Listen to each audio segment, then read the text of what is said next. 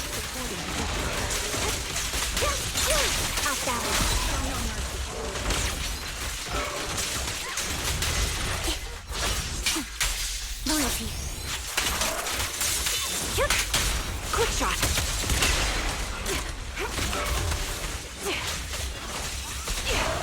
My bullets are one with the wind. A perfect conduit.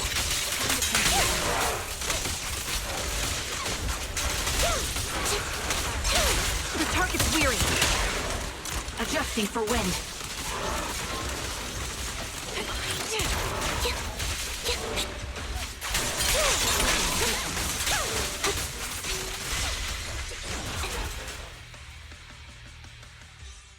I think it's about time. We should take that lady out of the hollow. You guys go on. Thank you.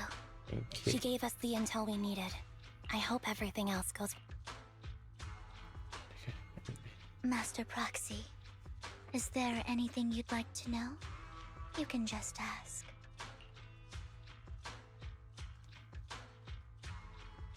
I'm curious about your story, Vivian, but we can talk more once you feel ready. Don't worry, I'm very patient. You're the first person to ever say that to me. I'd be happy to share my story with you. These premonitions I see are not within my control, and they always come to me in a flash, like a flood of images in my mind. Most of the time, I see death, disease, accidents, and disasters. Of course, there are also some non-fatal mutilations. But every time, without exception, they end up happening. And I can never prevent or change them. That's all I have to say about it.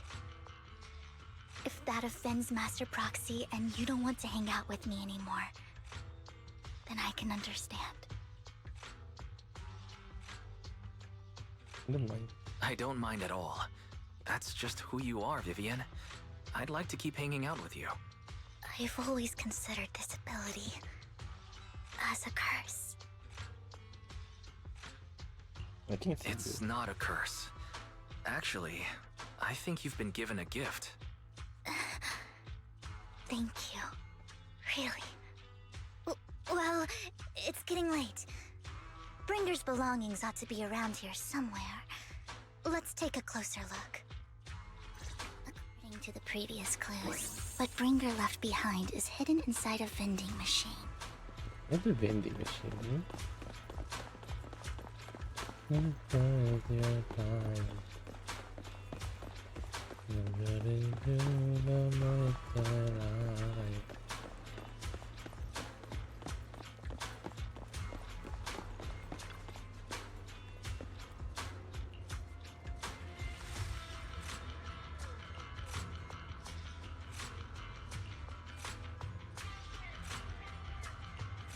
Looks like it isn't in here.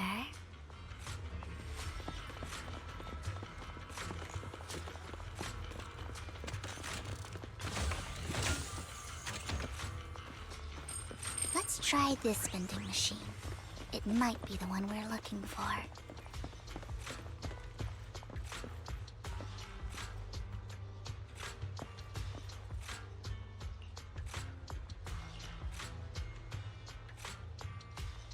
Strange, there's nothing in here.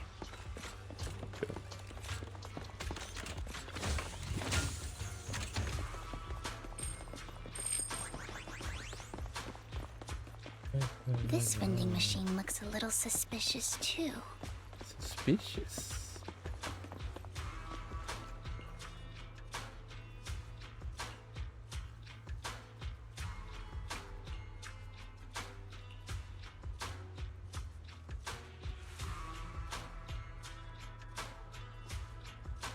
Ah, the notebook.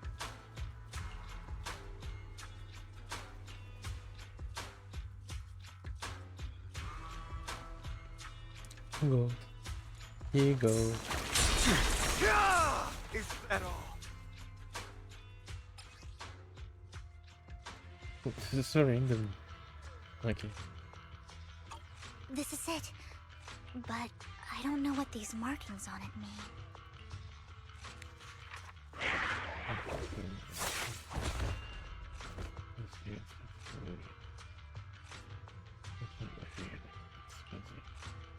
Well, hello, Master Proxy.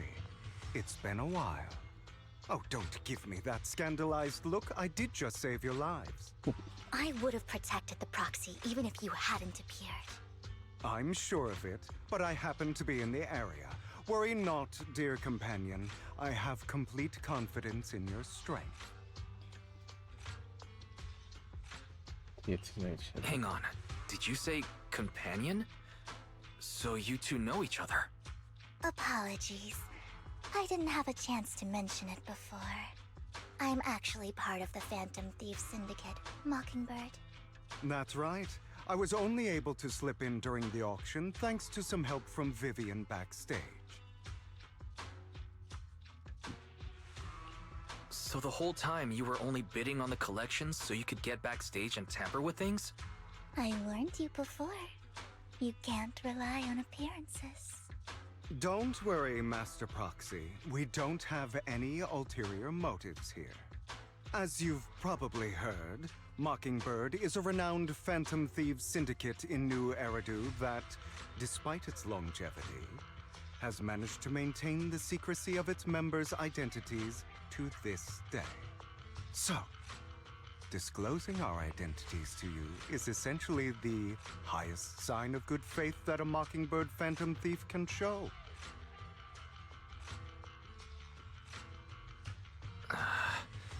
I guess that makes sense. Your trust is most appreciated.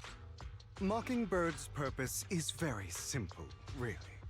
To form long-standing and cooperative relationships with outstanding proxies like yourself. We need your abilities. Before you make any decisions, please allow me to briefly explain the concept behind the Mockingbird Syndicate. We all know there isn't anything in this world that's fair. A prime example being the uneven distribution of wealth. People from tops splurge on luxurious collectibles, while the poor have to gamble with their own lives just to get by. Of course, besides wealth, there's also an unequal distribution in this world of happiness and suffering, hope and despair, love and hate. It's all just so unfair. Somebody has to do something to tilt the balance of the scales. And thus Mockingbird was born. We take from those who have far more than they deserve and give it to those who deserve to. If you ask me, that's enough to be considered a form of justice.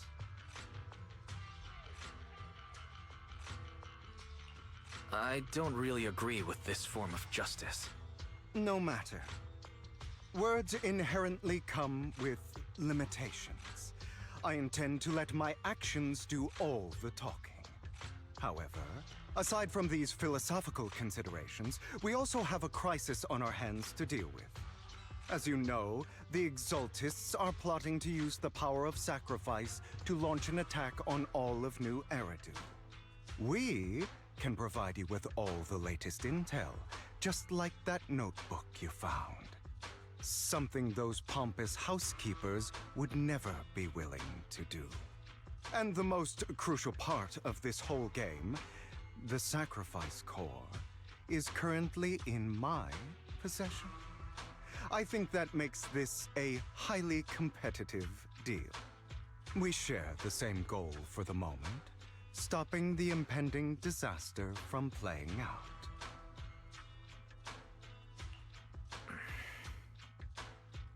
I need some time to think about it.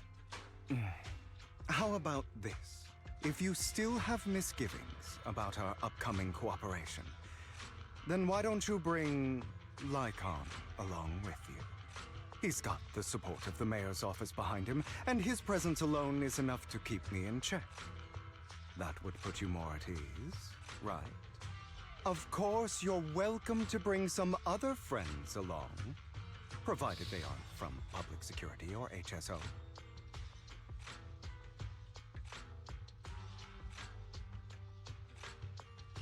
Well, if you're willing to let my friends come along, then you've got a deal. Great. It's a deal. By the way, Proxy, this is for you.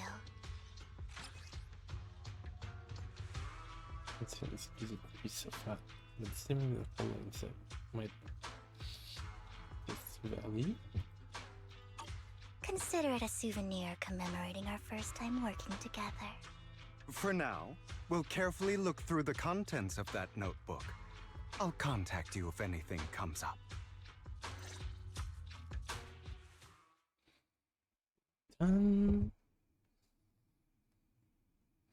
Maybe your mom.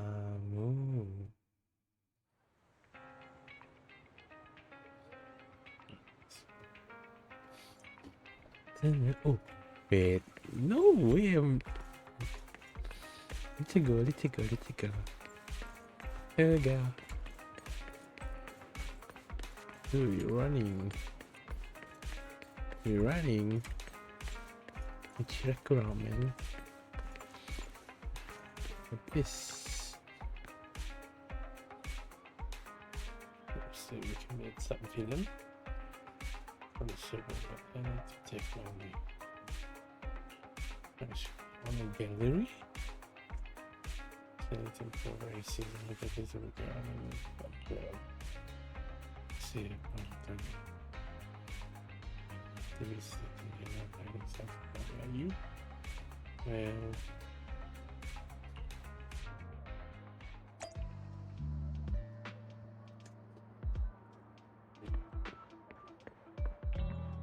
wait.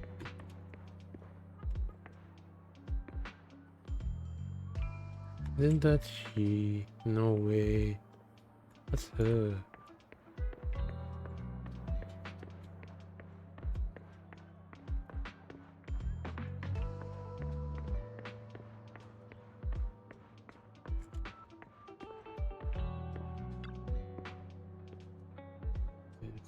Mr. Hugo, long time no see. I ask you to do yes, and unless promise already found by you for the good get me. Among them, of course, is the community relative select on the musical. Here I am not reply.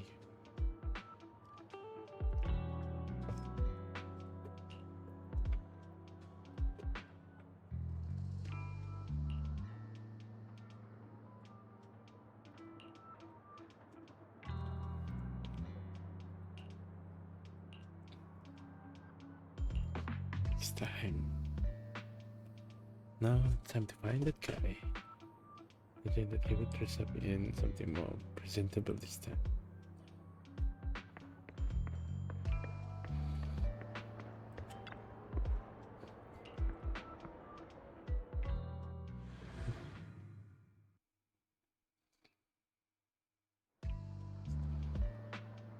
Oh.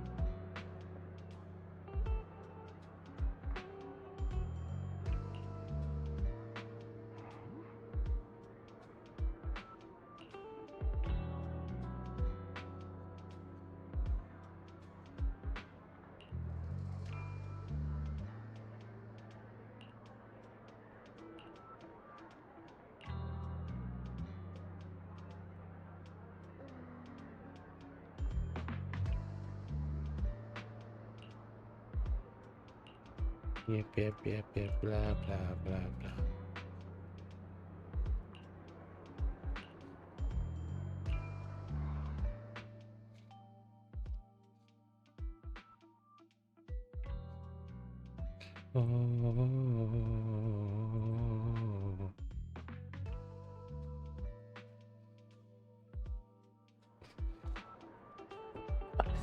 Oh, they can't do anything right. There, this is still working, but I need the FE up to able to shit.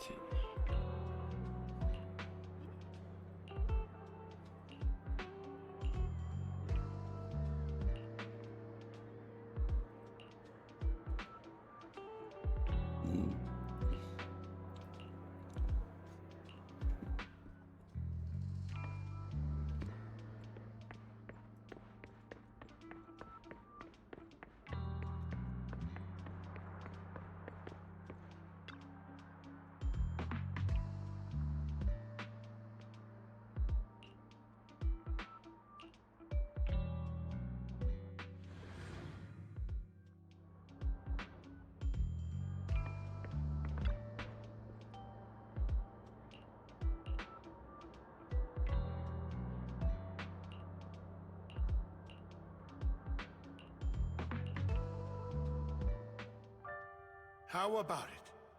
Will you work with me? Not bad. Let me be honest with you. I have the sacrifice core that you're after. I am Mockingbird. So it's you. I never thought you'd be so bold as to come see... Relax, my friend. As you know, if I can sneak into such a heavily guarded auction, then naturally, I can just as easily slip away right now. I'm here with the sincere intention to seek cooperation. I can give... And what do you want in return? Wealth, glory, power. The things everyone else in the world wants, I want them too. And I'm confident that as the current heir to the Ravenlock family, those are all things you can give me. Then you've certainly come to the right place. My family is working on a big project. If things come to fruition, Ravenlock's status in Tops will significantly improve. At which point, I'll be sure to leave a spot for you. Naturally, as an outsider, you're precluded from handling any of our core business. But profits from the scraps alone will be enough to set you up for life. Mr. Hartman, I think you've misunderstood me. I have no intention of joining the Ravenlock family. In fact, I have an art gallery under my name that does pretty well for itself. I was hoping you could recommend me for Tops. You want to join Tops? That's easier said than done. Even for a family like ours, it would still require significant effort and...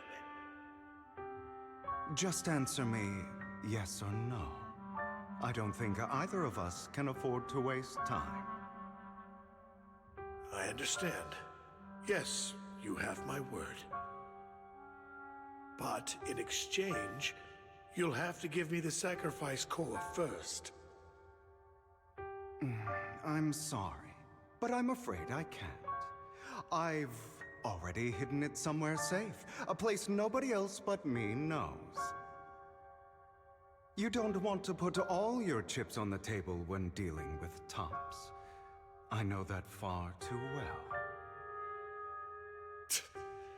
Then that means I also need to keep an eye out when working with the infamous Mockingbird, right? Mr. Hartman, I should remind you that I stand before you undisguised. Coming from a phantom thief who's never publicly revealed his identity, shouldn't that be sufficient assurance? If I betray you, then you merely need to lift a finger to wipe me from the face of this world. You do make a valid point there. In that case, you have a deal. I appreciate your trust. Why don't we celebrate our new partnership with a toast?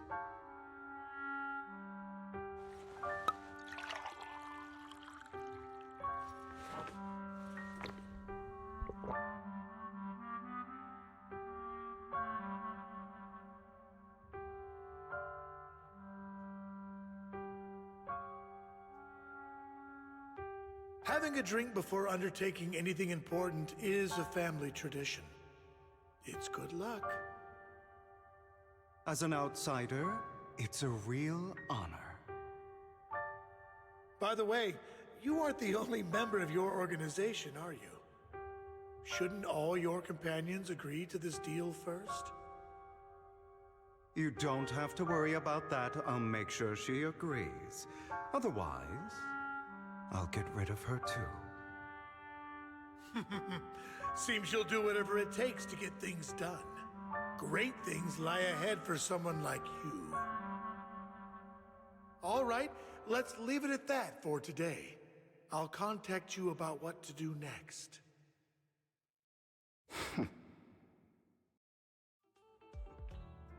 That's him! He's the one who killed Serena!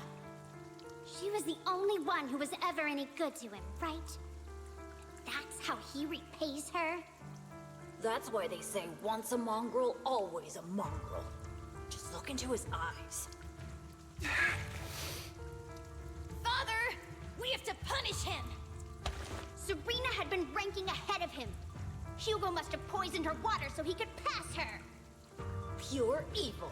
Typical for an impure bloodline. He should have been kicked out ages ago. Hugo, did you do all this? Yes, it was me. I killed her. He admitted it! Father, he must be expelled. He has no right to live under the same roof as us. Why don't we reunite him with Serena then? Nobody would ever know. Hugo, well done. My children, how many times have I told you before? In this world, only the most ruthless, cruel, and unscrupulous of people ever make it to the top. Like Hugo here, who was willing to murder his only true loved one without a second thought. Only someone with the means and the gumption to do that is qualified to be my heir. But I... It's all over now, and the results are obvious. The winner of this month's assessment is Hugo. As for the rest of you, go to the usual place for the punishment you deserve. But Father, before this, I was #1. As I've told you before, there's only room for one winner in this family. You're still a loser, even if it's by the smallest margin.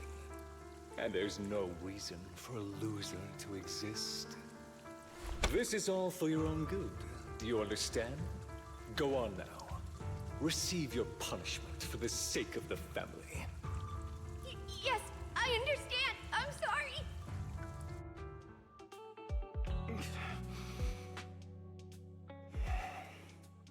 That really brought up some unpleasant memories. It won't be long. Soon, it'll all be over.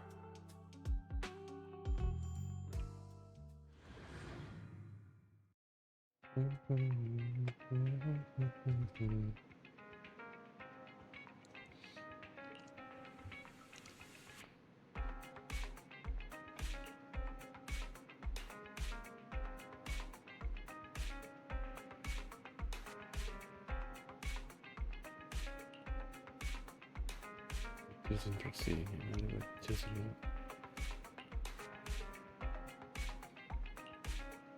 yeah, busy with my taking over for a sec. Yeah. Anyway, it's fine.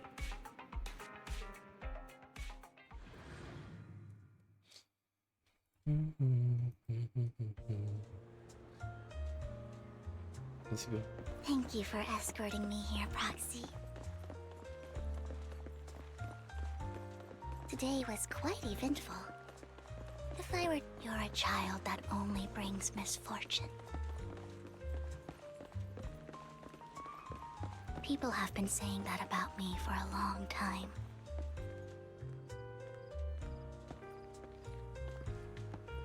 I used to feel hurt and resentful. But now that I think about it, it's perfectly normal for people to react that way.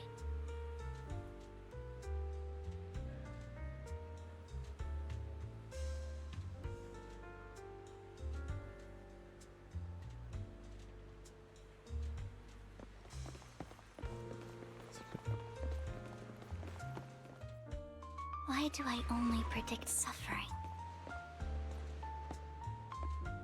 If I could predict happy things, joyful things, would people like me a little more?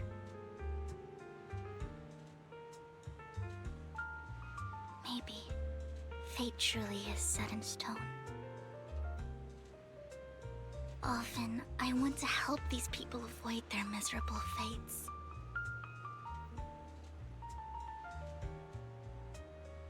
For a time, I even thought that I was successful, that I could change people's destiny.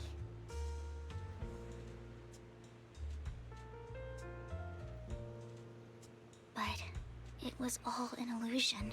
In the end, I couldn't do anything at all.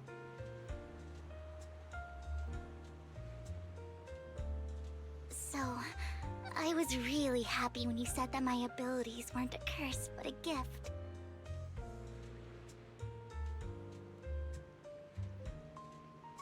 Thank you, Proxy. I'm so glad to have met you. And you're also a fan of Lord Phaethon. It's like we were fated to meet. How would she react if she knows? I don't know why, but I feel completely at ease when I'm by your side. I feel like I'm free from judgment, from blame.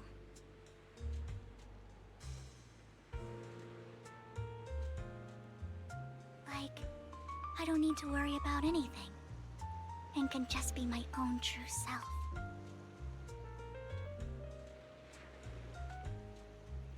Perhaps people really do possess an aura, and ours just so happen to be extremely compatible.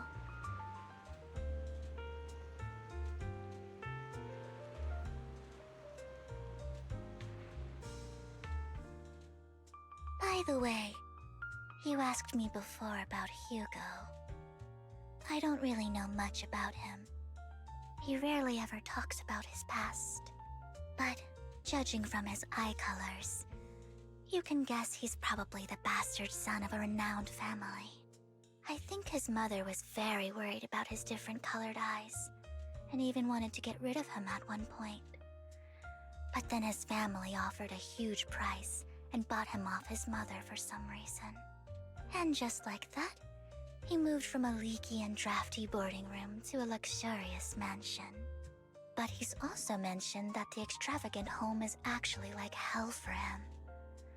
I think it's probably because the family treats him terribly. I digress. He ran away and ended up meeting Lycon and his master. After that, they formed Mockingbird together and experienced a rare period of happiness. Until Lycon's betrayal. What's your take on Hugo? So, what's your take on Hugo? I imagine I would still be wandering around now if I had never met him. To me, Hugo is just like an older brother. I've always felt as though he's carrying some heavy burden with him. But that's a secret he's kept to himself. Something he'll never tell me. Sometimes when I look into his eyes, I can feel that he's really struggling with something. Even though he may say some extreme things, Hugo really isn't a bad person. I think one day he'll tell me his secret. Until then, I just have to wait. Wait and trust him.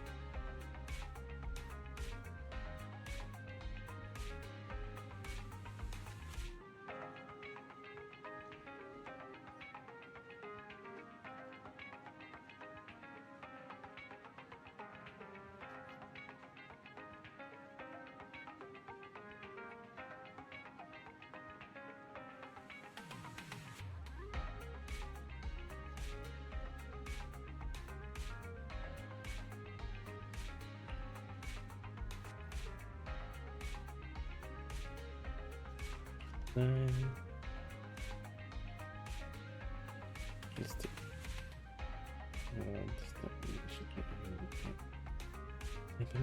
safety first. Now let's get some rest. Yes.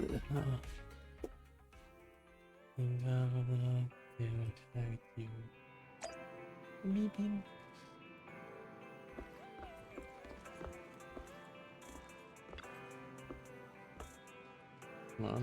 Morning. Nice to get you market bring up from the pattern between the coordinate. They all seem well hidden. Sisters coordinate clear when it will be pleasant or terrifying. And I guess we need to investigate this ballad twin that they're together. I know.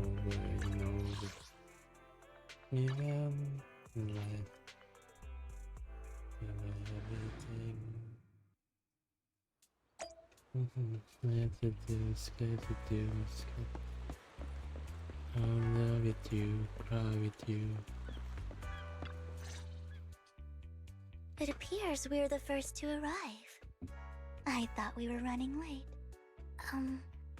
This might sound weird, but it's nice to think about getting to work with you from now on. I don't really know why that makes me feel so happy. Oh, it's because we're fellow fans! Anyone who likes Lord Phaethon can't be a bad guy. You're right. You're right. Of course, Lord Phaethon is the greatest there will ever be, but you're definitely the best proxy I've ever met in person. Hugo told me before that you're really skilled, and he said we'd get along great. I never expected he'd be so right. Oh, by the way, would you like to come by my place if you have time later? I have a huge collection of Lord Phaethon merch. Phaethon have merch? Phaethon, Lord Phaethon doesn't have any merch out there, right? I mean, we don't even know what he looks like, for starters. It's all my own original merch, like screenshots of old internet comments. I print them out and turn them into postcards. Plus the avatars Lord Phaethon's used, the music playlists they recommend. I've organized it all. I'd love to show it all to you if we get the chance. I'm really curious to see all that. Please be sure to show me. Splendid! Let's book a time and you can come by my place and see all my Lord Phaethon merch! Speaking of which, what's taking those two so long? Hugo said he had some preparations to do before entering the Hollow. I wonder how that's coming along.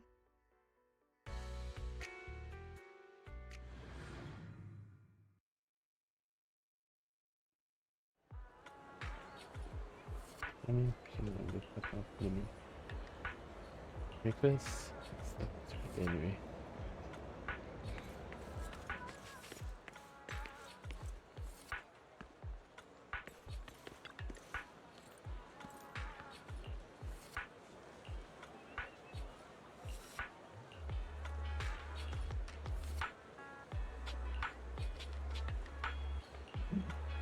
You blind? What did you with your answers there? Dude,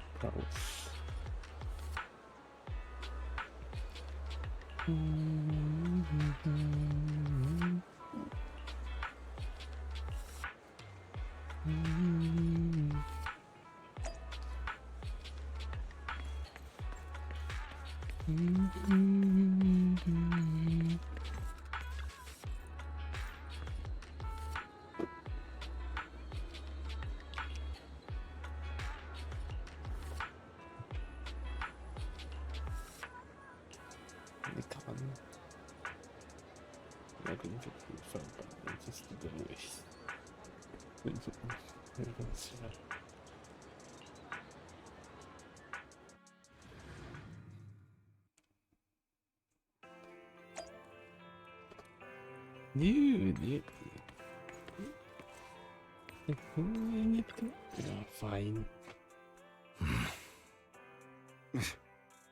This is getting to be more than just a coincidence, don't you think? Or perhaps you are actually stalking me. If I was stalking you, you wouldn't ever know. Overconfident as always. You haven't changed at all. We just make it a habit to check the state of our weapons prior to combat. Thanks for that little reminder. I almost forgot. I didn't expect you to let me join. What else could I do? Master Proxy would have insisted on having you join us. I never expected for us to have a chance to enjoy some pleasant conversation like this, without our weapons drawn, that is. It really has been too long. I still remember when we first established Mockingbird. Indeed. That was a long time ago. Thankfully, Jack went in peace. He must have known about his condition for some time. He even left us with instructions. Passing peacefully in your sleep is the most natural way to go. I'm happy for him. By the way, Lycon, have you given it any thought yet? You mean about our guild for Phantom Thieves? Yeah. It's time for us to build an organization of our own. Jack always supported the idea, didn't he? I don't have any objections. But what should we call it then? How about Mockingbird? It's a bird known for mimicking the calls of others to blend in. The same way we don high society roles for ourselves when we're out on a mission. Oh, oops. I nearly forgot. You're a terrible actor, and you're always flubbing your lines. I guess we can rule out that name, then. No, call it Mockingbird. We're always just putting on an act, aren't we? I won't slip up on our next mission. Besides, we still ran missions together even when we didn't have a name. Having one now won't really make a difference. No. It does make a difference, Lycon. And I don't just want a name. I want Mockingbird to become a symbol, like the sword of Damocles hanging over everyone's heads, striking fear into the hearts of the rich and cruel whenever they hear the name. Just like Jack used to say, this world isn't fair. So that's why we have to influence it however we can, and change things in our own way. But on the basis of not causing harm to other people's lives. That's also what Jack used to say. You remember, don't you? Of course I remember. All right. That sounded pretty forced. Don't forget, things don't end well for people who break their oaths. I'm good for my word. You must trust your fellow companions. That's also something Jack would say. Well then, today's the day that Mockingbird will officially start flying. Our first order of business, deciding on our symbol.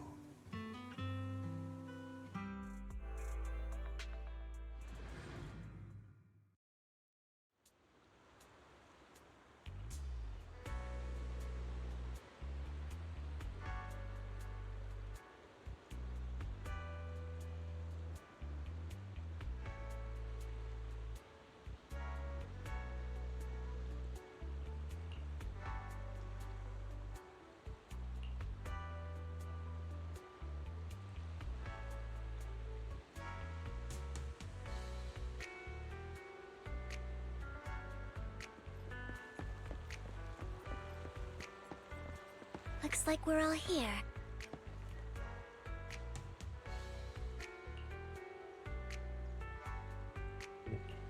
Legitimiert hier, hier.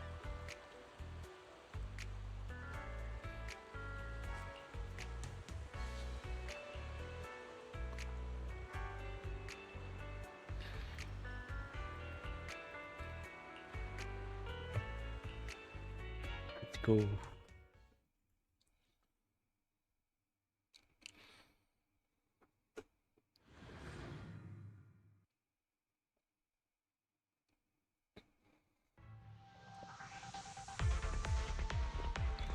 I didn't expect the coordinates in Bringer's notes to lead here.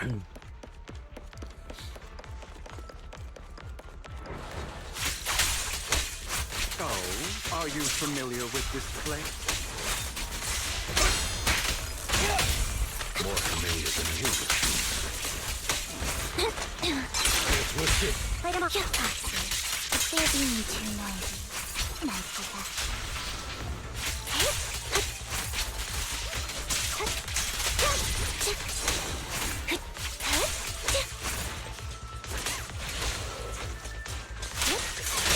Thank you, Focus up.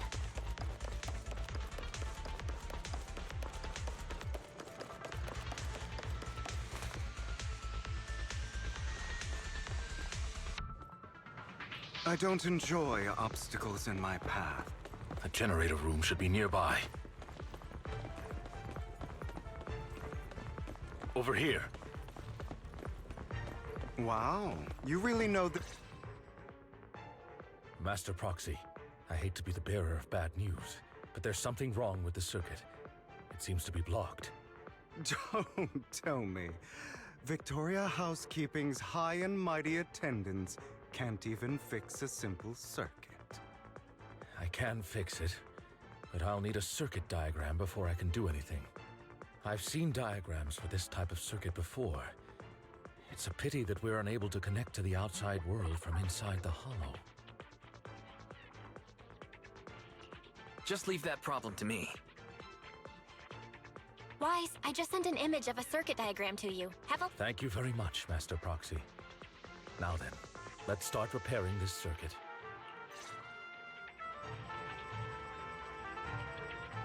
What damage minus 74?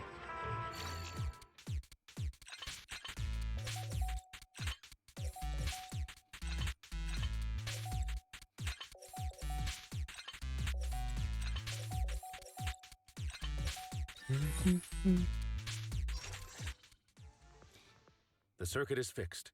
We should now be able to open that door. Wait up. Wait a second. Something just doesn't add up.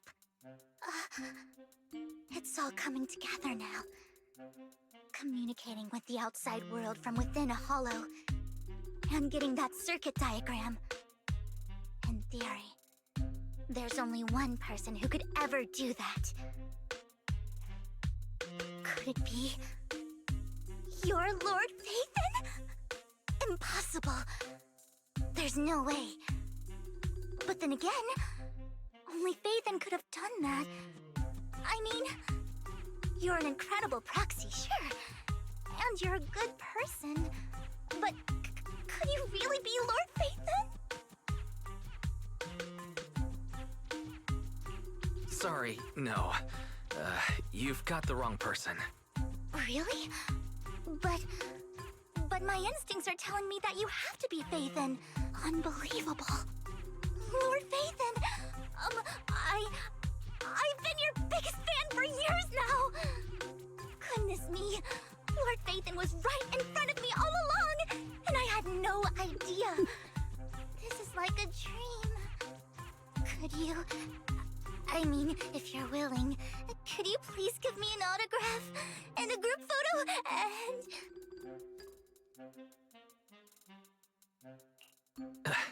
Anything you want, but let's get out of the hollow first, all right? Oh, okay. Sorry, guess I got a little too excited. Anyone would be enraptured meeting someone they admire that much. Yeah, if I ever met my favorite movie director, I'd be the same. We should keep moving. This isn't the best place for idle chit-chat.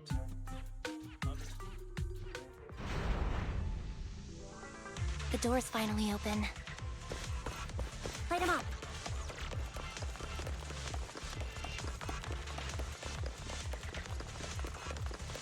The proxy. It's Phaethon. Ethan, is the proxy. This is a dream. I never went to wake up. Thank you for...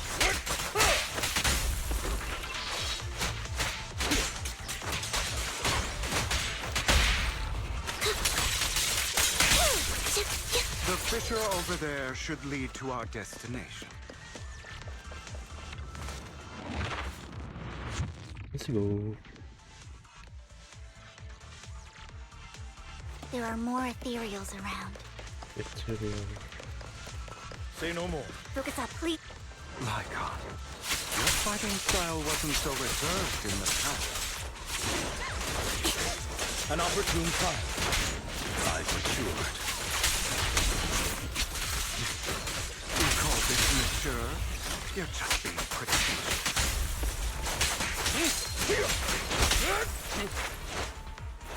Light him up.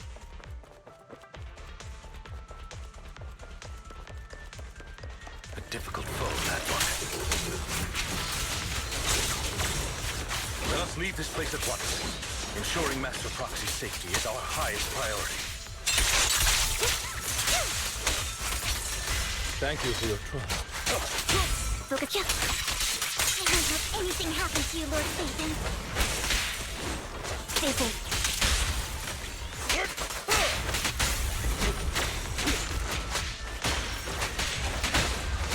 Fall back.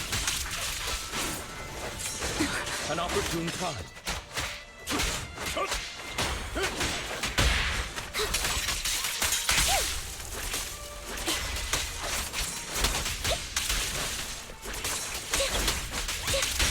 Thank you for...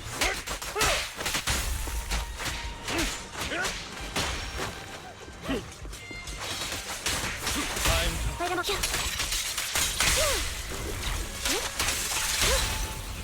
An opportunity. Lord Phaethon, how are you feeling?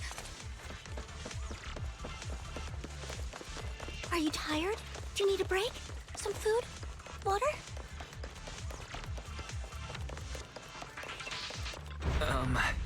Thank you for your concern.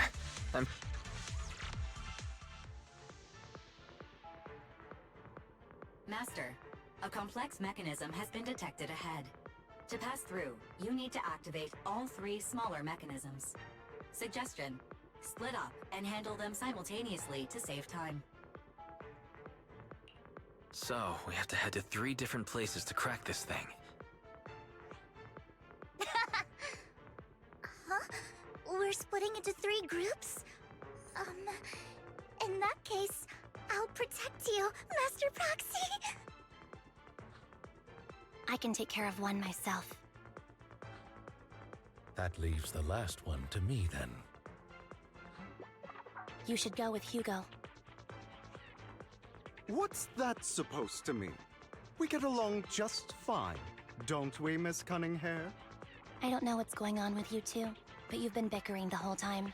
It's annoying. This is a good chance for you guys to build some rapport. Anby's got a point. Hugo, just go with Lycon. You just want to be alone with your Lord Phaethon, don't you, Vivian? Huh? That's not it!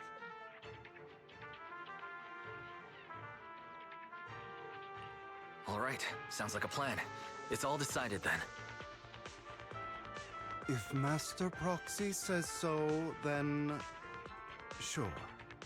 But... Lycon, you better not slow me down. I really want to recommend you two some movies for a crash course on teamwork.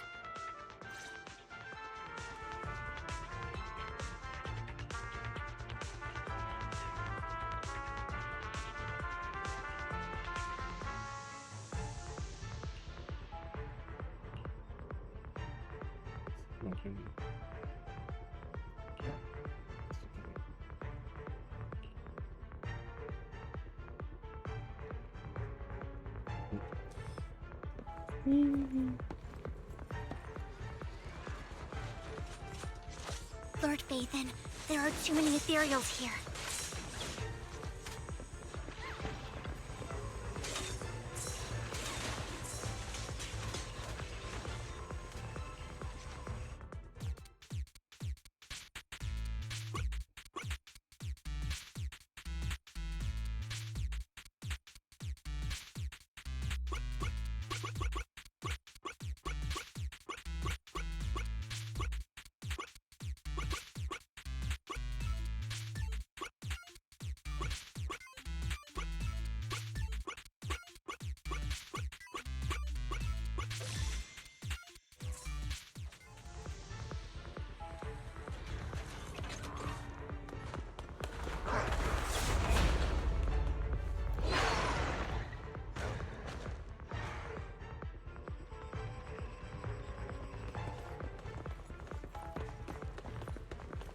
Lord Phaethon. Seems like we both need to press down on these mechanisms at the same time.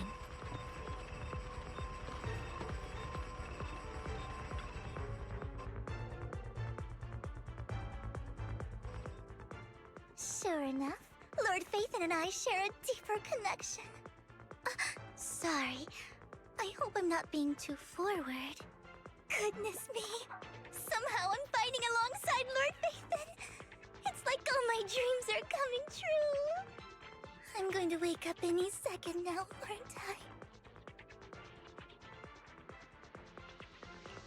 I? No, this isn't a dream. I'm real. See? You can even hold my hand. Not only is Lord Phaethon incredible, but super kind. That's it. I pledge to be a die-hard Lord Phaethon fan until my very last breath.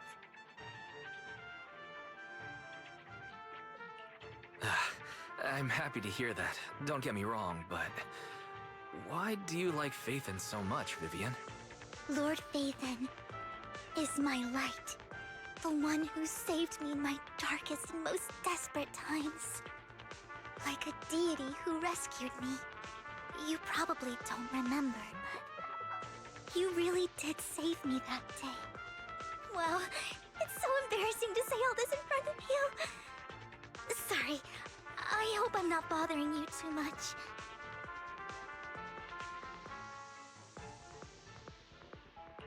No, you're not a bother at all. Thank you for your loyal support. I should be the one thanking you. Just being able to see Lord Phaethon makes me the luckiest person in the whole world. Sorry to keep babbling like this. I wonder how the others are doing. I'm sure Anby will be able to manage. She's great at this kind of stuff. But as for Hugo and Lycon, let's just hope they don't get into a fight with each other. There are too many ethereals here. Though, it's not a huge problem.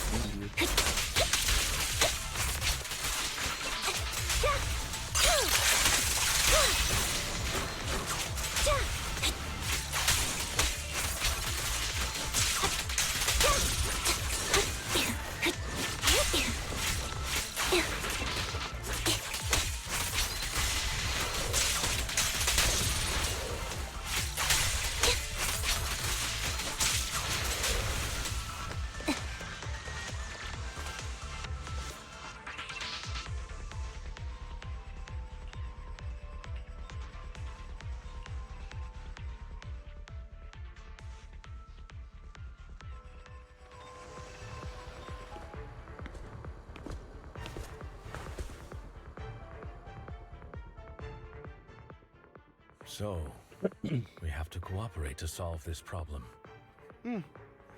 That's a real shame. I have no intention of arguing with you right now. Master Proxy and Miss Vivian are elsewhere, and we must rendezvous with them post-haste. What a coincidence. That's exactly what I was thinking. Just this once, we should trust each other. For the Proxy. I have no objections. Very well. Then you'd better keep your word.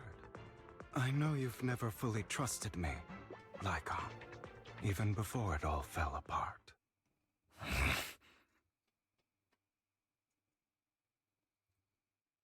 You wanted to speak to me alone? I know you and Hugo are as thick as thieves and don't hide anything from one another. But you can't tell him what I'm about to tell you. Did something happen with him? Hugo is an intelligent and gifted child. He learns everything I teach with ease. In time, he'll grow beyond me. Reach a place where people will marvel and look up to him as a beacon. Yeah. As much as I hate to admit it, he always picks things up just a teeny bit quicker than me. But none of that matters, because I can overpower him easy. I don't think being gifted is a good thing for him. What do you mean? He bears a dark and painful past. What he was taught, the hatred he was faced with, everything he picked up. It's all become an integral, inseparable part of him. I believe that beautiful flowers can blossom even in the darkest abyss. But the roots of that flower would draw from evil instead of... It's a curse that flows through his lineage. A curse that fate branded him with.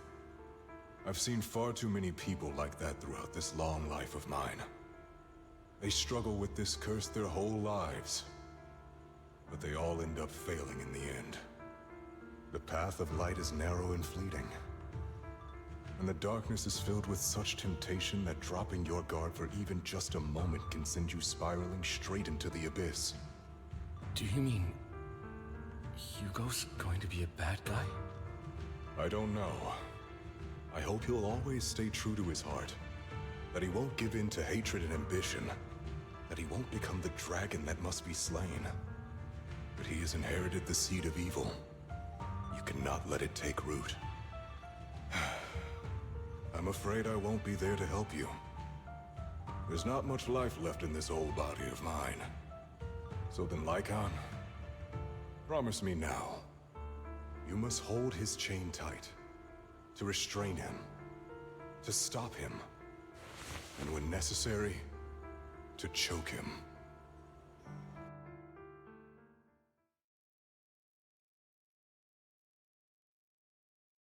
You've become slow. Or maybe you've been on guard against me this whole time, and that's what's slowing you down. Lycon, I hope you're aware that the one who betrayed Mockingbird and went to work for the Mayflowers was you. Not me. I would never betray my companion. I don't wish to repeat myself, but you should not break our oath. That's the path I've chosen, and I'm going to stick to it. But you know that path will lead you the wrong way. Who are you to lecture me about right and wrong? I believe any path that makes you feel pain must be the wrong one. Your disgusting sympathies make me sick, Lycon. There's only ever been one person who can kill me or save me, and that is me.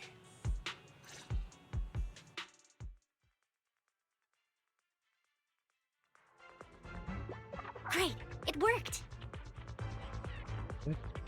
Let's go.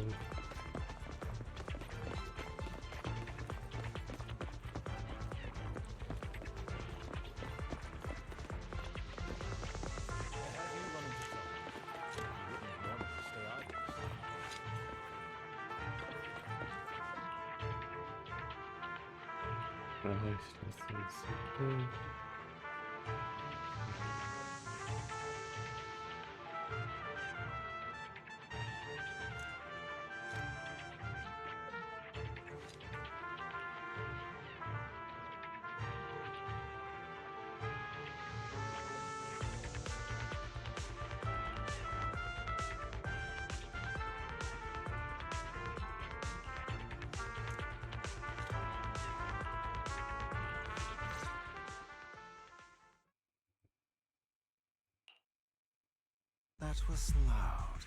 What's happening up ahead? Hold on, everyone. I'll go check it out. It's probably multiple ethereals attacking. Just in case, I'll go with you.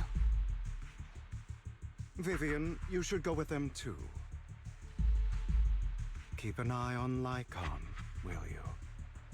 I'm worried he might sell us out to the mayor when he gets the chance. I'd never do that. But if Miss Vivian wishes to join us, she's more than welcome.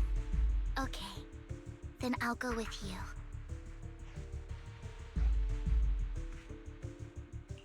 Why do you look so nervous? I've spent so much time by your side already. I need to get away from Lord Phaethon for a little bit, or I might die from this overwhelming happiness. If If that's the case, Miss Vivian, feel free to come along with me. Okay. All right.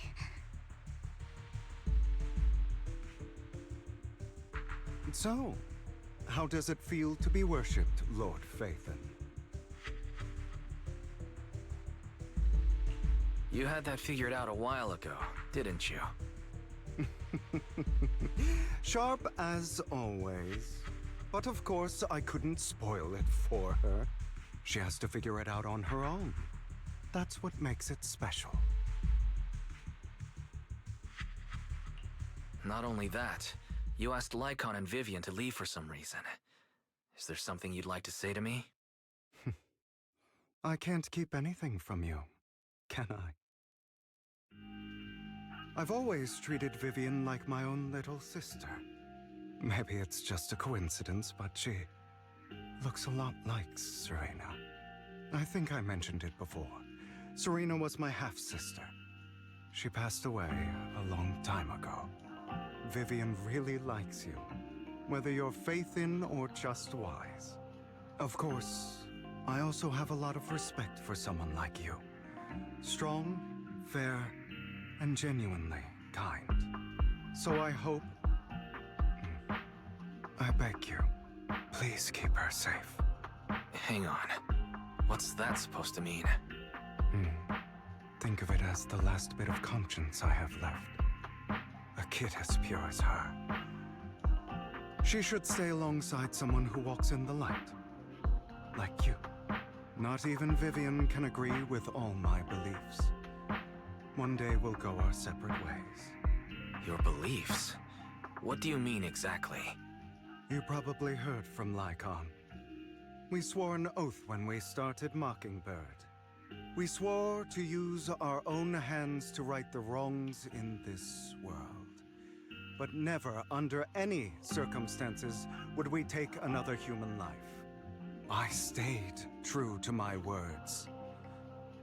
Until my father, the man I hated, stood right before me. I could have ended his life easily, but I hesitated. I remembered that damned oath and their repeated attempts to convince me. I didn't do it. Because of that, innocent people died. All because of him. If I'd killed him first, then none of those tragedies would have happened. People like him don't deserve to live. After that, I realized sometimes taking one life really can save countless others.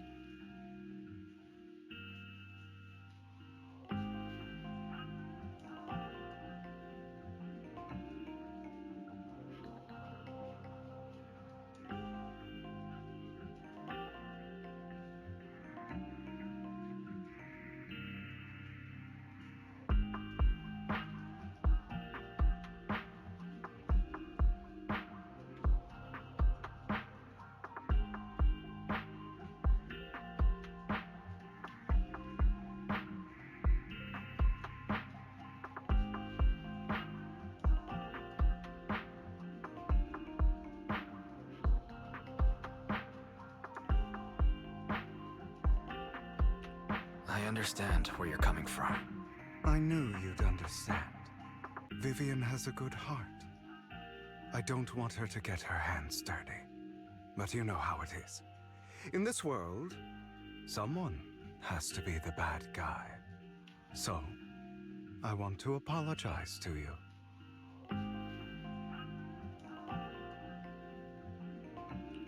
Why apologize all of a sudden? You're incredibly strong, kind, capable, and really, really lucky. The world needs more people like you. Remember that revenge movie I told you about, Children of Devils?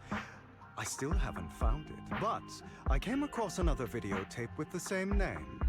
Turns out, in that story, the Children of Devils are actually the children of gods. Sorry for rambling. Hope you don't mind. They should be back soon. Please, look after Vivian for me.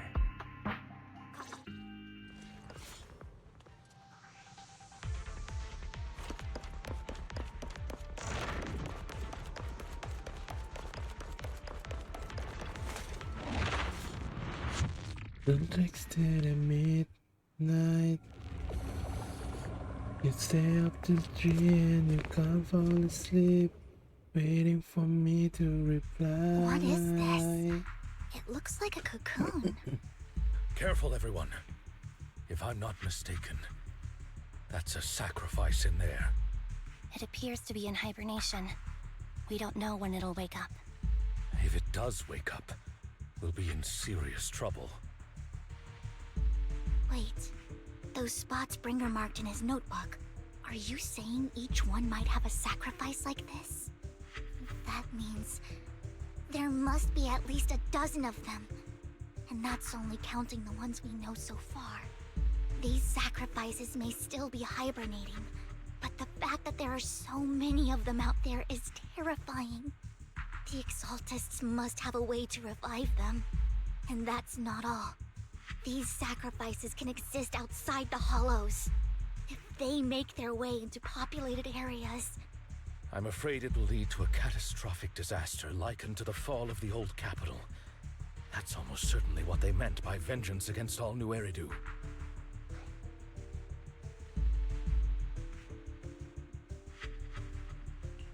Let's find a way to get rid of these sacrifices. We can't let the Exaltists have them. Thank you for helping me find this sacrifice. But sorry, kids. You won't be the ones to keep it. It's that annoying old man. Why is he here? I'd advise you to choose your words wisely, young lady. You are from the Ravenlock family. So it was you. That face. Oh, I know you. I heard about what happened to your friend. Truly unfortunate. If only she'd been smarter. It seems your goal was this sacrifice all along. You've been tailing us, haven't you? Keeping your distance so that I wouldn't notice. As expected of a Wolf Thyran, you are very perceptive. That's right. All thanks to your ex-partner, we were able to carry out our plan smoothly. My ex-partner? I'm not exactly happy being called that, but what he said is true.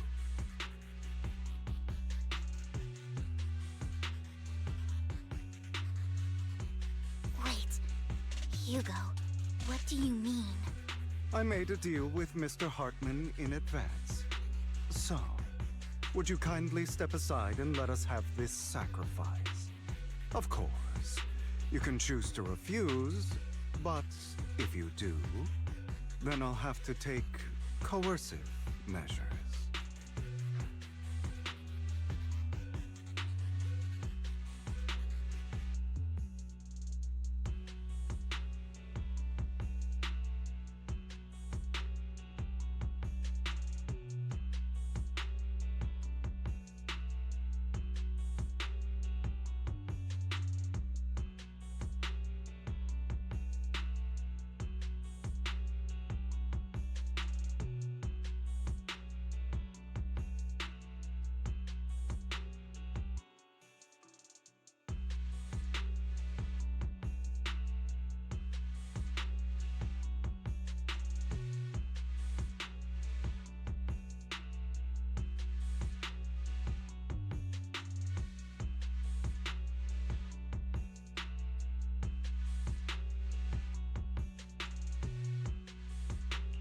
What did you offer him? Everything we know about the sacrifices plus the chords. But... why? It's simple. I want to climb higher. Mr. Hartman offered me a chance to join Tops. Who could say no to that?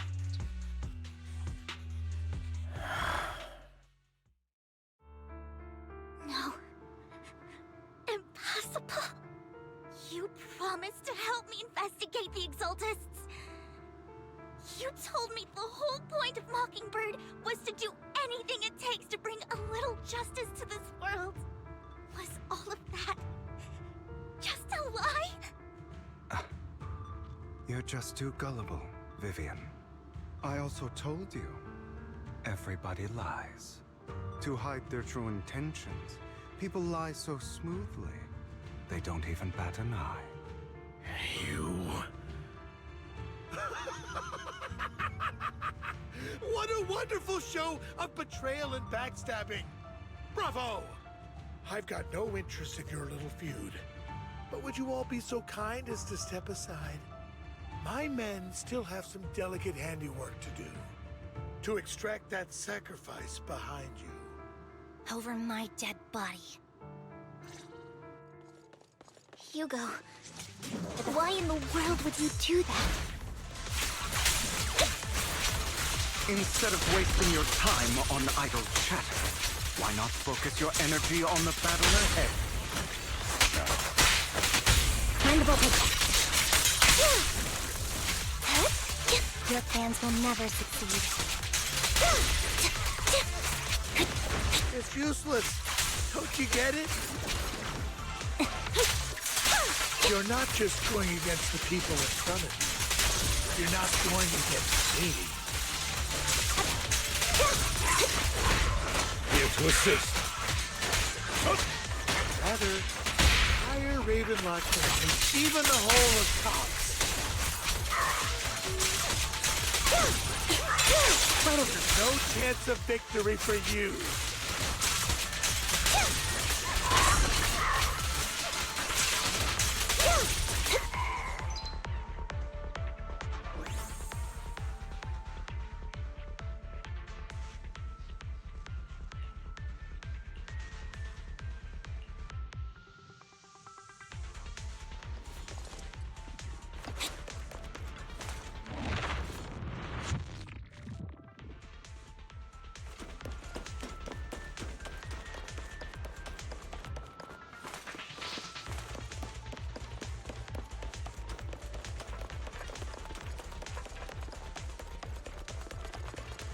Hugo, don't make a choice you'll regret.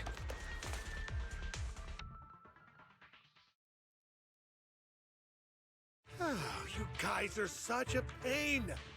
Hugo, stop standing around. Time for you to act. We had a deal. Give me the sacrifice core now. Did we? I don't remember. I imagine this is your favorite kind of entertainment. Watching allies betray each other, suspicion festering until it all turns to bitter hatred. Seeing people tear each other apart like wild beasts, just like your decaying family. Does it comfort that dead conscience of yours? You. What's that supposed to mean? I am loving the look on your face right now. Right when you think you've succeeded, I'm here to tell you it was all fake. None of it was real. Let this pain sink in. It's karma for what you did to me back then. You're insane. I have no idea what you're talking about. You still don't recognize me, do you? Let me give you a little hint. My full name is Hugo Vlad Ravenlock. That's impossible. You're part of our family? I may be an illegitimate child, but I have the same blood flowing in my veins as you. I know you. You're that bastard of his. Damn it. I could have sworn you were already. My dear uncle, you were never worthy of your position. You have no claim to the Ravenlock lineage. You may have killed all of my father's other children, but sorry to disappoint. I'm still alive. I am the true heir to the Ravenlock family. You're a bastard. You have no right to inherit the family. That's not for you to decide. Master Edmund is very supportive of my claim. Edmund? That's impossible. You weaseled your way into Top's inner circle? Master Edmund doesn't care who achieves his goal. In other words, he'd happily let me take over the Ravenlock family, as long as I'm more competent than you. This can't be! You don't know the family's real secret! I know a lot more than you think, including everything that you've done. Just give up. You never even stood a chance. Damn it. This was all fake, right? You were just putting on an act to fool this old man, right? I actually fell for it. Don't do that again. At least give us a heads up next time. Vivian, everything I did was to rightfully inherit the Ravenlock family. That part is true. Now, I'm going to kill this man who stole what was never his. I'll make sure he can never be a threat again. You can't kill him. We still need information from him on the sacrifices and the Exaltists. You must be misunderstanding something, Lycon. Just like you chose the mayor, I chose Tops.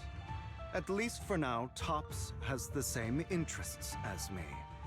I'm not going to harm my own self-interests. Be it intel on the sacrifices or the core itself. I'm handing everything over to Master Edmund.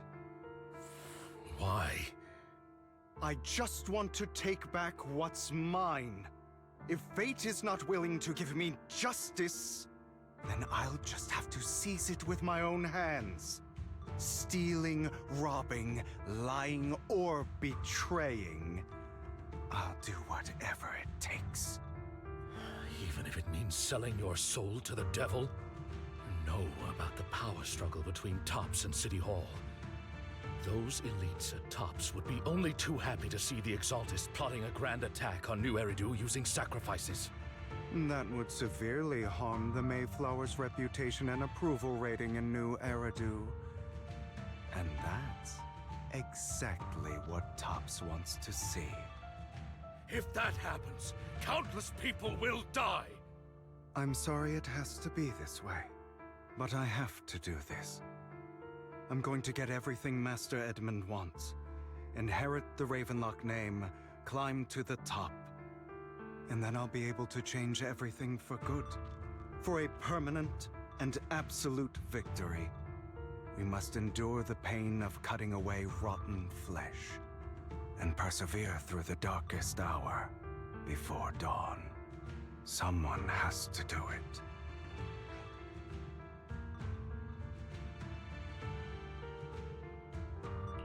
I don't agree.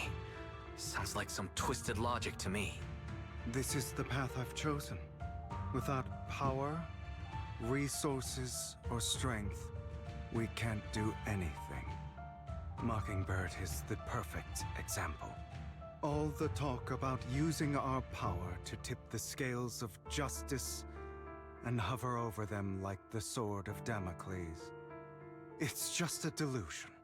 In their eyes, we're nothing but annoying gnats. Mockingbird has never really changed anything, or saved anyone. Never in the past, not now, and never will in the future. None of it matters.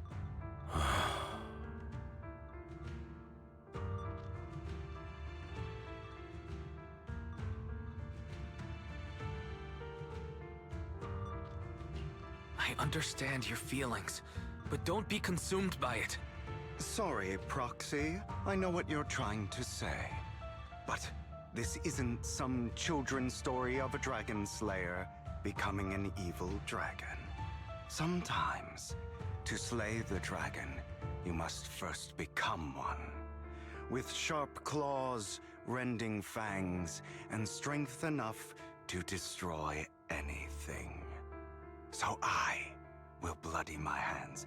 I will carry the weight of my sins. I will become the abyss.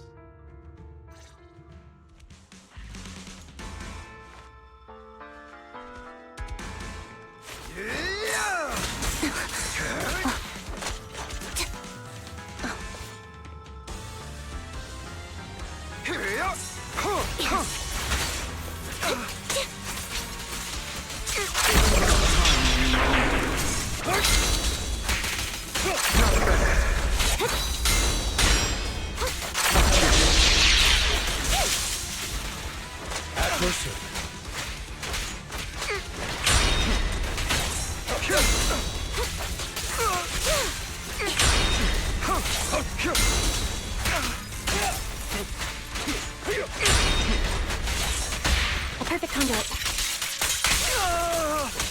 Everything you just said. Is that what you truly believe? Focus. I have you now. Of course. Are you surprised? I have never once thought that Mockingbird was a failure.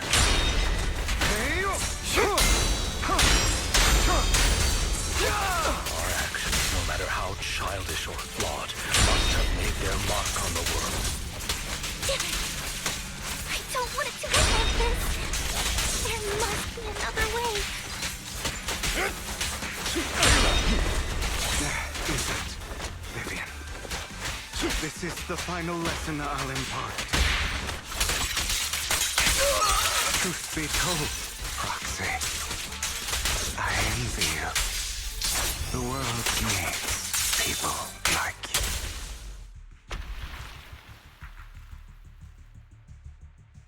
All right, you got me. But too bad.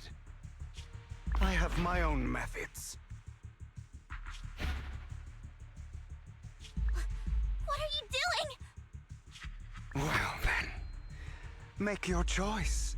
The sacrifice core, or your precious Faithin. I know you took it. Don't forget, I'm the one who taught you that. Okay, the core is yours. Just leave Lord Faithin alone. What a shame. Did you really think I'd keep my promise? That's right. This is the real me. What's the matter? Thinking of killing me? Didn't you say all life is precious? Drop your foolish facade. I knew it. You... He has inherited the seed of evil. Do not let it take root. When the time comes, you must be the one.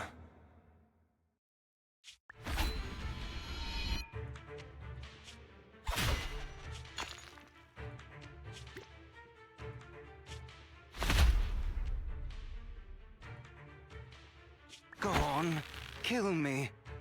If you've got the guts, do it, traitor.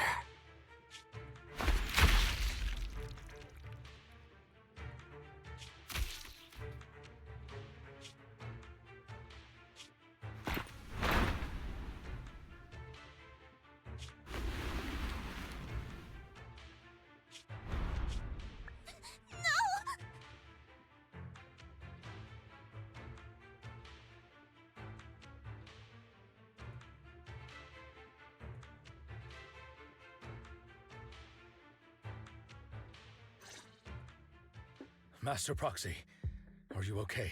Are you hurt?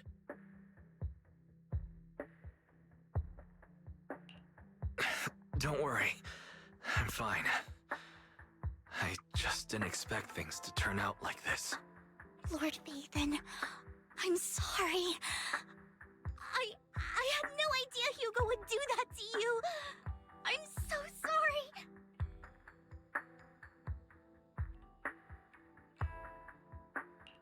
It's all right. No matter what, this isn't your fault, Vivian. If only I'd noticed sooner.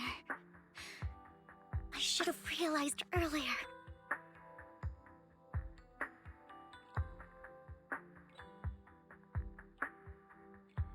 Hugo, he... That's a hollow down there.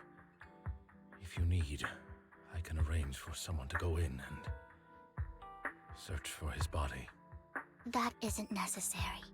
To be frank, I thought you'd hate him for his betrayal, Miss Vivian. I do hate that he's keeping things from me, but all these years, Hugo's been like family to me. I believe he's still with us.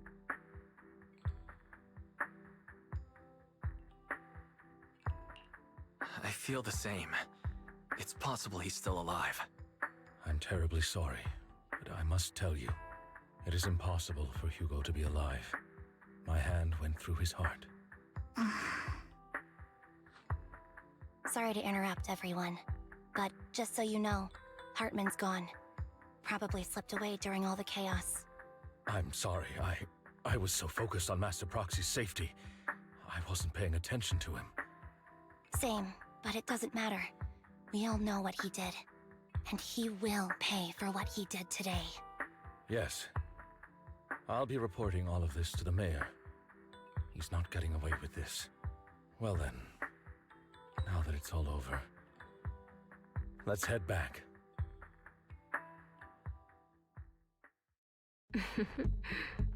Another obstacle out of the way.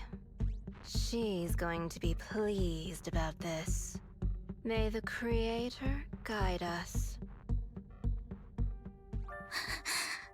Fear, suffering, despair, and that's the future I see, or faith in.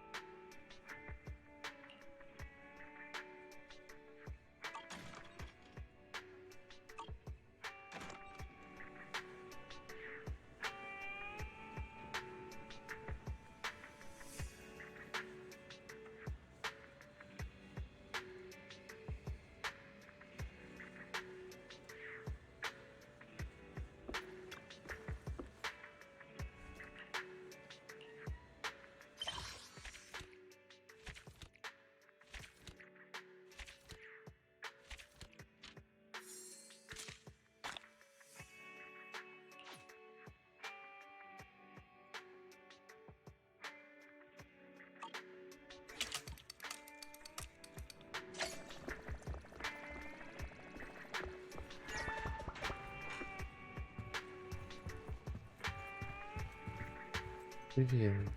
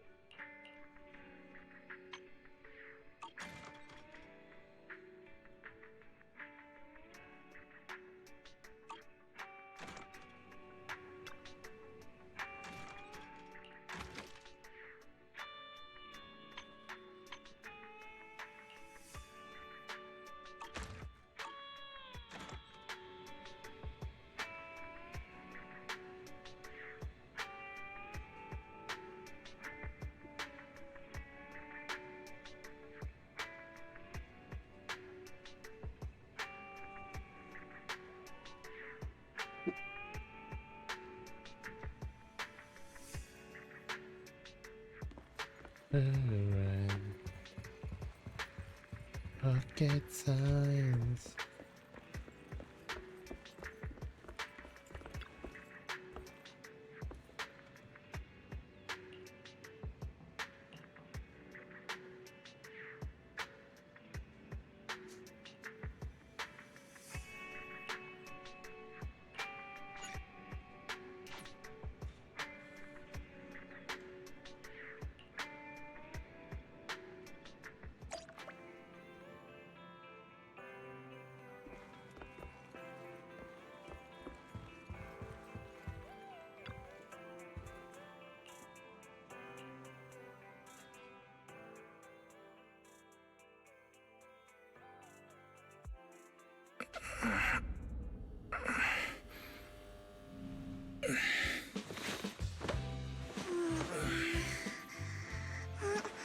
Lord Phaethon, this time let me. Vivian? Vivian?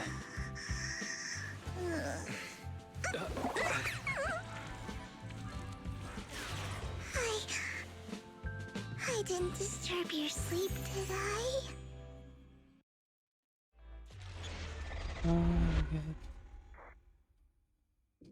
Hit the bus. When I got here, the other Lord Phaethon said you were resting on the couch and just let me in. I meant to keep you company while you slept, but then I dozed off myself. Ugh. I was going to sit here looking super cute, hands cupping my face. You know, like the #1 sleepy face I want to wake up to pose. I can't believe I ended up falling asleep myself.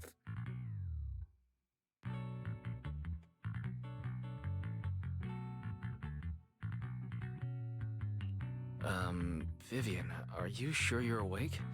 That sounded like sleep talk. I'm sure sleeping in that position couldn't have been comfortable either. No, Lord Phaethon. I was just worried that I had disturbed your rest.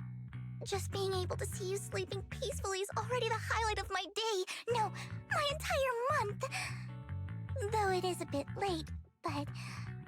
Good morning, Lord Phaethon.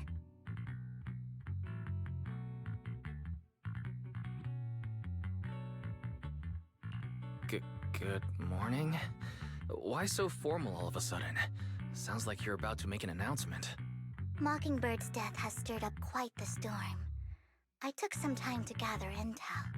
It seems someone deliberately leaked the story that Hugo is an illegitimate child of the Ravenlock family, but I haven't found the source yet.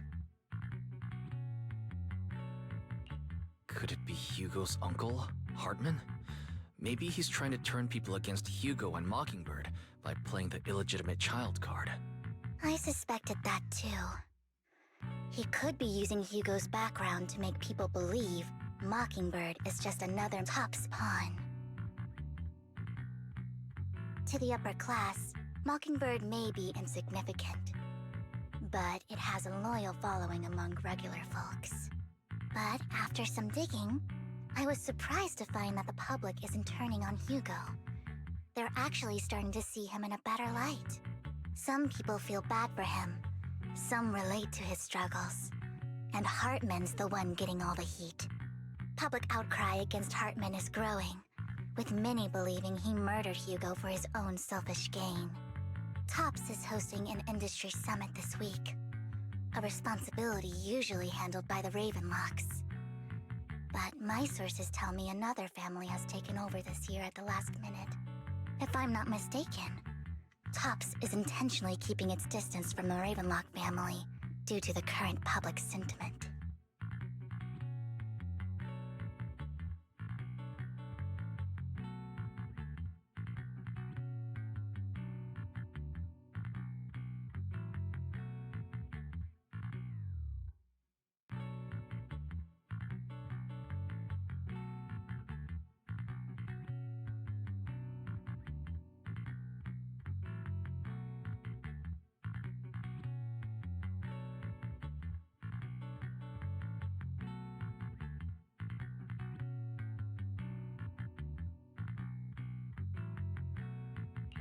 Is someone trying to take advantage of this to get rid of both Hartman and the Ravenlocks?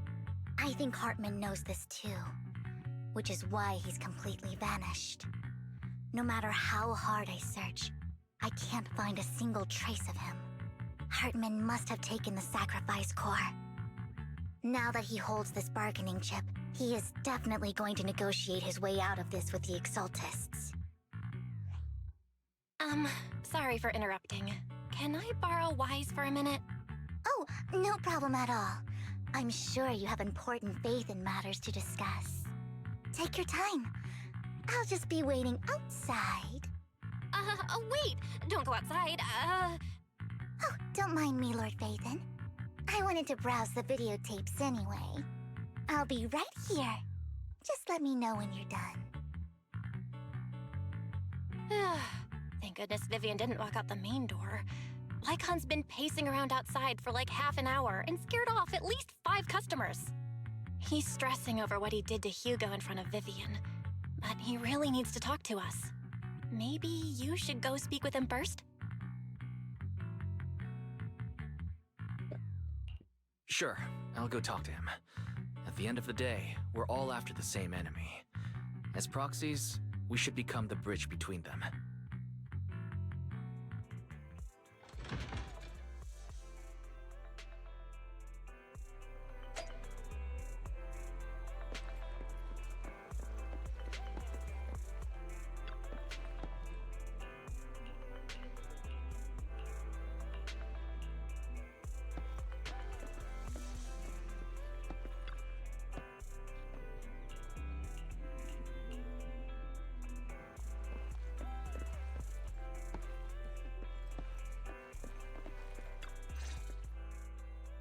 Good morning, Master Proxy. Good morning. Good morning. Belle just let me know you wanted to talk to us and Vivian about something? Yes. It's an urgent request from the mayor, one that directly affects New Eridu's safety.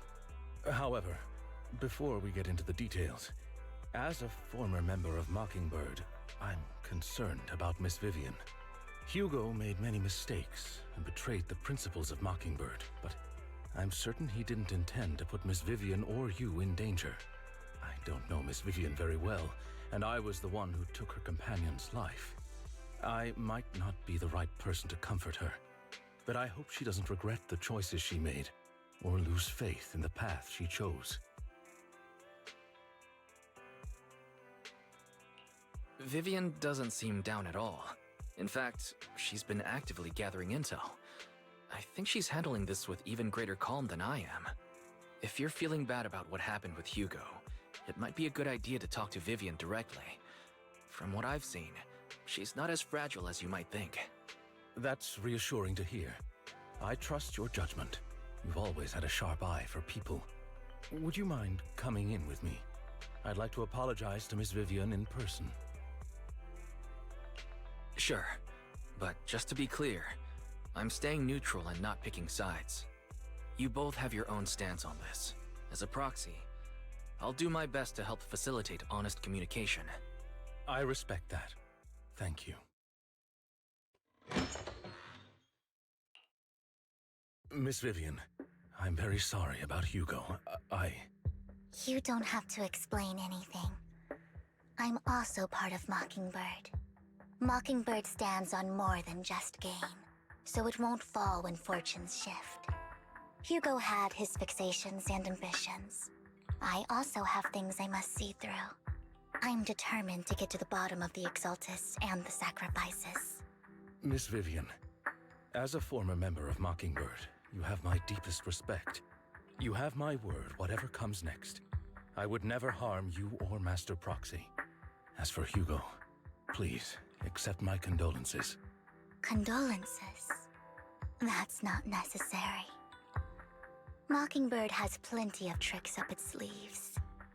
This isn't the kind of act that ends so easily. Wouldn't you agree? You're right. I'm glad you guys are on the same page, but why do I feel like I'm being left in the dark? Master Proxy, I believe we all share the same goal. Uncover the truth of the Exaltists and the sacrifices.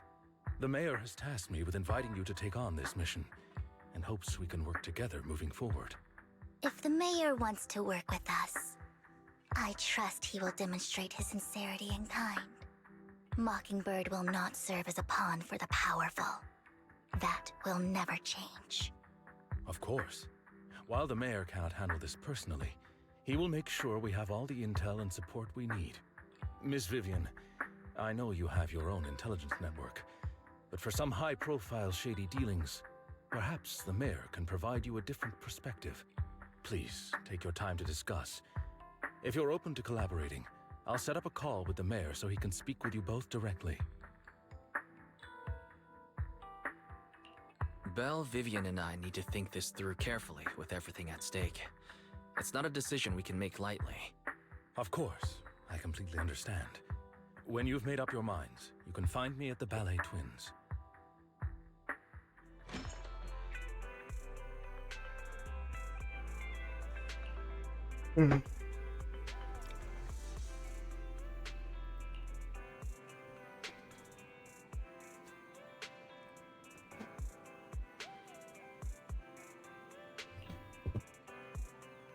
Second time. Mais que t'as fait.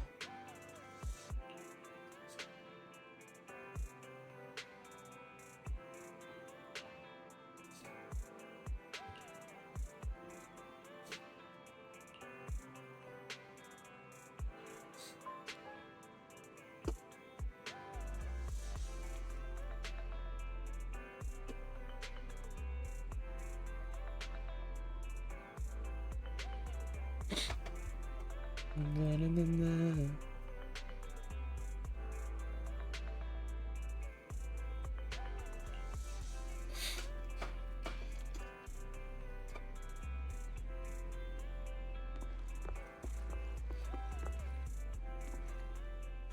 Na, na, na.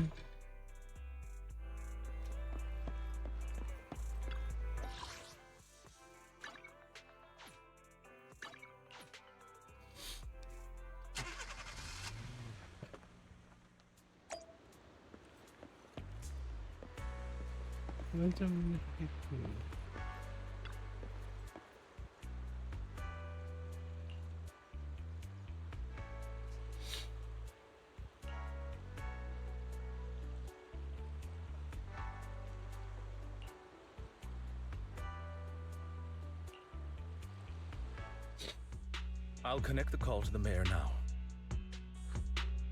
My dear friends, I'm glad you're willing to keep working with me. I'm truly sorry about what happened to Mr. Hugo Vlad. I didn't anticipate things would turn out this way. As Mayor, I can't fully condone Mockingbird's actions, but personally, I had a lot of respect for Mr. Hugo Vlad. I looked further into Bringer's map. The sacrifices were created by an Exaltist named Landon, who was active in Janus Quarter. Mr. Landon passed away in an accident a few years ago. Before he died, he was researching sacrifices and was said to have created a batch of serum that could turn living people into sacrifices. The problem was, the serum wasn't stable, and after his death, the recipe was lost. No one knows what happened to the Exaltist in Janus Quarter back then. But it's clear that after the leader died, there haven't been major Exaltist activities in the area. Bringer's map marks the locations where the Exaltists' most successful attempts at creating sacrifices were.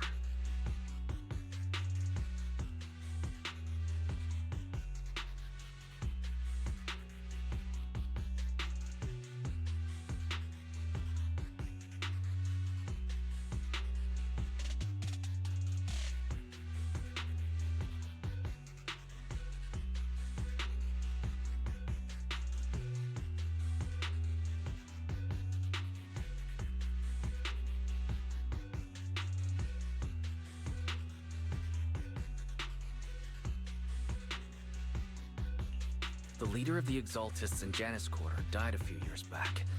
They haven't been active since. Could it be that Hartman was just acting on his own? Unfortunately, that's not the case. My sources confirmed that Hartman had been secretly in contact with someone, and they only meet inside the Hollow. Is it possible it's someone from TOPS? TOPS is a huge alliance of corporations. They wouldn't bother getting their hands dirty. Instead, they just sit back and reap the rewards. Everything Hartman is doing is to secure his place in TOPS and strengthen his power within the Ravenlock family.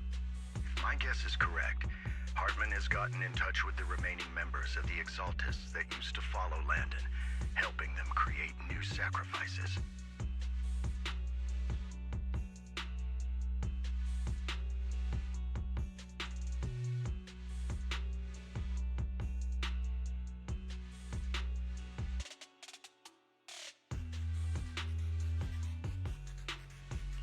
But what's in it for TOPS? There's no way the Exaltists would just hand over their secrets about sacrifices to Hartman, right? A sacrifice outbreak would throw the city into chaos. And that's when TOPS steps in, taking control of the situation on their terms. The public will see the mayor as incompetent, while TOPS comes off as the real protectors of the city. And when that happens, public trust will shift towards TOPS. And Mr. Mayor, you might find yourself in an unfavorable situation. Still sharp as ever, Miss Vivian. So, what exactly do we stand to gain from partnering with you? Please don't tell me you're doing this out of some noble concern for your citizens. I'm not some hero of justice, and I don't believe in lofty ideals or empty promises. We have a common enemy. While our ideologies may differ, we can work together on this. And as proof of good faith, I may not know exactly where Hartman is, but I can fan the flames over Mockingbird's death and escalate conflicts within the Ravenlock family. So it was you behind the rumors. No wonder I couldn't trace the source of the public outcry. I'm not the one who started the rumors. I just helped them spread faster after they leaked. And I pulled a few strings to make sure the story painted Mr. Hugo Vlad as a heroic figure who was unfairly persecuted. As I said before, I had a lot of respect for him, and I'd be happy to clear his name. Now let me lay out my terms for collaboration. After looking into it, I found that the dormant sacrifice you discovered wasn't the only one. There are more places where sacrifices might be lying dormant. Too many eyes are on me right now, so I can't send my own men to deal with it. I'd like to ask you to retrieve the sacrifices from those locations. I'll make sure to dispose of them once you do, so no one will be able to use them again. On top of that, I've asked a friend to help monitor your physical condition, and maybe even uncover more of your potential. Her research overlaps with your teacher's work. You don't need to worry about her capabilities. She's a Void Hunter rank special investigator. Really? A Void Hunter rank special investigator is going to be assisting us? And she's involved in our teacher's research? That's right. She's heading to Janus Quarter for some business. I wanted to set up a formal meeting, but she declined. She prefers to assess things on her own, and will reach out when the time is right. She'll let you know the details then. So it looks like you both are on board with this commission and ready to help recover the sacrifices? Okay.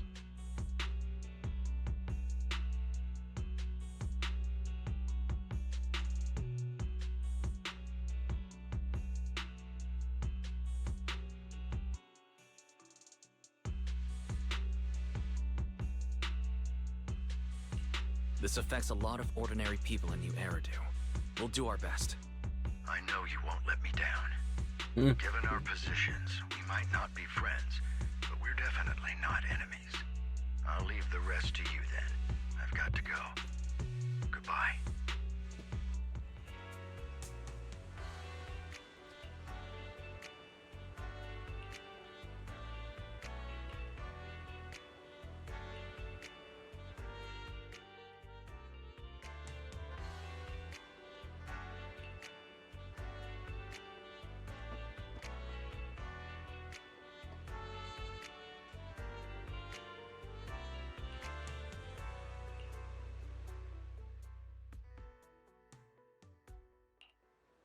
Eradicate all evil. My mind.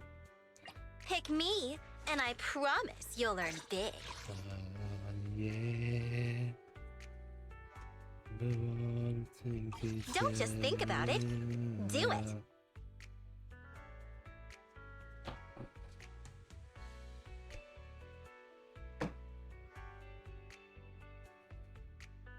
This is the path I follow. My blade is ready.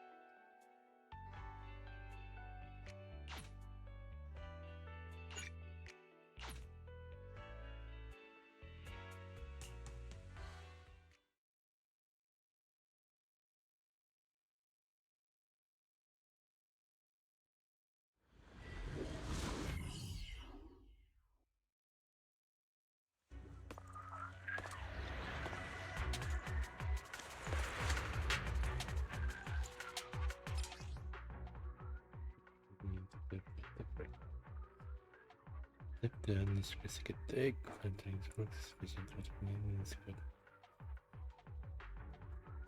Lord Phaethon, thank you for trusting Mockingbird and me.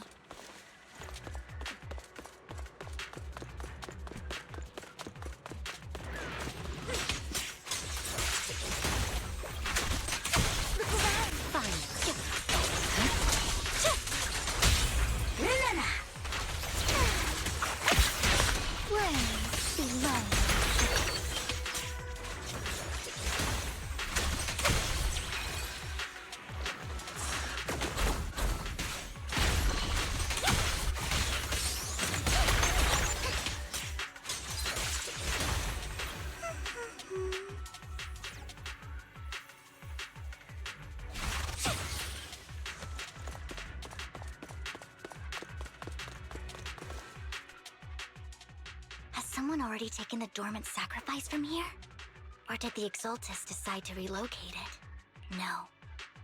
If these dormant sacrifices aren't handled carefully, they could awaken and turn against anyone nearby. She wouldn't risk moving them unless it was absolutely necessary. Did she realize the mayor was looking into this?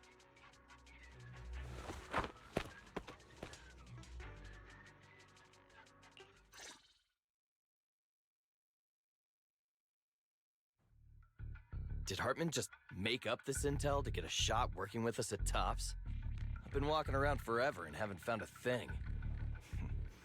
The Ravenlocks have always been a shady bunch. No surprise they've gone downhill over the years.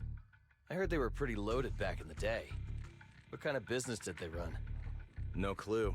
On the surface, their businesses seemed legit, but who knows what was happening behind the curtain. Probably something with the sacrifices. I mean, how else would he know about the dormant ones left around here for years? And he was so sure that even if those original sacrifices didn't work out, he had a backup plan. Backup plan? What could that be? Well, that's beyond me. I just happened to overhear something while I was next to Mr. Edmund one day. What's Tops planning to do with all these sacrifices, huh? For research? Do you think we'll ever— Don't ask questions you shouldn't be asking. All right, all right. There's nothing here anyway. And we'll make it just in time to clock out for the fieldwork shift. Let's get out of here first.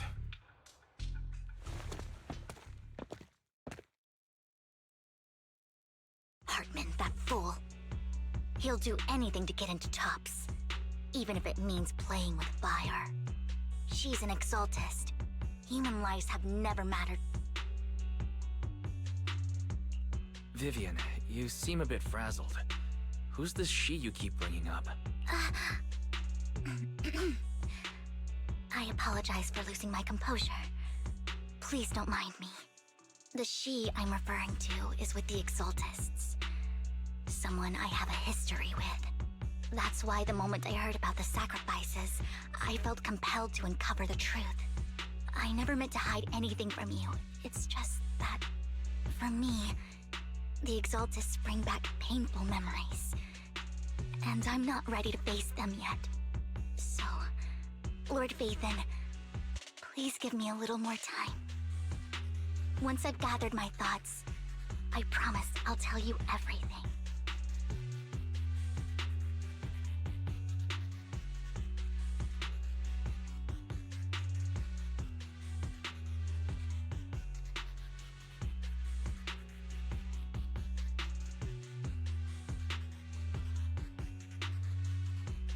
Sure, I'll stop asking. What's more important than an unspoken past is the person standing in front of me now. As for everything else, we can talk about it whenever you're ready to share. Lord Vathan, if we weren't in such a hurry, I'd spend 3 whole hours singing your praises. I'll make note of this and make sure to get it done before bedtime. First things first, let's track down those dormant sacrifices. The exaltists have probably realized someone's after them by now. I wish we knew what Hartman's backup plan is. I just can't shake the feeling that something bad is about to happen.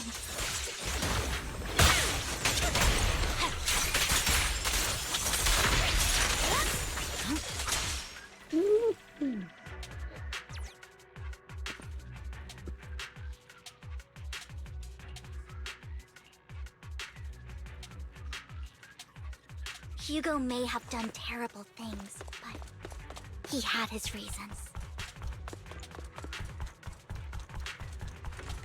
Mockingbird might be seen as the bad guys by a lot of people, but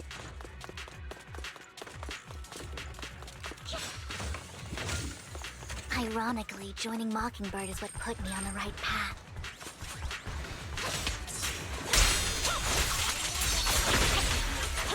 For the first time, I'm needed for more than just my curse.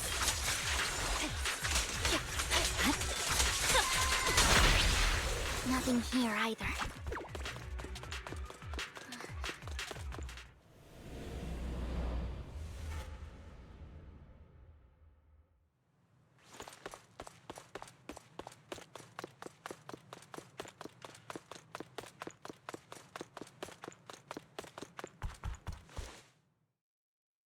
I knew it was you, Vivian. Camille, what are you doing here, sis? Are you destroying the dormant sacrifice? Vivian, don't call me sis. I'm not your sister. Are you trying to stop the exaltists? I never left the exaltists. You know what Landon did back then. Lord Landon did it for the Creator. His methods may have been extreme, but they were necessary. Back then, you walked away. You should do the same now. We didn't meet today. Take your friends and leave. What's wrong? Are you being forced into this? I can help you. Help me? Like how you helped her? Vivian, you're crying. You see me, don't you? No, You haven't changed a bit, Vivian. No need to hide your tears. I know exactly what's ahead for me. You've made your choice, and I've made mine. One last piece of advice. Stay out of this. She loathes you. I won't tell her we met today. Don't show yourself around us again. Camille!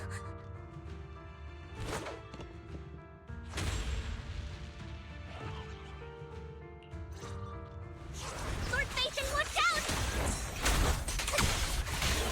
I'll tell you what that was about later. Don't get hit. Let's take care of the ethereals first.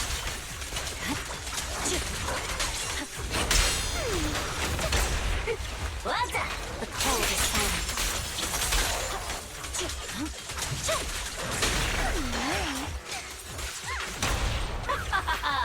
Shadowless blade.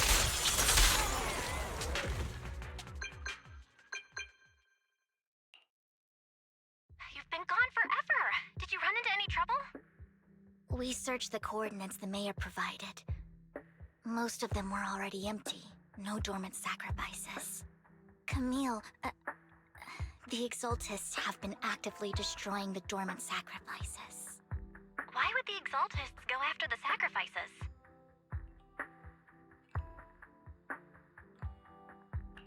I saw it too, but I can't figure out why the Exaltists would do this. And one of them is someone I once knew. I thought she would leave the Exaltists after Landon's death, but she stayed. Wait, what did I miss? Why do you know so much about the Exaltists, Vivian? When I was a child, I stayed with the Exaltists for a while. Back then, Landon was one of the most respected figures among the Exaltists in this region. A lot happened, and after Landon died, I left. I can't turn a blind eye to the sacrifices. I know all too well how many lives have been lost bringing them into existence. Ever since I learned a sacrifice had appeared in Janus Quarter, I haven't been able to stop worrying. I won't let history repeat itself. That's why I asked Hugo to investigate, starting with the Sacrifice Corps. Vivian. Please stop. I'm not looking for comfort. I'm just recounting the story for you to understand the situation. We've got bigger things to focus on. But when I do need comforting, I'll come straight to you. I hope you'll make time for me, Lord Phaeton. Just so you know, I'm not the easiest to console. Absolutely. If you're feeling down, we'll be here for you. Okay. Back to the matter at hand. That conversation between those two TOPS employees back in the Hollow is still bothering me. They said Hartman had a backup plan. And that got me thinking about some news that was quietly swept under the rug. Lately, there have been mining accidents in Ravenlock-controlled areas. Many workers have died. The families were paid off with huge settlements, way more than usual. No protests, no controversy, and the issue was buried. But considering the Ravenlock's financial position, why would they be so generous with payouts?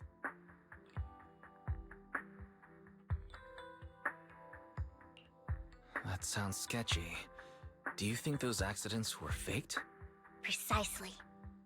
I don't think those workers died in mining accidents. I'm planning to reach out to some old friends, see if they've heard anything about this. Do you have time, Lord Phaeton? My contacts are just near 6th Street.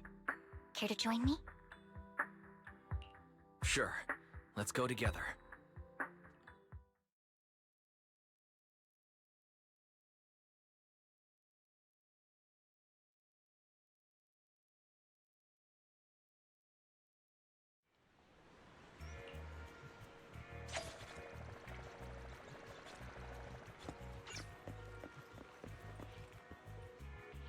Chicken, what do I know about chicken? Ah, cannot interact. Fine.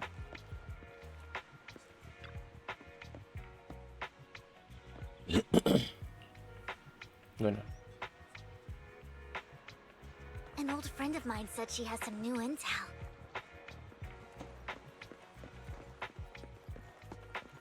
She's like a mentor to me. I learned a lot about data scraping on Internet thanks to her. You stream. What the? Rain! Long time no see. Yeah, it's been a while. Rain? So you're the old friend Vivian was talking about. Yeah, Phaethon. Long time no see. Rain! You actually know that Lord Phaethon is Lord Phaethon? No, I mean, you actually know Wise is Lord Phaethon. I didn't know right away. One time, I needed a favor from Nicole. I only found out after meeting them. I mean, who would expect a legendary proxy to be running a video store for a living? Oh, by the way, your idol... Rain! Let's not bring up old stuff. Lord Phaethon wouldn't be interested in that. Why are you all tense? Right! Lord Phaethon lives on 6th Street too, and might know your idol. Remember when you traced that post on Internet to 6th Street and actually went to check it out? And you came back all bummed, spouting nonsense. Like there was only a black cat at the location, and maybe your idol is actually a talking cat. Or something like that. I think I know that black cat. It hangs around our shop now. Lord Phaethon, please, let's drop this topic. Come on, Vivian. It's been years and you still won't say who your idol is. If you'd just let me, I'd have tracked them down ages ago. I get it. You want to find the person who's important to you on your own. But you've tried so hard already. It's okay to lean on me a little, you know. I'm sure your idol won't hold it against you. I shouldn't have come to see you. Huh? What's wrong? Rain, Vivian said you might have some intel for us. Should we get into that first? All right, let's get down to business. Here's something I'm pretty sure about. The Ravenlock family's claim that those missing workers died in an accident? Don't buy it. The last signal from those workers was near the Hollow. Then communication went dark. I think they were taken into the Hollow. And yesterday, I picked up that the Ravenlock family secretly hired some people to search the Hollow's perimeter. I caught a weird distress signal from someone and managed to track down the source. When I tried to reach out, the signal cut out completely. The last trace of the signal was near Lumina Square. Finding someone in real life isn't really my thing, so that's where you come in.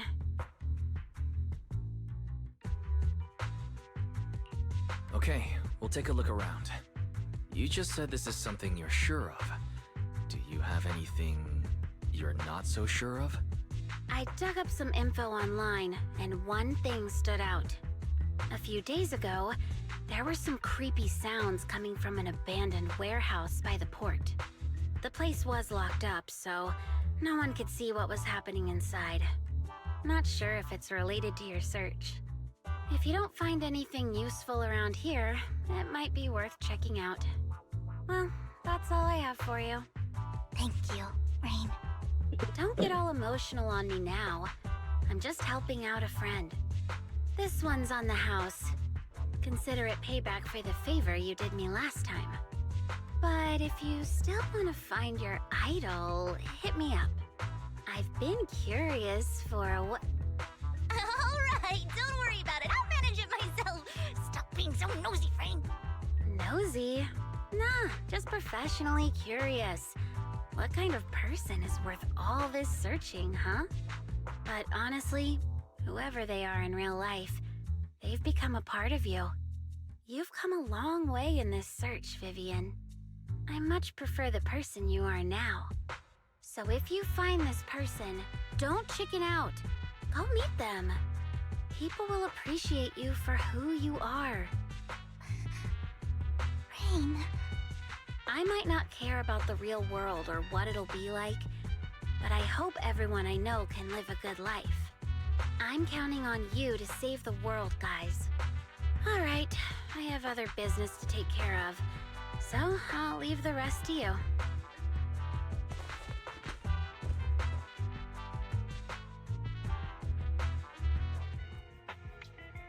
Lord Phaethon, please pay no mind to what Rain said.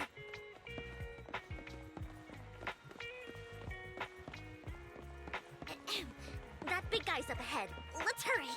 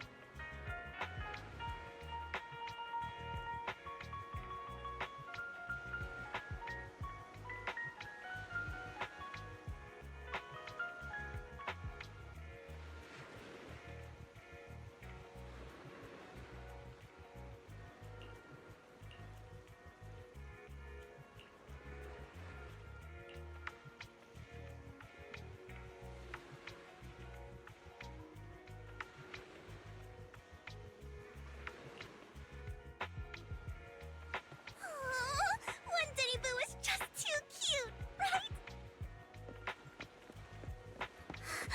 I didn't know you helped it too. I knew Lord Phaethon was the best in the whole world.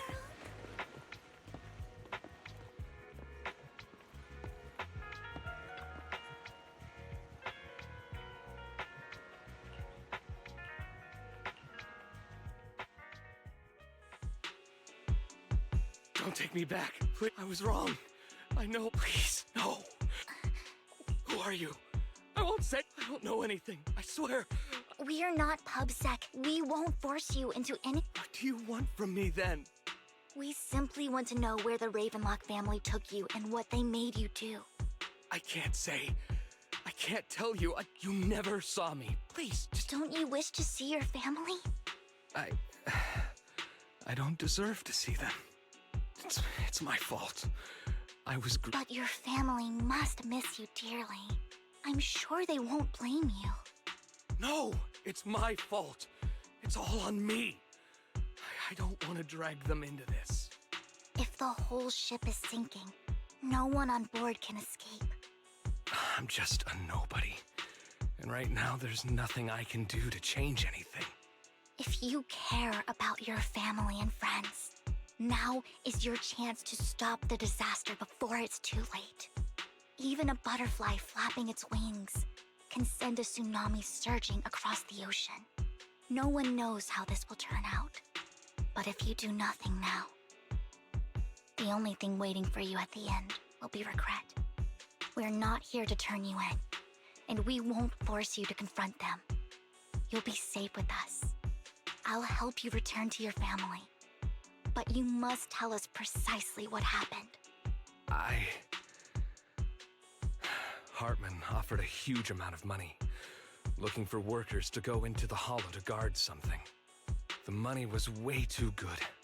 We all kind of figured something wasn't right.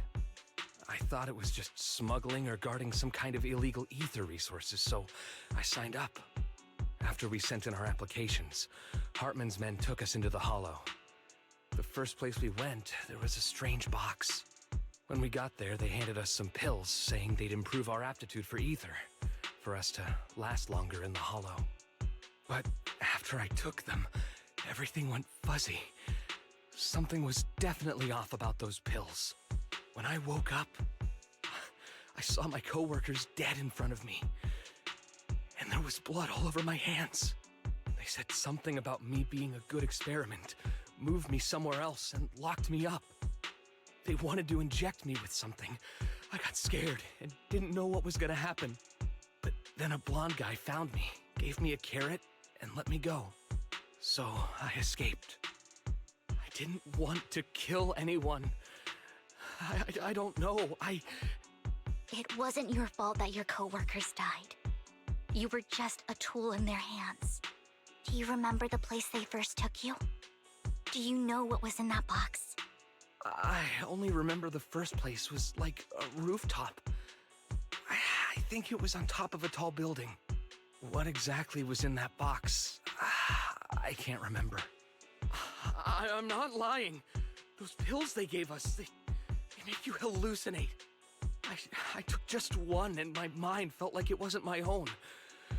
My memories turned into a blur. I'm telling the truth. I'm not trying to run from my mistakes. I just really can't remember what happened. I know you're not lying. We'll arrange for your protection. You can rest easy and recover, and your family won't be dragged into this.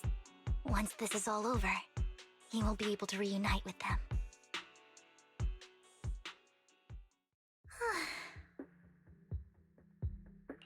Sometimes I wonder if you've had some kind of special training, Vivian. No matter who you're up against, you seem to analyze the pros and cons and make a judgment in no time. Actually, I wasn't always like this. I used to run away when things got tough. There was even a point where I just wanted to disappear. As if my very existence was the source of suffering. I wondered. Perhaps leaving it all behind could put an end to the pain. It kind of hard to miss. It's hard to picture that. My first impression of you was pretty... assertive. Well, I was on a mission at the auction when we first met. And just as Rain said, I've come a long way from who I used to be. Speaking of Rain, it's quite a coincidence that you two know each other and are actually close. You even know one Denny Boo. That surprised me. We might have crossed paths without even realizing it. Enough about me. Tell me more about you, Lord Phaethon. Where have you been? And what have you experienced? Looking back, it feels like I've been through a lot lately. Belle and I even lost our Phaethon account. It's a long story, starting with how the Cunning Hares took something from the Red Fang gang.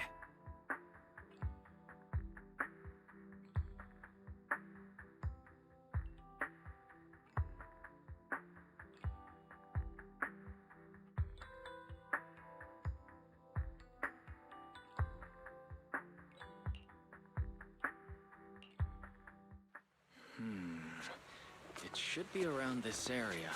Belle told me there's a highly rated store here.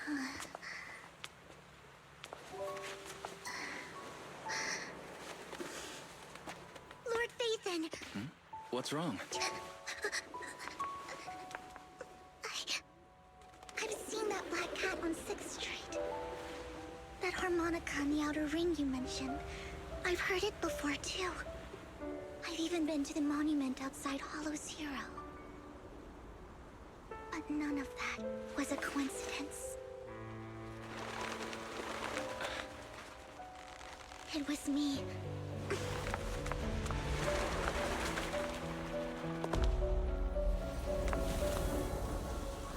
Following you, and now I've finally made it to your side.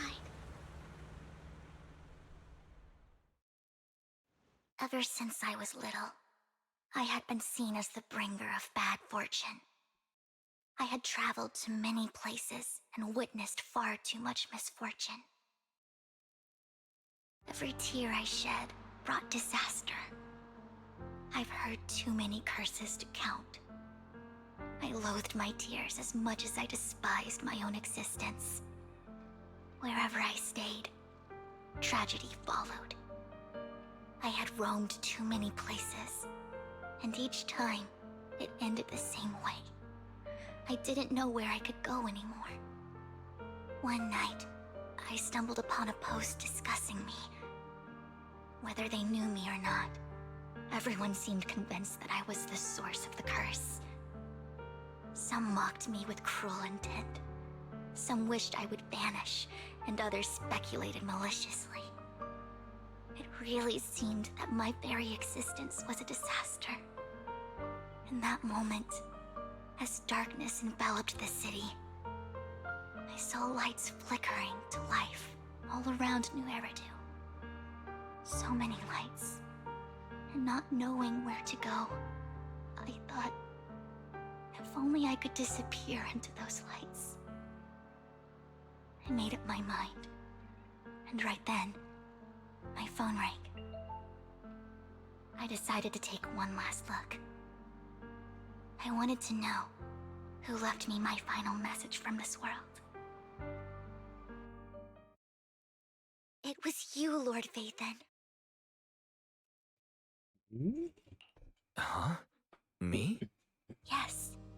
And I checked with the other Lord Vathan. You were the one using the account at that time. But I know you probably don't remember it. After all, it was just an ordinary day, with an ordinary post and meaningless comments online. But for me, it was the night I finally realized where I could go. I wanted to walk the paths you had walked, see the sights you had seen. And then, one day, share it all with you, face to face. So, I have to ask, what exactly did I say in that reply? Well, you'll have to figure it out for yourself. I'm not telling you. You're putting my memory to the test. So, Lord Vathan, thank you. Not only for that comment you made that day, which was a silver lining for me, but also for giving me the courage to become who I am today. The Vivian standing right in front of you now, Lord Vathan. I truly like who I've become.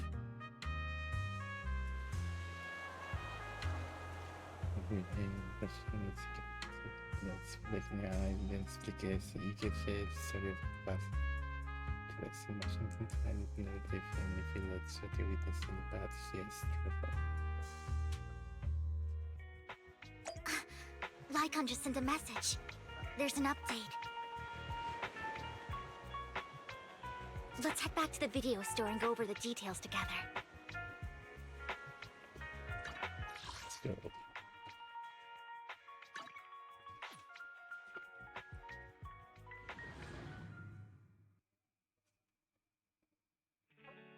Wise, you're back. Looks like Lycon's tied up with something. He said I should just chill until you're back, and then we can talk online. I'll call him now. Master Proxy, Miss Vivian. The gentleman Rena brought back has stabilized and calmed down now. Based on his account, we've identified where Hartman is hiding the core. He also mentioned that Hartman plans to trade the core with a group of people. We suspect that this group consists of members from the Exaltists. I knew it. Now that we have the location, it would be splendid if we could seize the sacrifice core before they do. Precisely. We hope you can head to to the location as soon as possible to secure the sacrifice core. All right, we'll get there right away. I have other matters to attend to, so I'll leave the retrieval of the sacrifice core in your capable hands. The mayor's friend that he mentioned before will also be assisting you this time. The target coordinates have been shared with her, and she'll meet you there. Please ensure your safety, and I wish you all the best.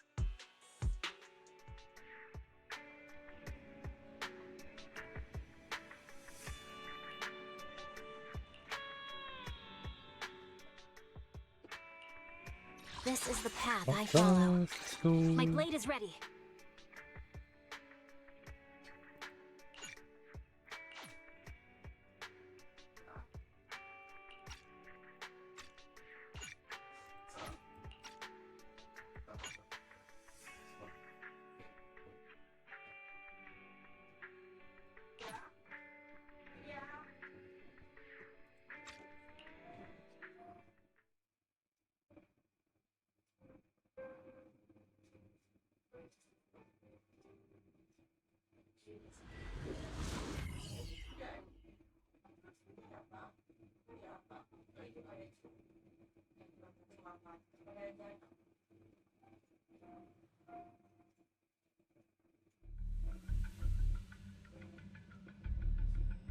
Where's the sacrifice core?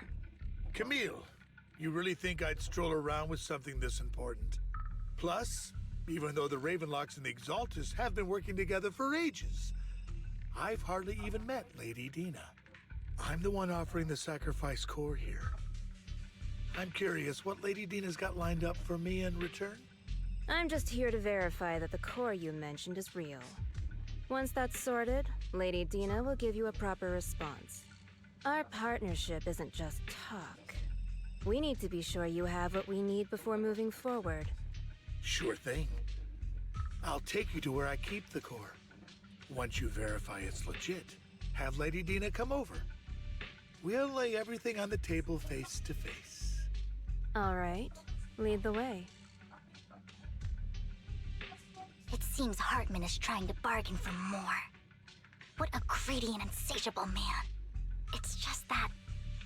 why would they only send Camille for something as important as the sacrifice core? And I can't shake the feeling that Camille doesn't want Hartman and Dina to meet. Why is that? So this Dina they were talking about, is she the leader of the Exaltists? Kind of. Lord Vathan, I really think we should hurry. We must get to where Hartman keeps the core before anyone else does. I've mapped out a shorter route, but there will be ethereals along the way. I'll leave the fighting to you, Vivian. Don't worry, Lord Vathan. You're in capable hands. I'll ensure your safety.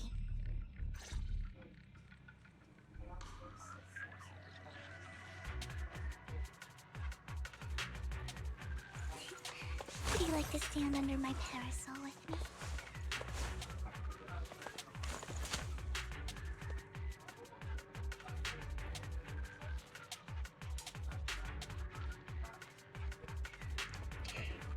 Cool.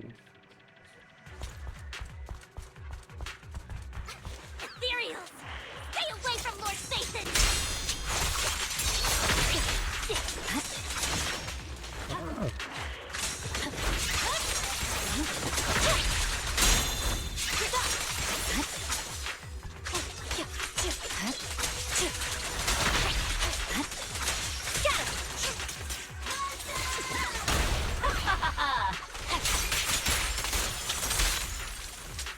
My turn.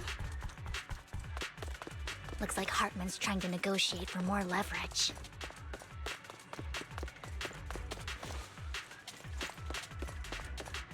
Let's get out of here before we're spotted.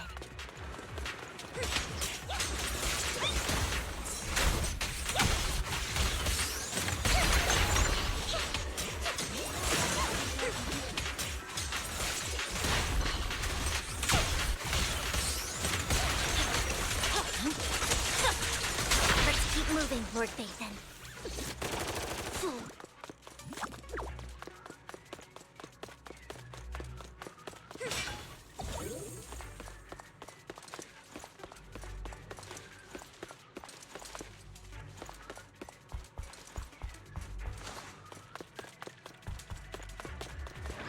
Leave the enemies to me, Lord Phaethon.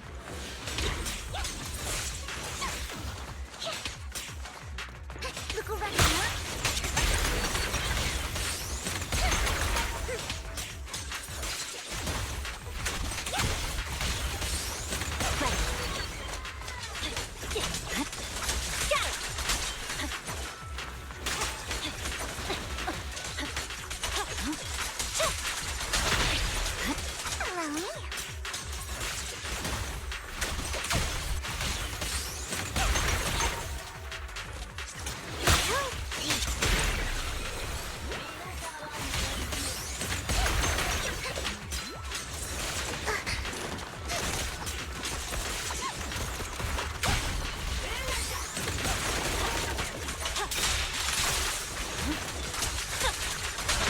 Over there. It looks like they're arguing.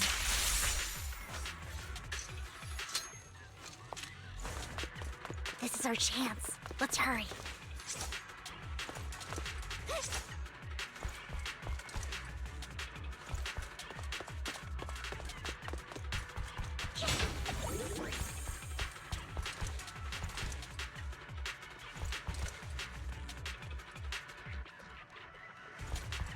No matter who has the sacrifice core, Hartman or the Exaltists, it would be really dangerous.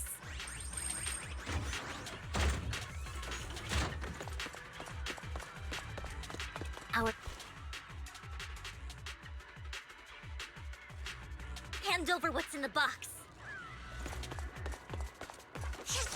Or we do this the hard way. You should talk me, little girl.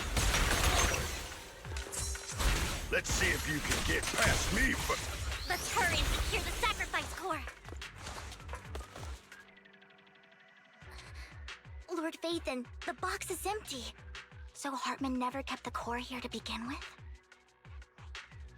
How did you even find your way here? Where's the core in the box? What did you do with it? You call this keeping the sacrifice core safe?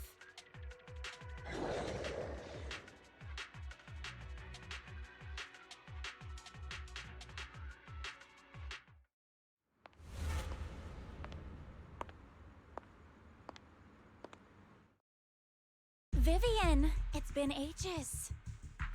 Dina! Oh my, you actually remember me. So sweet.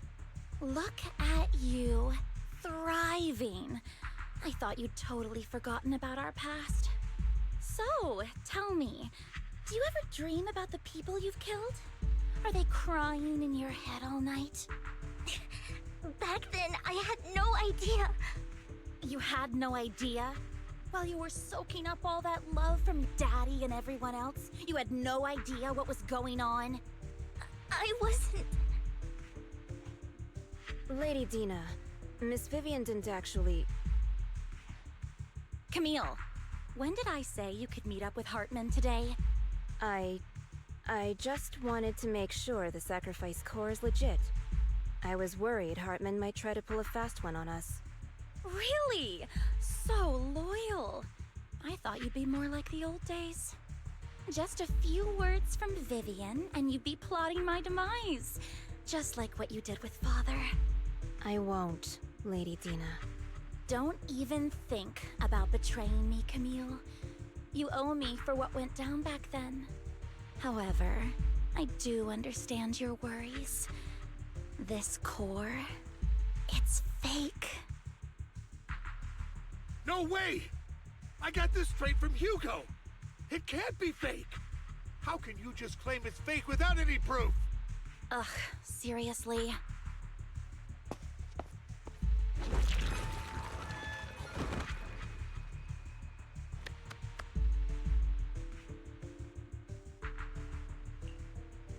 The sacrifice core can max out the ether particles within human bodies in no time at all.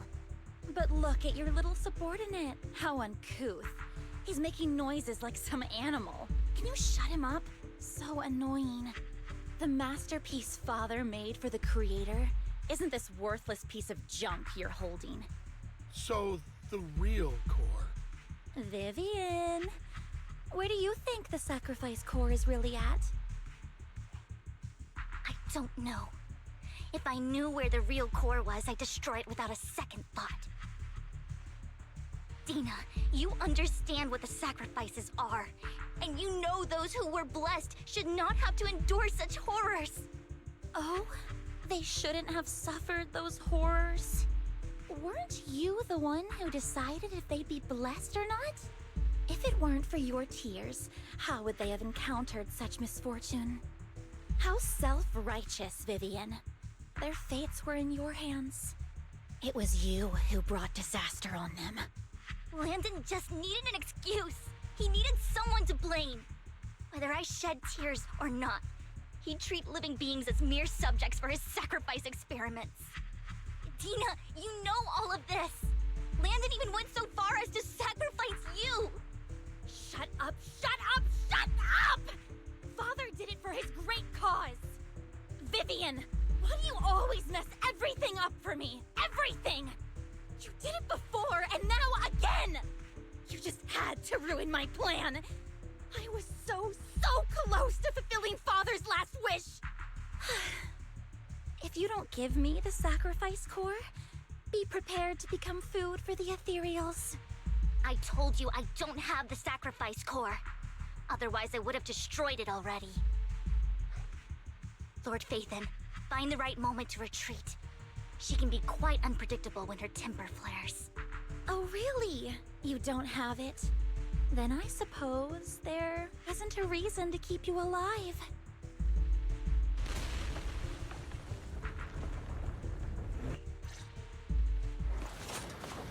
The ethereals are coming.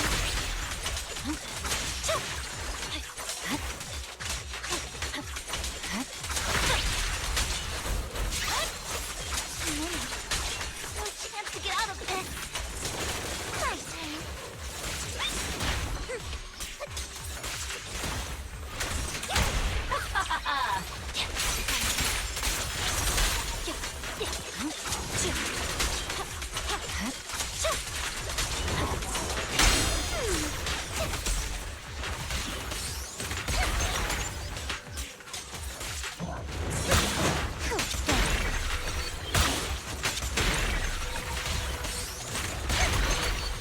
Notice me, Lord.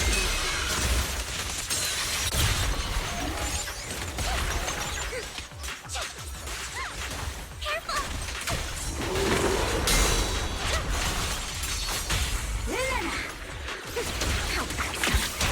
My heart is in there. Stay away from Lord Phaethon! There are so many.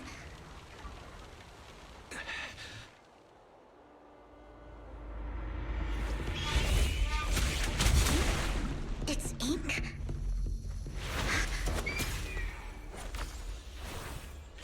Shun Palace, good fortune, closed gate, safety. What? An evil miasma gathers here. Another place of conflict. If you wish to avoid disaster, then head southeast.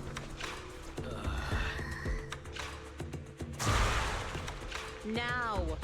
Thank you.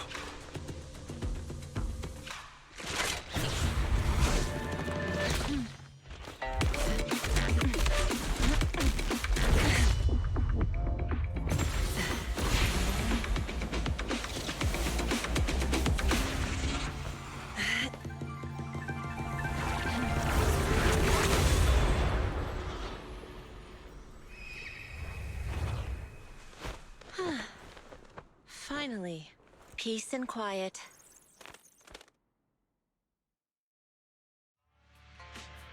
You must be wise, right? Mayflower mentioned a special partner might need my help. May I ask, who are you? I'm the 13th generation master of Yunque Summit. You can call me Yishuan. Mayflower passed along your info, and I was curious what kind of person you are, so I came to see. At first, I thought it might be a hassle, but your energy feels really calming. Quite nice, actually.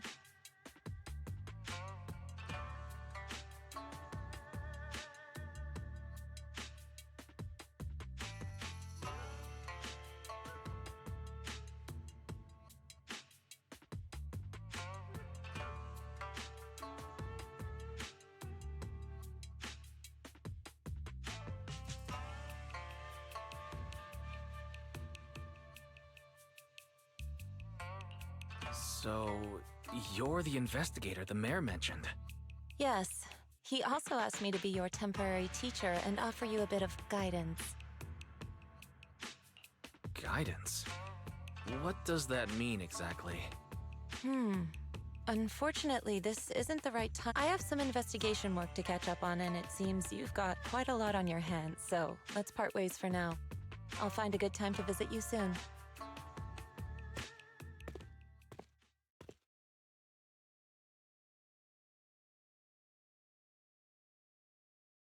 I'm so sorry, Lord Vathan. I'm just not feeling very well. I think I'll head back for now. I'll investigate the sacrifice core and reach out once I find something. You don't look so great. Let's get out of here and figure things out later. We almost finished this one too. Yo, you okay? Lord Vathan, are you going to rest now? I can head back later, Vivian. You seem a bit off since we left the Hollow.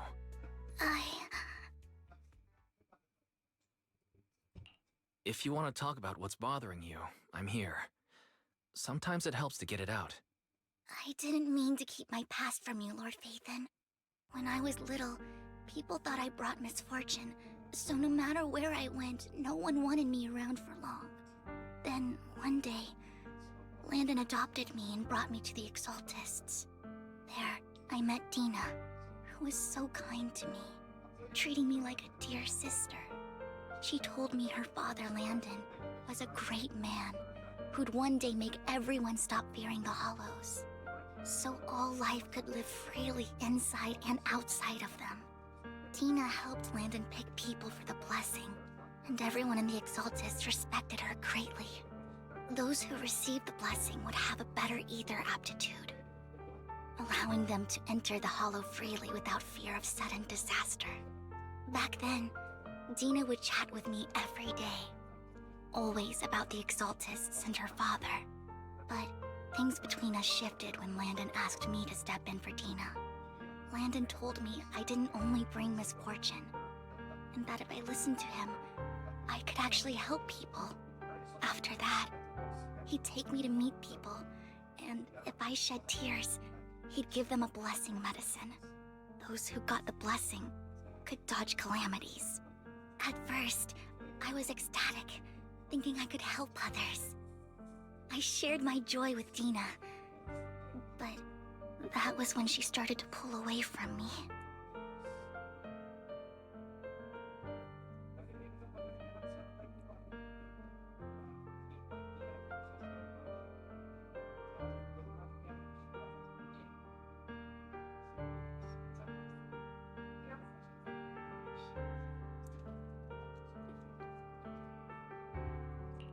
Was that blessing medicine the same sacrifice serum Bringer had? Yes.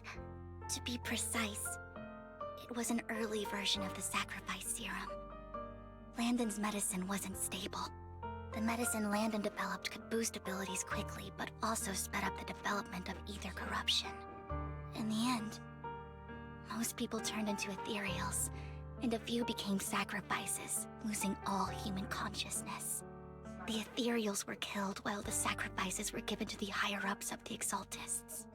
The Exaltists wanted the sacrifices to hold human consciousness, so Landon's medicine was seen as a failure, and he gradually lost influence within the Exaltists. One day, I saw Dina, and tears streamed down my face. In a bid to save his reputation, Landon decided to let his own daughter receive the blessing. I had always thought that getting the blessing was a good thing, until I saw terror in Dina's eyes that day. That evening, I broke Landon's rules for the first time, and followed him out of the Exaltist's residence. I trailed him to the Hollow, where I witnessed someone who had been blessed becoming corrupted. In the end, that person became an ethereal. Then, without hesitation, Landon killed him. Before Landon returned, I went back to the residence and snuck into his study. And there, I uncovered the truths I just told you. And just a few days later, it was time for Dina to be blessed. I wanted to save her and stop anyone else from getting deceived. So, that day, I told everyone present that Landon should be the one to receive the blessing, not Dina. At first, Landon argued, and no one believed me. But, in front of them all, I looked at him and let my tears fall.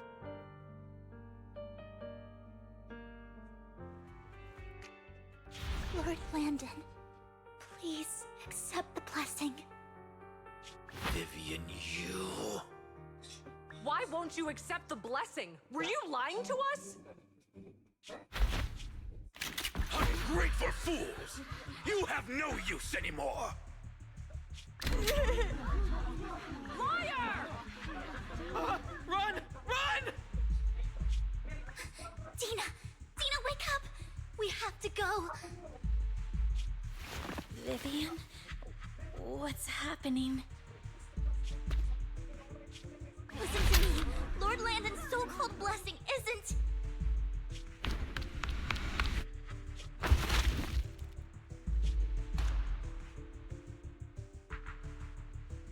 Father!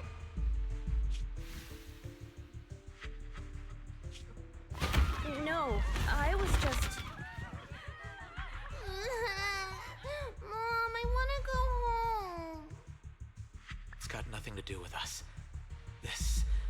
This is just what happens when you don't accept the blessing. Vivian, was this you? Dina, I just didn't want you to accept the blessing. Everyone who does ends up... I just don't want to lose my father. You knew? If you knew what he's done, you... He's my father. He's all I have. Stop being self-righteous, Vivian. You only ever bring misfortune.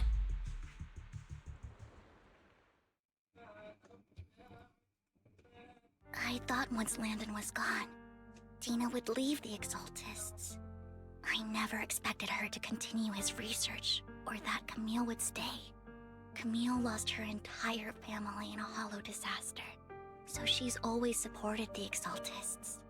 She's not a bad person. She's just someone searching for hope. She joined the Exaltists very early on, and even watched Dina grow up. That day, she was just so desperate to save Dina that she... All these years, she's been following Dina, taking care of everything out of guilt, I think. But I didn't just fail to save Dina. I trapped her. I see misfortune approaching, but I can never change its course or avoid the bad ending. Maybe I really am a bringer of misfortune.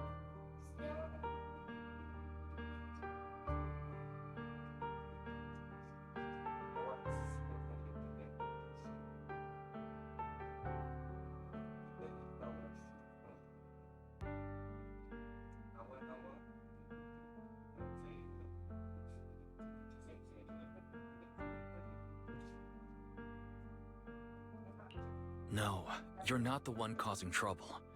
Whatever went down with the Exaltist, it was Landon who was pulling the strings. As for Dina and Camille, they knew the truth and they made their choice. The Hollows and the disasters they caused took more than just their loved ones. Not all survivors cling to obsession and hatred like those two do. Lord Phaethon. You need to believe in yourself, Vivian. From what I can see, you're handling this sacrifice crisis pretty well on your own. Besides, you told me you really like who you've become. I hope that you can believe in that, at the very least. Yes, that'll always be true. Thank you for listening to my story today. Years have gone by, but I've never had the courage to face all this. Maybe Dina and I were meant to meet today, so I could finally spill it all out.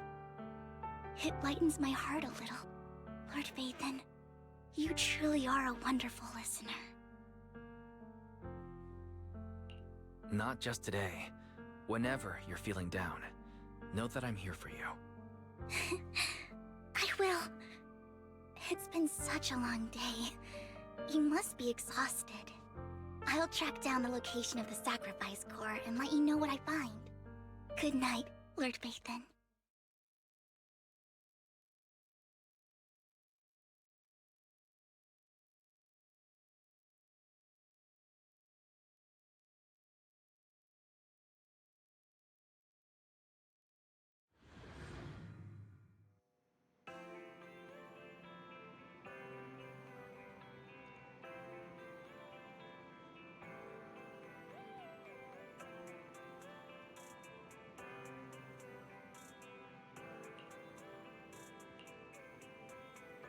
Oh. This time on Sacrifice Scorpio was at the auction, so she decided to try to find this one after the day. Something more happen after the anyway, simply unaware of it.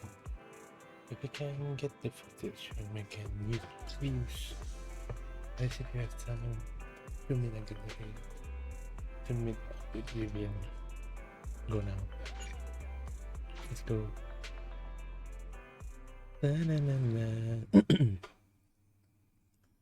This is crazy.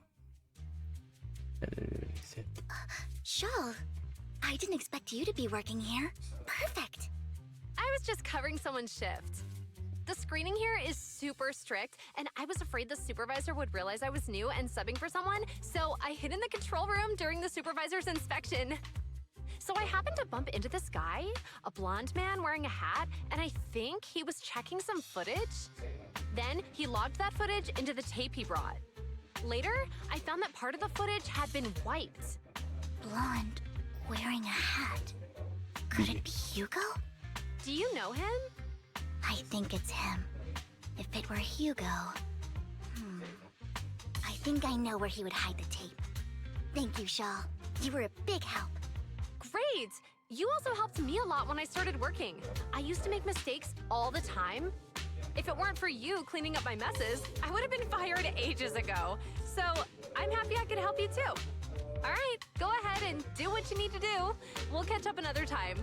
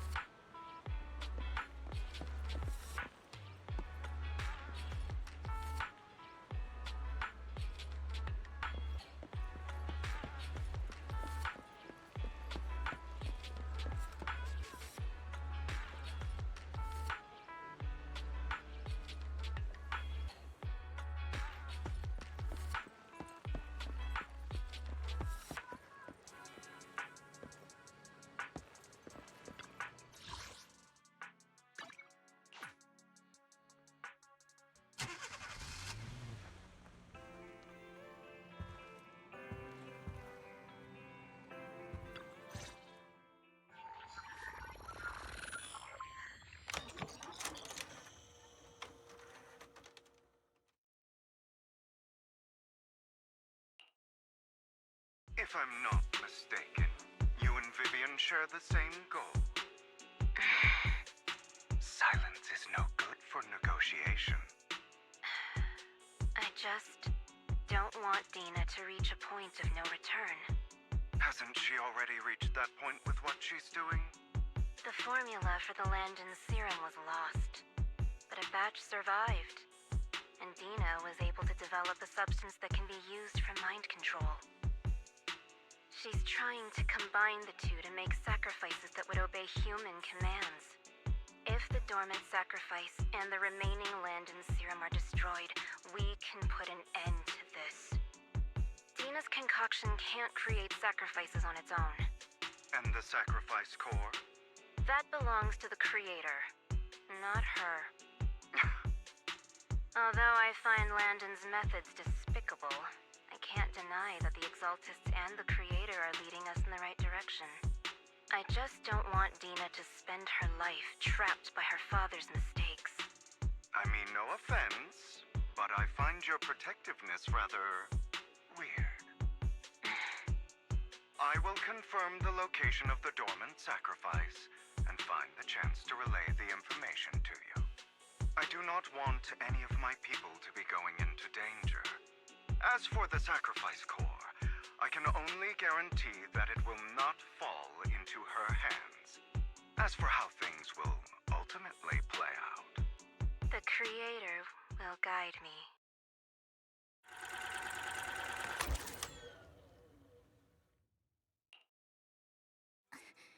Camille was actually destroying the dormant sacrifice? Compared to Camille's motives, I'm more concerned about whether Hugo has more plans lined up. Hugo... Wise, Lycon just sent a message saying he's got something urgent that he needs to talk to us about now. Alright, let's patch him in. Master Proxy, I apologize for disturbing you. We have just learned that the Ravenlock family will host a banquet tonight.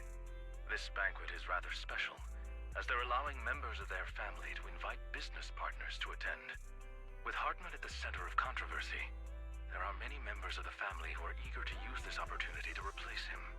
The mayor has been spreading rumors of a young tycoon who inherited a sizable fortune and is looking to partner with a person from an old and influential family. This information has lured a young man named Burton from the Ravenlock family. So, you want me to pose as this tycoon and use Burton to infiltrate the banquet? Correct. And Hartman's study is also located within the venue. I see. Hartman's study might hold valuable information. It seems like there's nothing left for me to do. You can attend as her +1. +1? Lord Phaethon, please go with me! Master Proxy, it seems Miss Vivian requires your presence, so... Yes, just your presence will help me immensely! Sure. If we go together, we'll be able to keep an eye out for each other. I'll accompany Vivian. I'll send you the time and place for the meeting with Burton.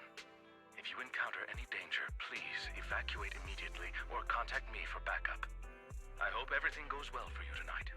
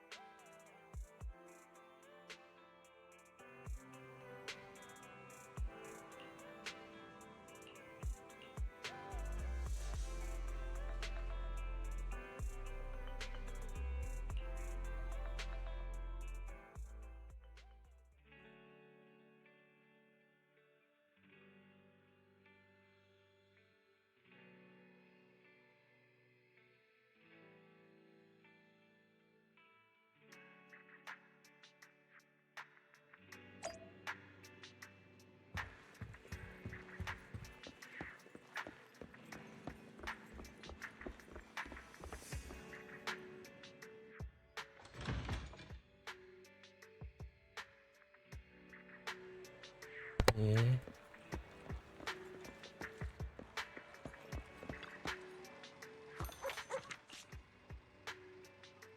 Mm-hmm.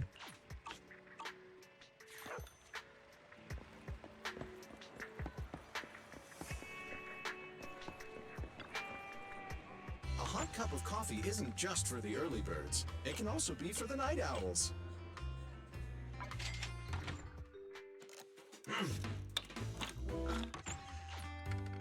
Whenever you feel lost, you can always come back here for a cup of coffee.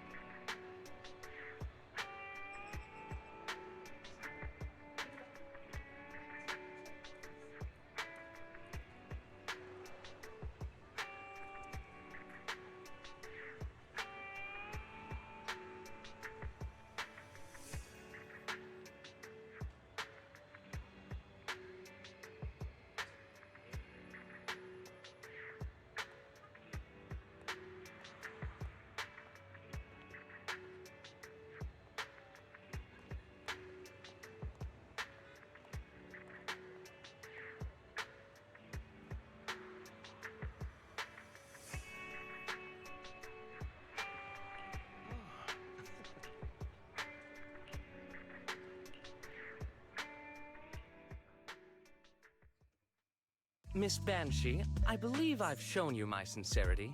Now how about you? Sincerity? My presence here is a show of sincerity. If we're to work together, Miss Banshee, you should drop your pretentious act. I am well aware of the ways of the Ravenlock family. If I were to come empty-handed, I probably wouldn't even be able to make it out the front door tonight. Since I agreed to come with you, and even brought along my most precious companion, does that not show my deepest sincerity? No need for such an off-color joke. Our door is always open for those coming or going. We both know what's what, so let's cut the small talk. I know far more about how the Ravenlock family made their fortune than most here. I am also well aware of why Hartman, despite such a massive scandal, still remains in power. Oh? Do tell. Exaltists, Blessing, Sacrifice, Landon. Where would you like me to start? How did you know that? No, who are you? Don't be so tense. If I'm not mistaken, it's about time the banquet began. My companion and I are practically famished. Is this how you treat your guests? By letting them starve? Perhaps when we've had our fill, we'll remember where the sacrifice is hidden. You know where the sacrifice is? So, can we go get something to eat now? And I'm also looking forward to receiving a special dessert from you. We can discuss what you wish to know while we enjoy dessert. Of course. I wouldn't let such an important guest discuss matters on an empty stomach. As for dessert, I will prepare it myself, and I guarantee it will satisfy you. I'll come find you later. I wish you a pleasant evening.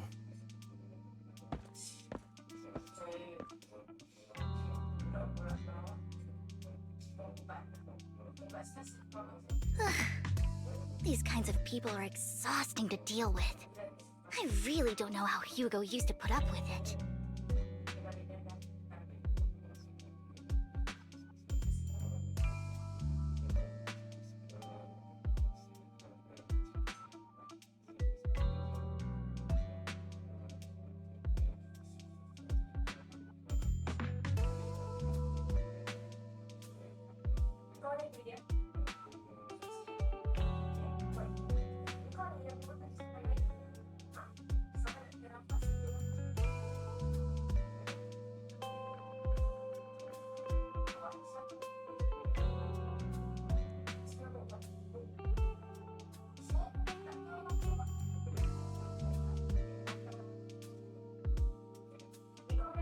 Was there a special meaning to the dessert you mentioned just now? I thought he'd stay for longer, but he left once you said that. Hugo taught me that bringing up dessert in such situations is a way of telling the other party they need to offer more. Fortunately, that old fox Hartman is terrified of losing power. He's definitely keeping the destruction of the sacrifice and the fact that the sacrifice core is fake hidden from the other family members. Otherwise, Burden wouldn't have been so willing to raise his offer. Lord Phaethon, let's find Hartman's study when the banquet is at its busiest.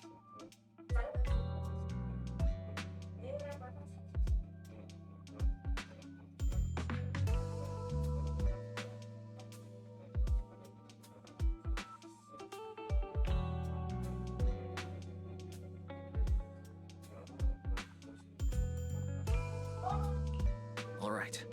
I've already taken note of the surrounding terrain. Once more people arrive, we'll enter the garden through the door in the corner of the banquet hall. Wherever you go, I'll follow, Lord Phaethon.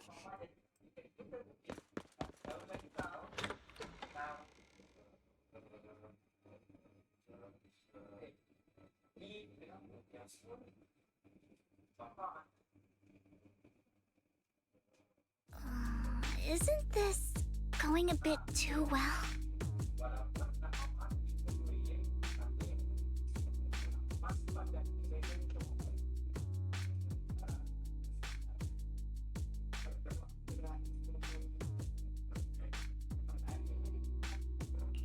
The security outside of the manor is really strict, but maybe it's more lax on the inside. Let's assume we got lucky. However, just to be safe, I'll call Lycon.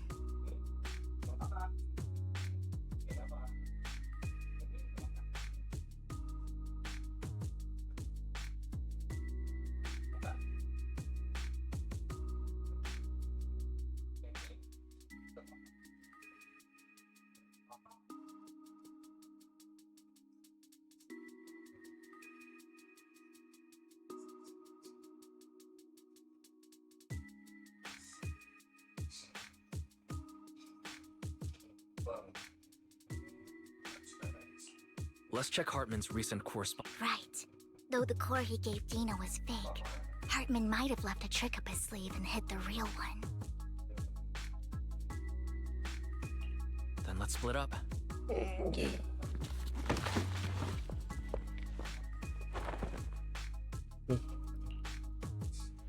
Esteemed guests, is the catering at the Ravenlock family banquet not to your satisfaction? So much so that these two distinguished guests felt the need to come to my humble office to scavenge for food. Don't want to come out? Well, after all, you don't have long left. Burton, that greedy idiot, fell for the mayor's trap. But I never expected that he would bring you into my territory. I suppose I should thank him. Otherwise, I would have had to go to great lengths to eliminate you. Vivian, Phaethon, give Hugo my regards. Tell him I shall be taking the wealth and power of the Ravenlock family for myself.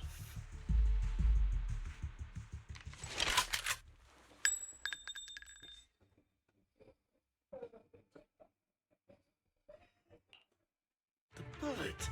How? Dear uncle, why must we be so distant with one another? You can just tell me what you want to say directly. Hugo! Impossible! You're... Uncle, you must know a Ravenlock will never stop until they get what they want. Did you really think I would be defeated so soon? When I have yet to trample you into the dirt. You filthy bastard! You only know how to resort to these petty tricks! Petty tricks?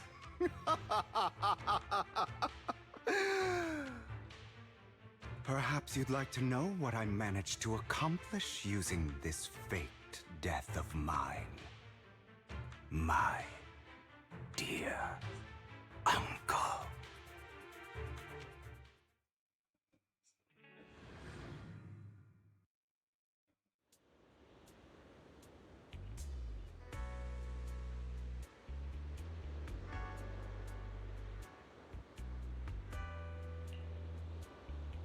faking my own death. Hope it's all worth the theatrics in the end. It was just to keep Hartman off my back, but maybe I went a little overboard. The manager must be pretty shaken up. I should apologize at some point.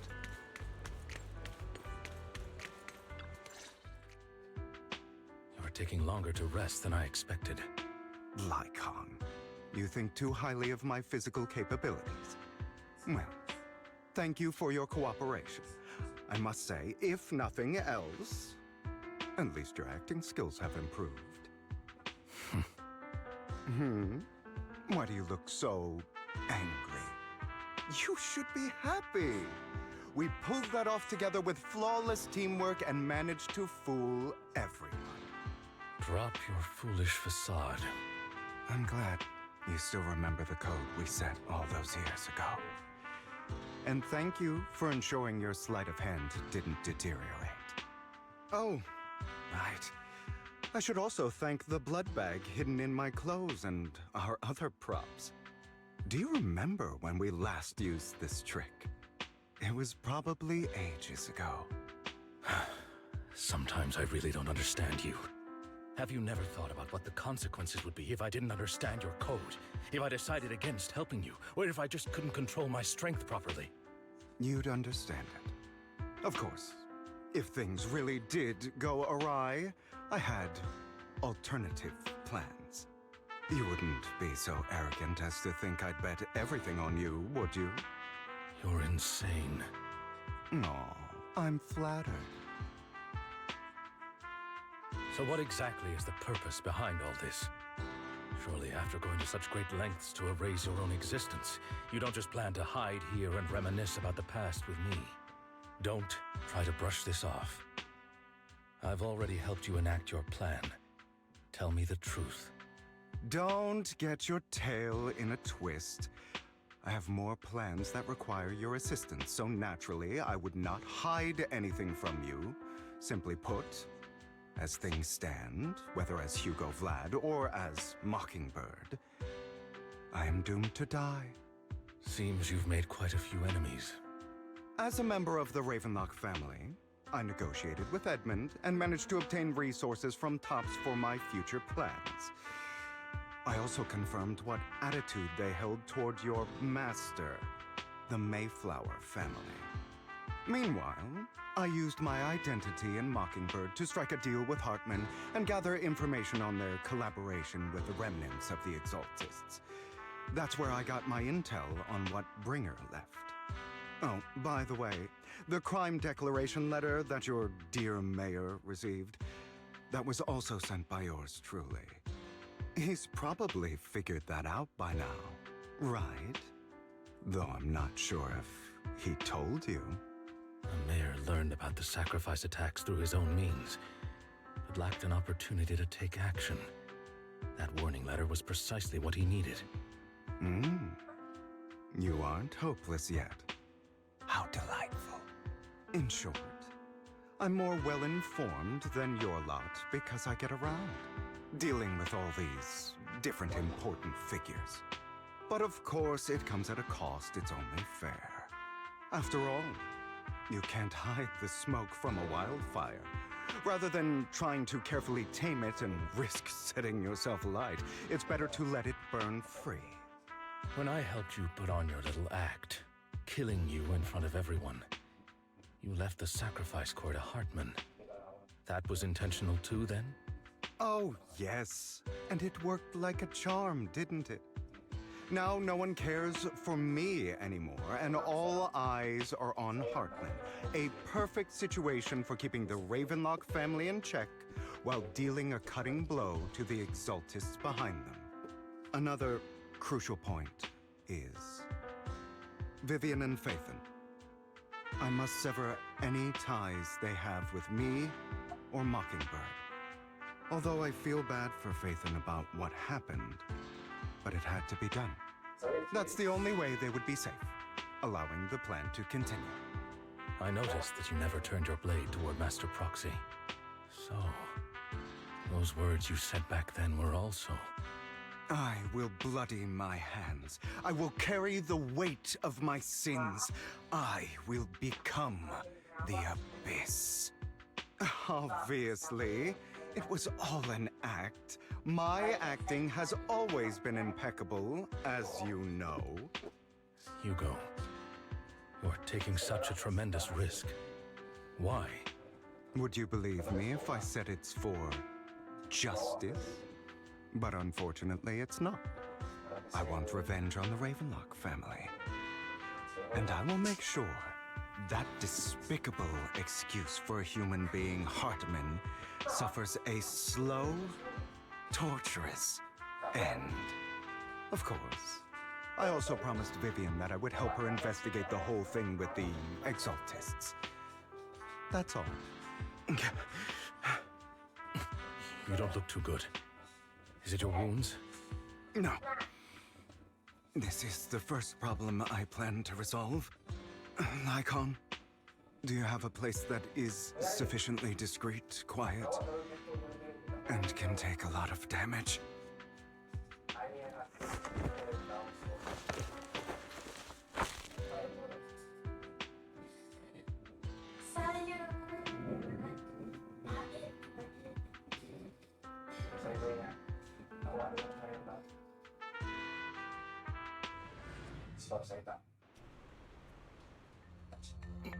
What exactly are you doing?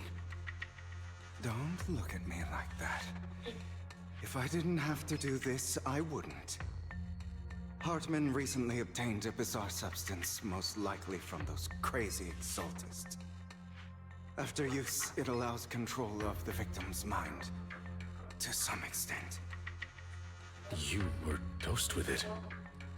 To be more precise, Lycon, I deliberately allowed Hartman to put this drug in my cup to facilitate our previous collaboration.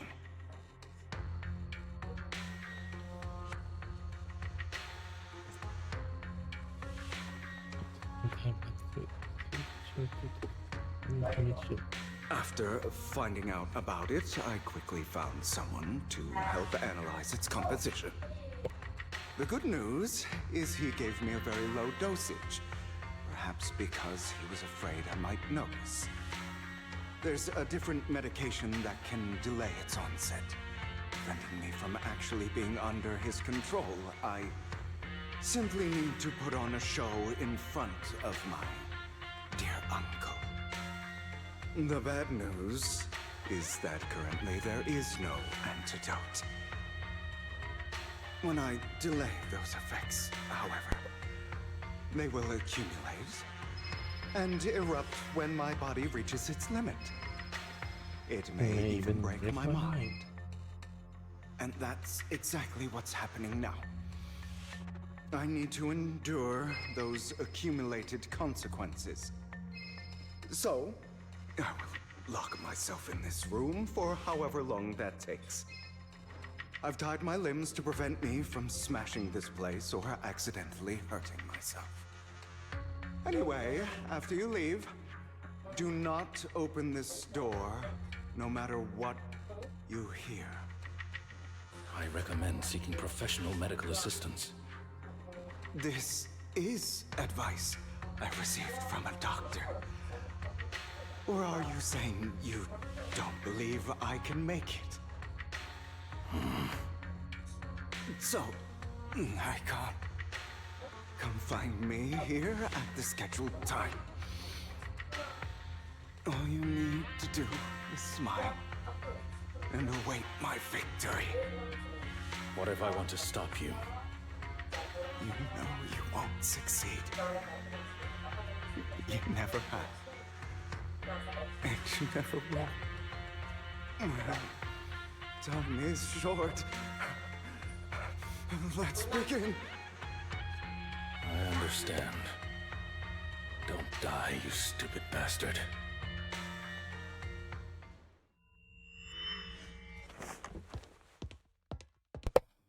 Thankfully, they didn't get them so bad. They were still graduates. Let's go. Is this because the side effects haven't worn off yet? Lycon's late. I'm surprised.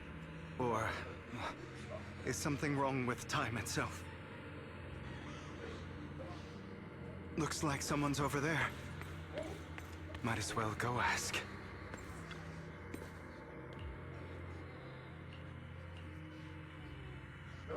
Yes, independence he's been suppose he already agreed. We will make him considered for him. Can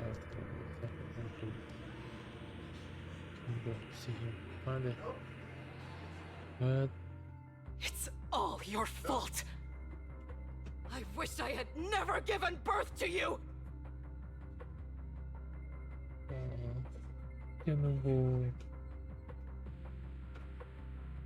Hugo. Everything will get better if you just die, right? If you die, he'll come back. We'll have another, more perfect child. One who will inherit the Ravenlock family bloodline. Then I'll be able to escape this pain. So, Hugo, for the sake of Mommy's happiness, just die, okay?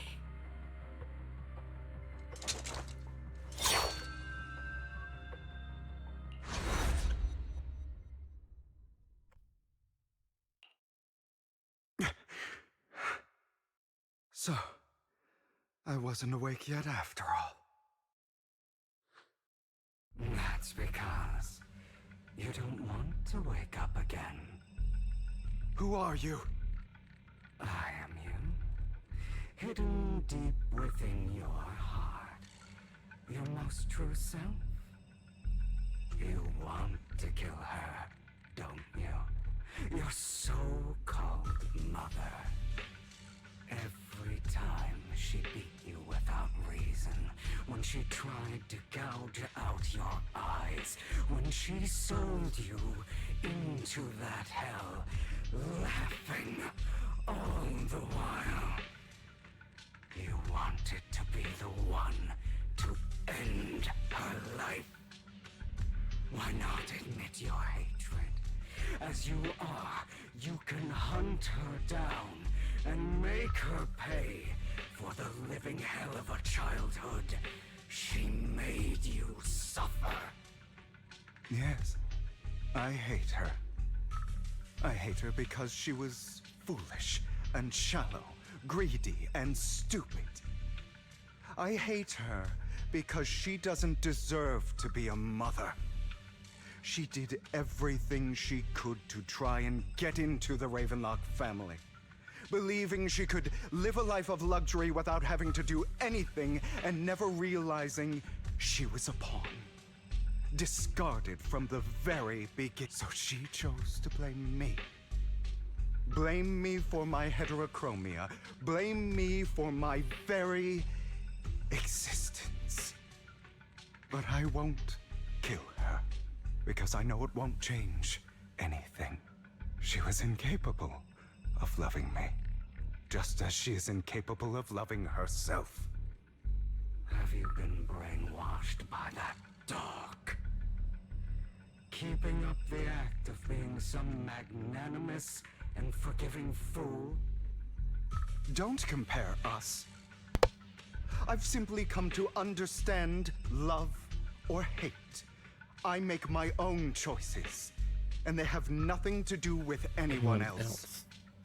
She sold you to the Ravenlock family for a huge sum of money. She used that money to start a new life without you. Well, does it not torment you? Kill her. For a long time, I thought the same way. But now, well, I want to make a different choice. Stop lying to yourself. This weak-minded thinking will only lead you to failure. Do you still not get it? This is how the world is! If you want change anything, you must first become the one who makes the rules. Just like that woman. The only reason she could treat us that way was because we were weak. So listen to me. Find that woman, kill her, and prove to this world your strength! It's what she deserves! Why forgive them? They don't deserve it! I'm not forgiving them. Or rather, I don't care about them. They don't even matter, at least not yet. You know, perhaps the person I hate the most, the one I truly cannot forgive, has never been someone else, but rather my weak, powerless past self who could do nothing but hide inside a closet and cry. I hate myself for having neither the strength nor the courage to resist. I hate myself for begging for so-called familial love, even after being treated so terribly. I hate that despite the pain of my wounds, I still hope to receive the carrot and not the stick. And that means you. Correct. So, I forgive you. I forgive myself. You'll regret this, fool. Your pretty words mean nothing.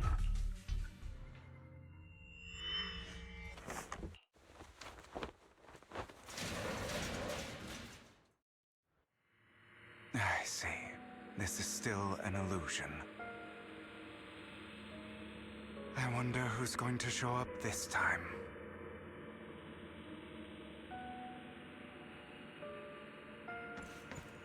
Brother! Hugo, let's play hide and seek! I'm already hiding! You'll find me, right? Like you always do! Serena.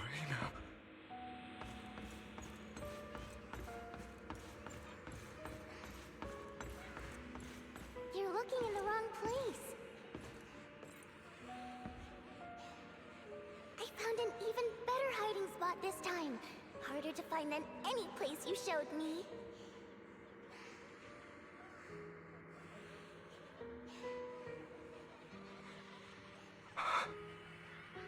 Hey, Hugo. Do you ever wonder why I had to die? It was because of me. That's right. It was because of you. It's all your fault. If only you didn't exist, I wouldn't have had to suffer.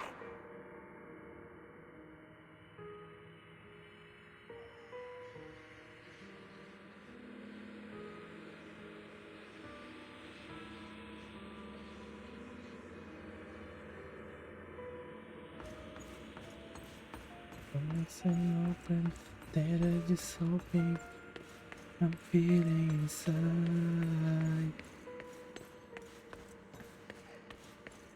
Still looking in the wrong spot. I can't believe you still haven't found me after all this time.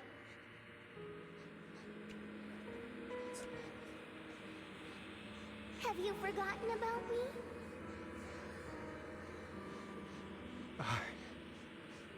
I haven't forgotten.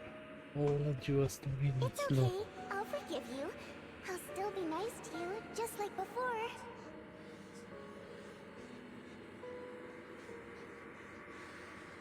I was the only one who was ever nice to you, wasn't I? Yes.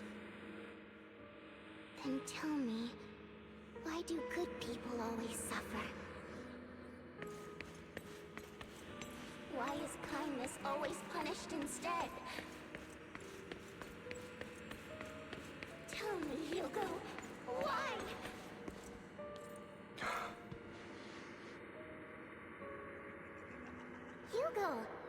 lost? Go back the way you came.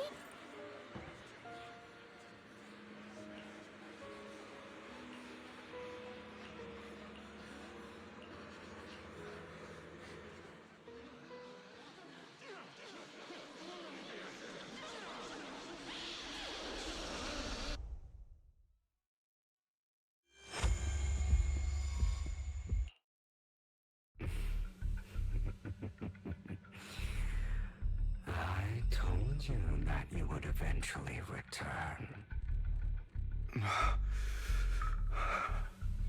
We meet again, my friend. I told you, I am you. The side of you that you've always tried to deny existed. Of course. I know. This time it's about Serena. Right? Yes. Your half-sister. And the only child in the Ravenlock family who was kind to you. Unfortunately. It was her kindness that led to her untimely death.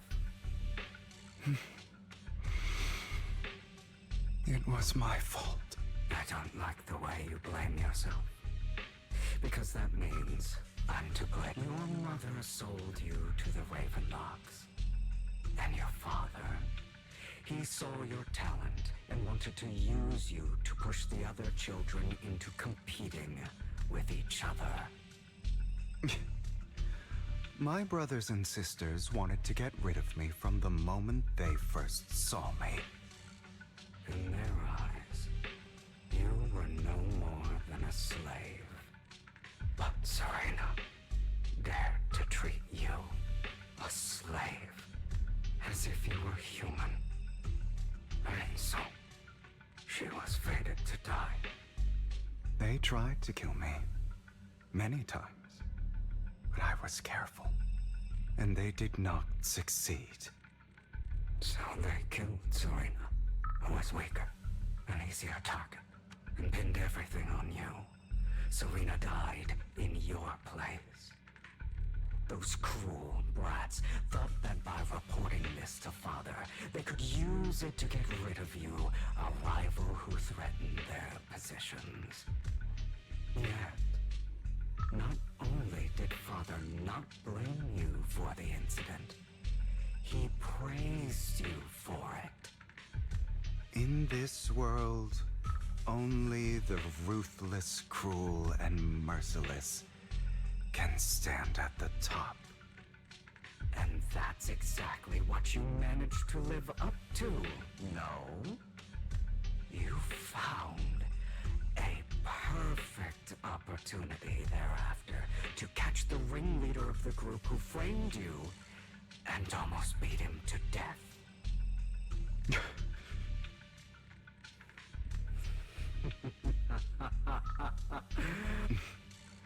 I don't remember that.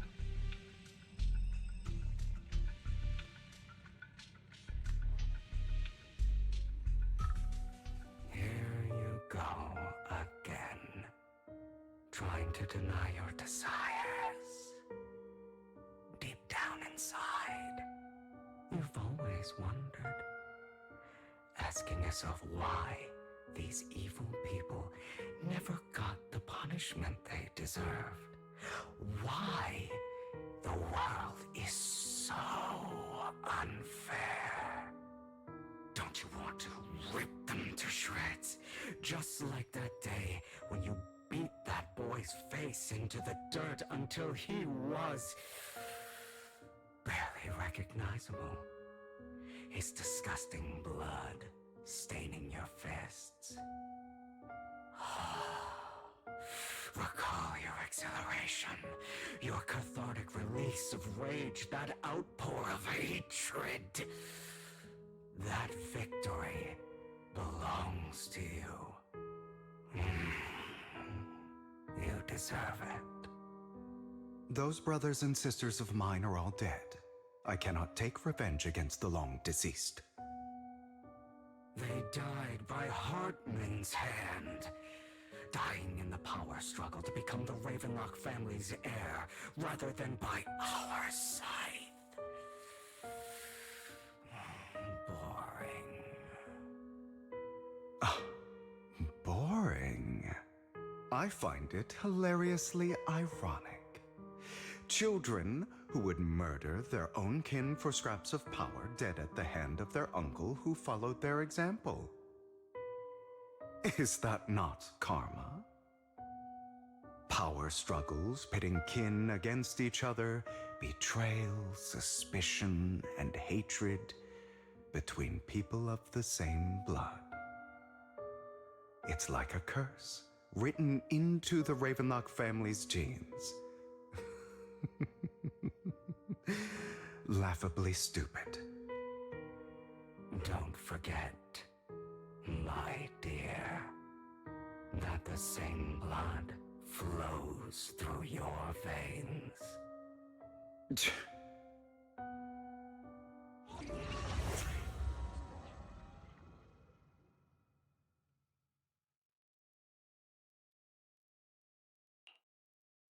That's right, my dear nephew. No matter how much you deny it, the blood of the Ravenlock family flows through your veins. Survival of the fittest. Only the strongest deserve to live. Only the strongest deserve to rule. This is the path of success that has led the Ravenlock family to victory countless times. A blessing and a curse etched into your flesh and blood. As long as you live, you'll never escape the mark of family. You are destined to one day become someone like me, like your father.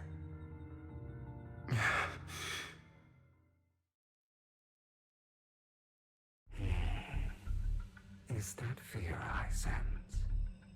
I can see you trembling. Why does the Ravenlock bloodline terrify you so? I won't become like my father. Never. You won't become a failure like him. So relax. Our power eclipses him, and so does our ambition. So, do not deny your own desire. Do not resist your own ambition. This is the talent you are born with. The best gift fate has ever given you. Admit it. Deep within your heart lies a spark, yearning to ignite a raging inferno that will burn everything down. And I am that spark.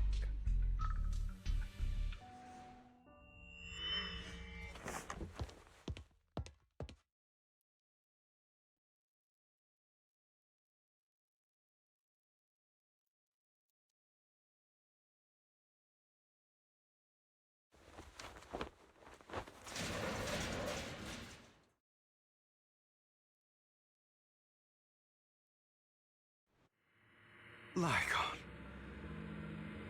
Never thought I'd be this genuinely thankful to see you.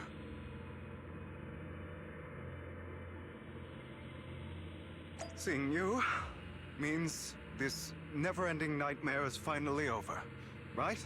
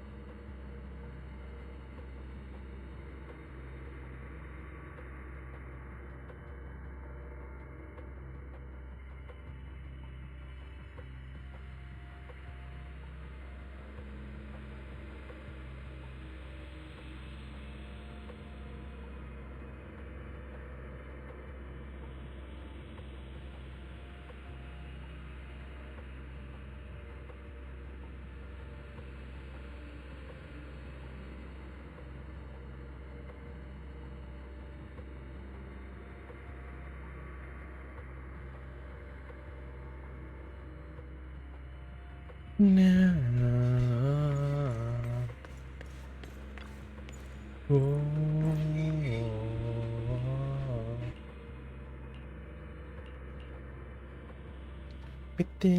I don't want to hear something like that from you.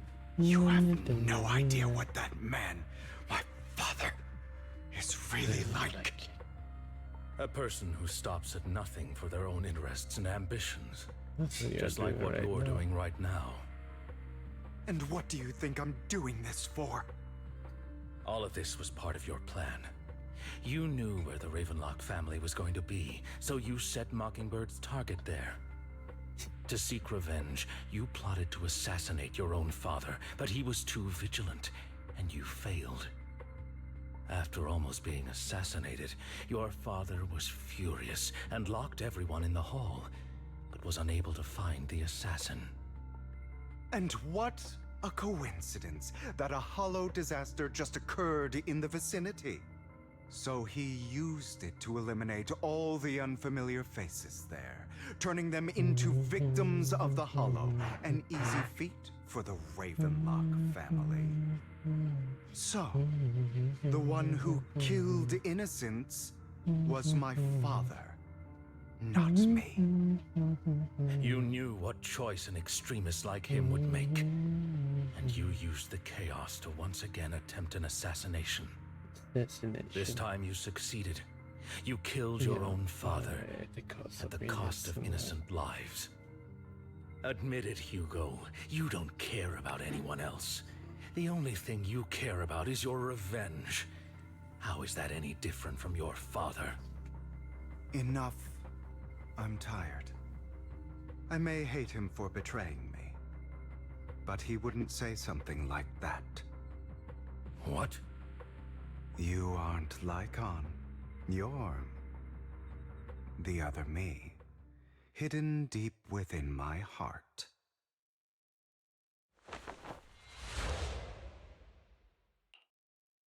I've been waiting for you, my dear. It seems you've already grown accustomed to this place. Just as you said, you are me, and I am you. There's no such thing as having an advantage over oneself. We are ultimately one and the same, forever inseparable. Then you should know what I want to say. When you and Lycon split, you didn't even try to clear up the misunderstanding, didn't deny or argue against what he said. Because you realized that deep down, he was right about you. You just hadn't acted on it yet. Some people live only to bring more suffering into this world. Sometimes, murder is what brings justice back into this world. For that, I must stain these hands in blood. That's right. Just like what you said before you faked your death. Were those words really just an act? To slay the dragon, you must first become one. You know the truth better than anyone. If you hadn't hesitated, and instead seized the first opportunity to kill your father, innocent civilians wouldn't have died. Your partner wouldn't have lost an eye and both legs trying to save people. And Mockingbird, you can save more people. I've spent countless hours in regret over that incident. So why not submit to your true nature? You want to be the judge, jury, and executioner of this world. And you can. I wasn't responsible for Father's death. The true mastermind is my uncle, Hartman. His schemes to kill the head of the family were all so he could take control.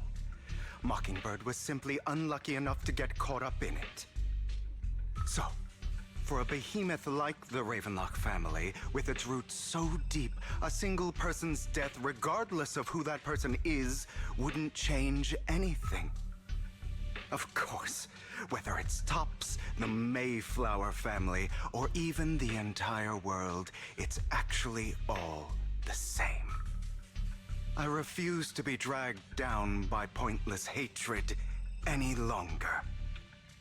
You foolish, stubborn idiot. Do you understand the power of hatred? Have we not come this far precisely because of it?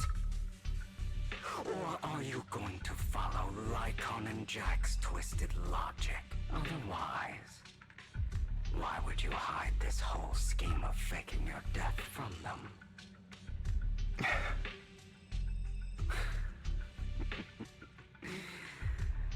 You've built an impenetrable wall around your heart, keeping everyone out. Of course you are right to do so. No one in this world can be trusted. Always. All you'll receive is hatred from your own blood and no love. But the most ridiculous thing is that you want them to trust you. You stay silent and long for them to notice your suffering. You yearn for your companion's understanding and trust. Idiot. That's why you are incapable of exploiting them for your own ends. You care about their safety even more than your own.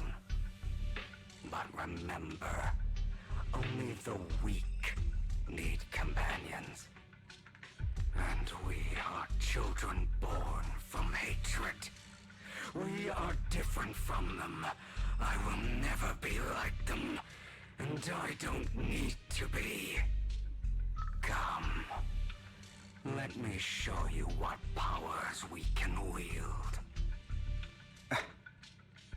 But you are me. And I'll never lose to myself.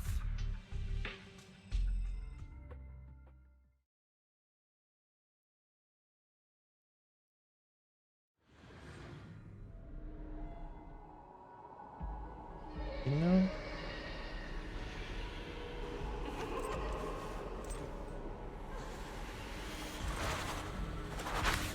Spook.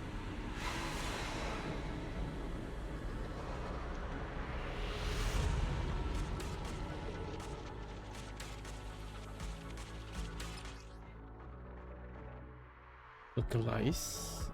Okay.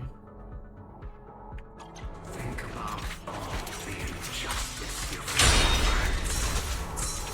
Is that all? If you choose to forgive, betray yourself.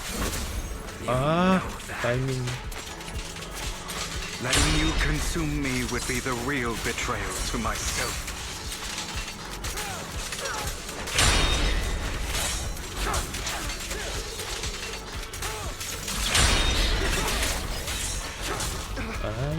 Give up.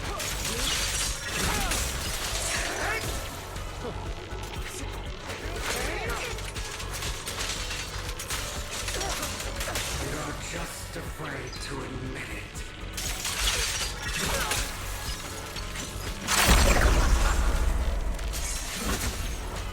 Pathetic.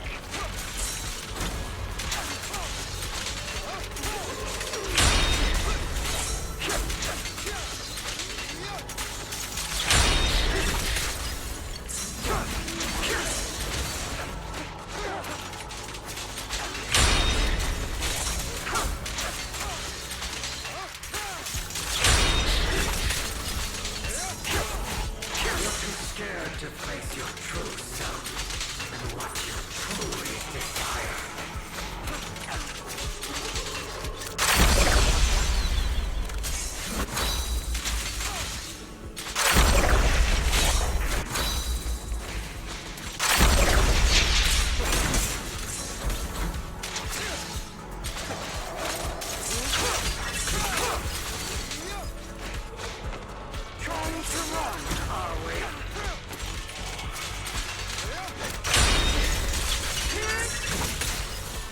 prepare to kneel before me.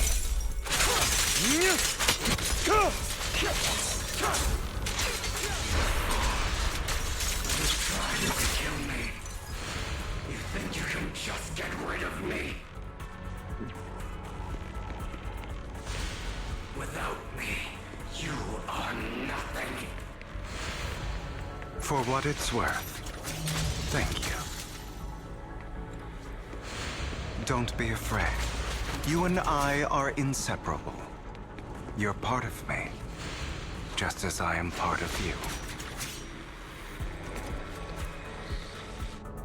Fancy words won't change anything.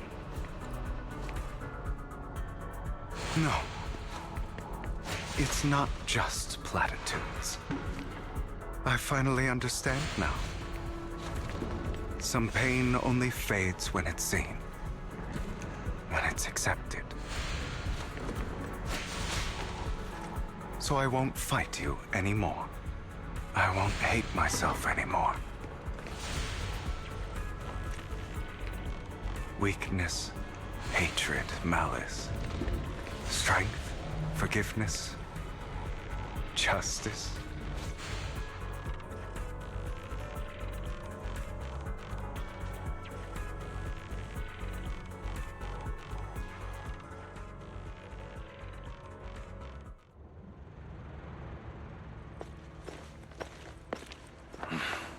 Hugo, it's time.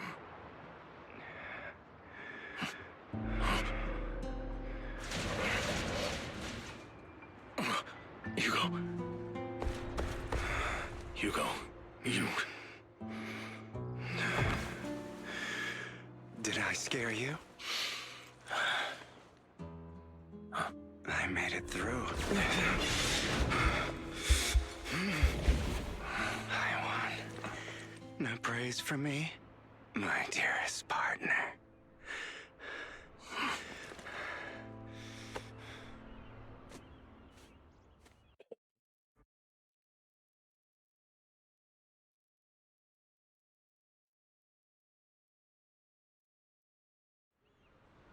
This is...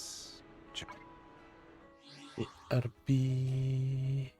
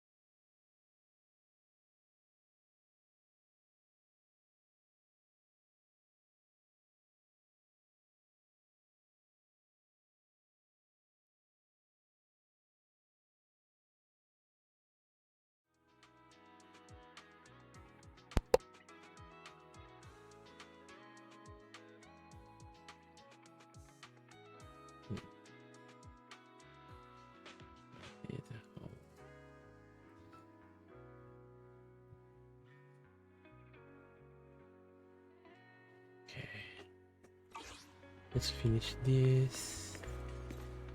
Maybe we'll end this. Ah, my former partner. You're still as punctual as ever. Are you sure you're fully recovered? How about we fight? And I'll show you how recovered I am. I refuse to fight someone who is in need of medical attention. How thoughtful. I'm tired. I'd rather you not starve to death.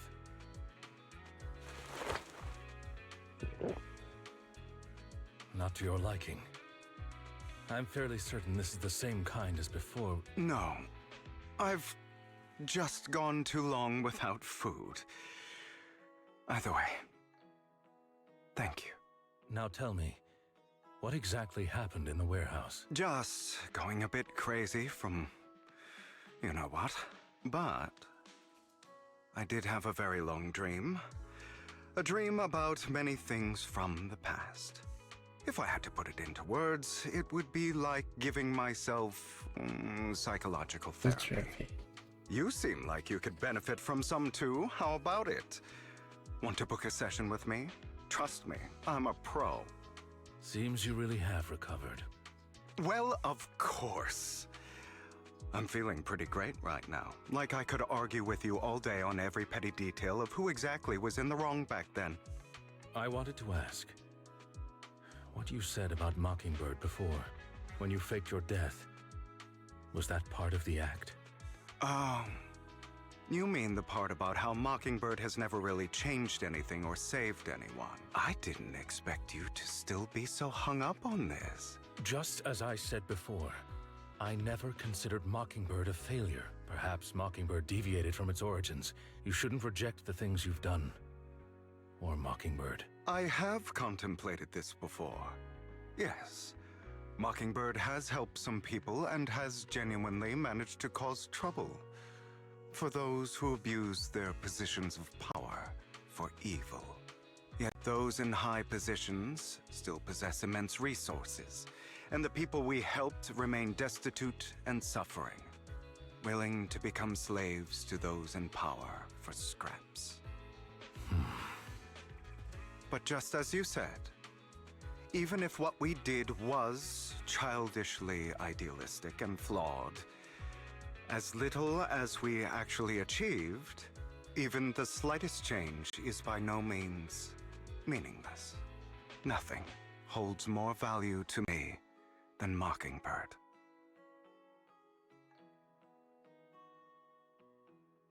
All right, let's catch up later. I thought you would rest up first. As much as I would prefer that. My dear uncle and the Exaltist fanatics likely would not give me such an opportunity. If all has gone to plan, the fish will have taken the bait already. And if everything goes very well, I'll soon have solid evidence of the Ravenlock family's crimes. Well then, thank you for your assistance, former partner. Let's part ways here. I'll go with you. Lycon, surely you don't think that because I just recovered, I'm too weak to deal with those useless fools. Hartman's actions will disturb the safety of New Eridu. As I serve the mayor, I should intervene. Very well, whatever. Let's go. And don't slow me down.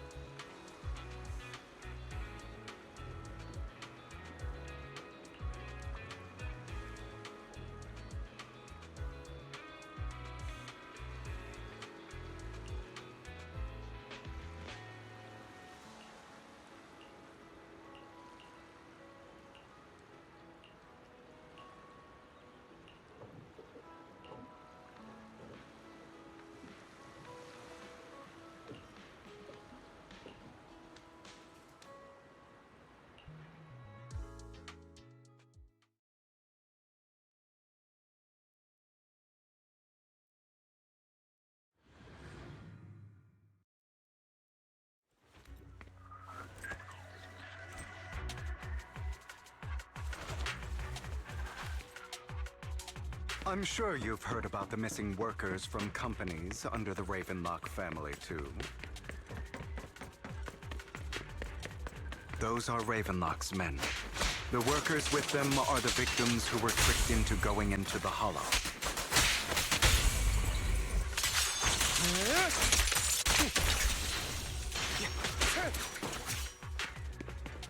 Come on, let's get them out of here.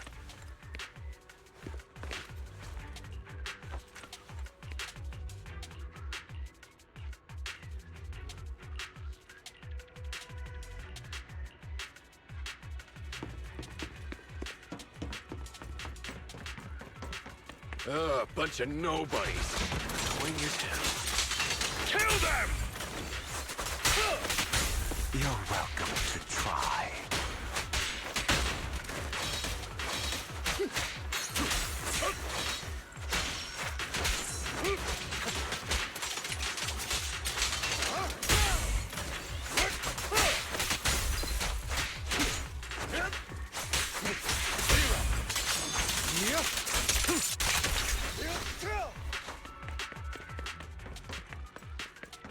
More workers here.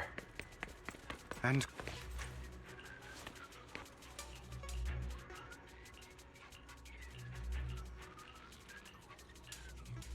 is Hartman behind this, too? of course. He threw them into the Hollow like offerings for the Exaltists.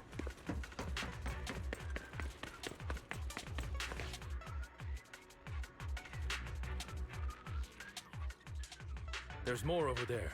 It's different this time. I still need more direct evidence to ensure... The compensation you promised, it's all real, right? All we have to do is follow you into the Hollow for some simple tasks, and you'll give us a huge sum of dennies. Sounds real suspicious. Shut your trap. You keep yapping and asking questions. If this is all so suspicious, why were you so eager to sign up for it? Because I don't have a choice. My daughter was previously caught in the Hollow disaster and suffered severe corruption. The treatment costs have completely drained her. It's the same for me.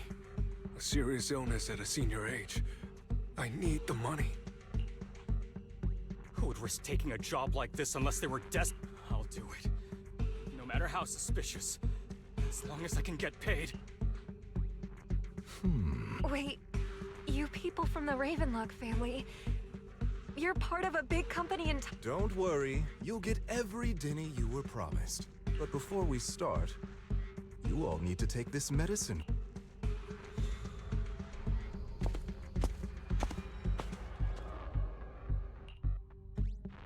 Bro, should we really be doing this already? These workers keep talking. We're wasting time. And the sooner they take it, the sooner it'll be over. What? You didn't say anything about having to take pills. Look, this is good stuff, all right? It'll increase your ether aptitude. There's tons of people who'd kill for something like this. Exactly! You'll be working in the Hollow for several hours. This is essential medication. You have to take it before we continue. If you refuse, then you can forget about the job. Of course, you won't... Lycon, what are you doing? Rescuing those workers, of course. Now is not the right time. As I said, we need more evidence to ensure the plan works. And as I said many years ago, you can't exploit innocence to achieve... So... If that's not what you want me to think... All right. It's a little complicated, but simply put, these workers will be fine. Of course, it's your but if you try to rush in... I trust you. All right. Now we can go and beat them into the ground as much as... Don't forget, you owe me an Also, don't overdo it and kill them. Even if they're the worst of the Ravenlock family. All right, Your Holiness. Those were... Who the hell are you? Why don't you take a guess? We're the ones here to stop you.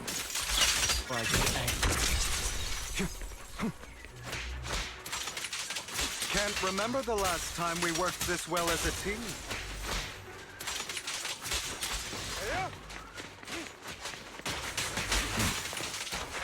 Your legs? How are they feeling? I'm fine. To be honest, I think I prefer the way you used to fight. Let the party begin.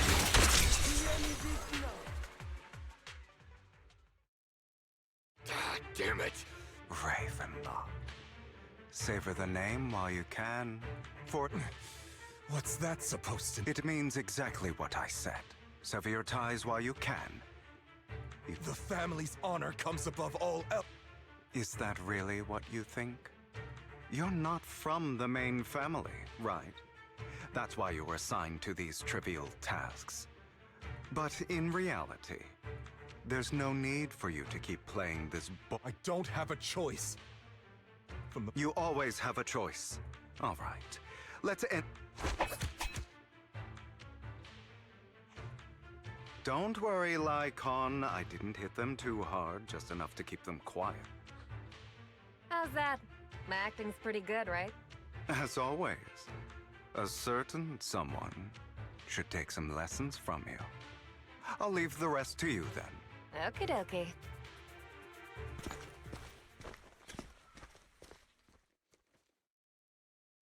Okay, now can you tell? As you can see, that worker just now was actually... The pills were swapped out with vitamin tablets. Outside of this batch, some workers have already taken the actual substance Hartman has. But rest assured, the antidote for it is already in development. I found the best in the field to help, and with the data I collected before, we should have... I wanted to ask. The reason, besides getting evidence, it was also to collect data on this drug. It seems you're not completely... I thought you were just being stuck. Then, I have one last question. The truth is, I heard everything. That entire conversation between you and Jack. Before he passed away in that small attic. When Jack called you aside and gave you those warnings. When he told me you might go down the wrong path? That's right. You never said anything. You know there's no way I... Besides, back then, even I was confused about... Jack... It's all in the past. You don't need to explain anything to me. Enough. We should get going. If we're going to reminisce over the past, we should find a more suitable location. Lycon, it was a scheme hard. I did indeed attack, and even before that. Even now, but I no longer care to personally do... You... I know we may never... I once wanted to fight against those ugly truths that defined me, so... As... You've changed. Don't patronize. I still disagree with Jack's words. And I will walk the path I believe, but... Should I say thank you? You're welcome. It was just an accident. I'm doing well now. On the contrary, perhaps I should be the one. I used to think you wanted power. That everything... I am a god. I am my own god. Or you could say that in this world, there are many things that we are powerless, just as I said before. Let's go. I still have to witness the end of Raven.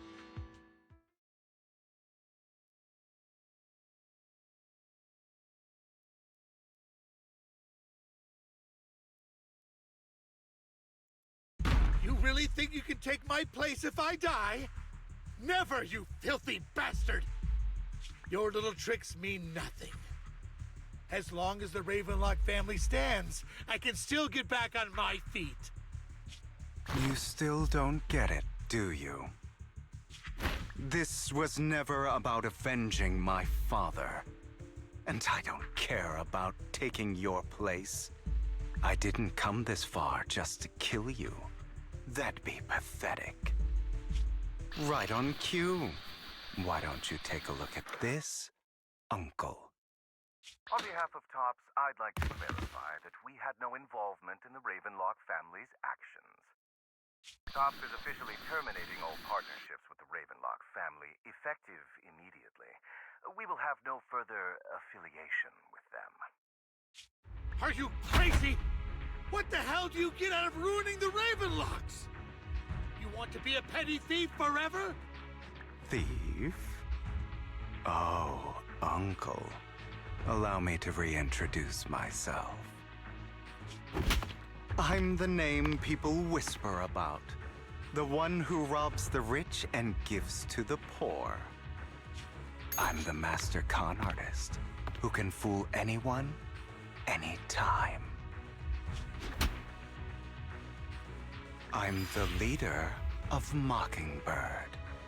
The one who turns every headline into my own stage. I have friends who'd catch me if I fall, partners who'd shed tears for me, and allies who always have my back.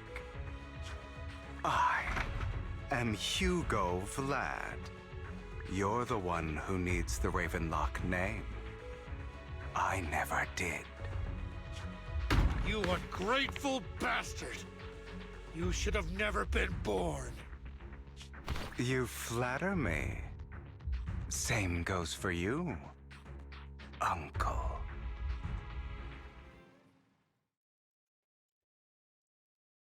You've done well, Vivian. You had better give me an explanation. And here I thought this would be a touching reunion. What's with all the anger? Hugo, I'm a member of Mockingbird too. And I mourned your death. Listen, Vivian. I don't want you or the people you cherish to get caught up in danger because of me. I've always been selfish, so I don't hesitate to use you all as variables in my plans. But it is because I am selfish that I also don't want my failures to affect my treasured companions. In any case, if you were in the same position, would you not make the same decisions? Lycon's taking care of everything outside. We should go. Also, Wise, thank you. And I'm sorry for the whole act where I threatened you. It was the only way for Hartman to drop his guard against you and leave you be. I, Hugo Vlad, am forever indebted to you.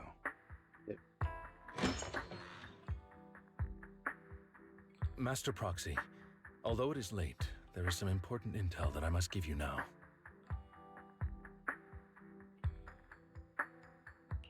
Did you know about Hugo's plan to fake his death and everything that's been happening, Lycon? I was simply playing along. After all, I could not determine whether Hugo's plan would pose a threat to you. You are a student of the mayor's late friend, and I am obligated to protect you. You still have that Mr. Hugo Vlad, if you have any important intelligence to share, please do so with haste. I need to return to rest before midnight. You two sure are, close.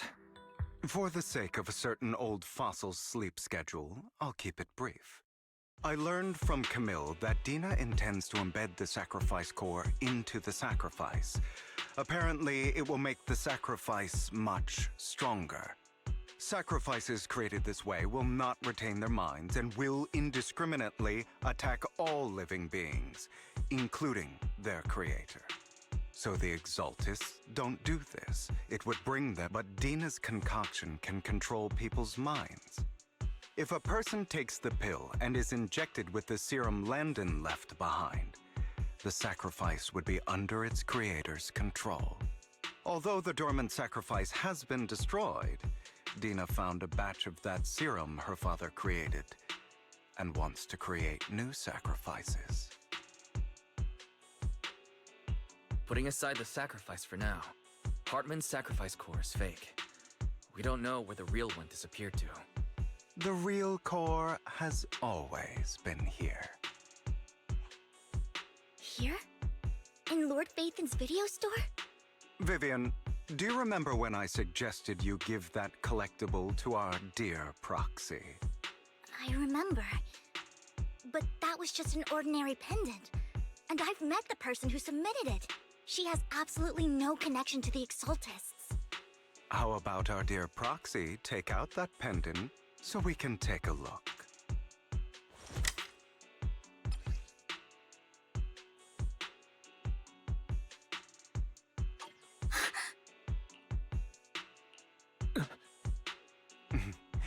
I'll take your surprised expressions as a compliment for my little trick. I will hand over this core to the mayor as agreed, since he fulfilled his promise to protect Vivian and the manager while I was pretending to be dead.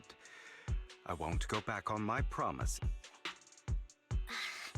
No wonder the mayor would promote rhetoric favorable to Mockingbird. I can't believe I thought he was actually being sincere. Since we have the sacrifice core, all we have to do now is stop Dina from using innocent people to make more sacrifices. Yes, and we need to destroy the last batch of Landon's serum. Hopefully with no options left, Dina will give up her obsession. All right, that's the important stuff. I'm going to go and confirm where Landon's serum's been stashed. I'll contact you again once I have some.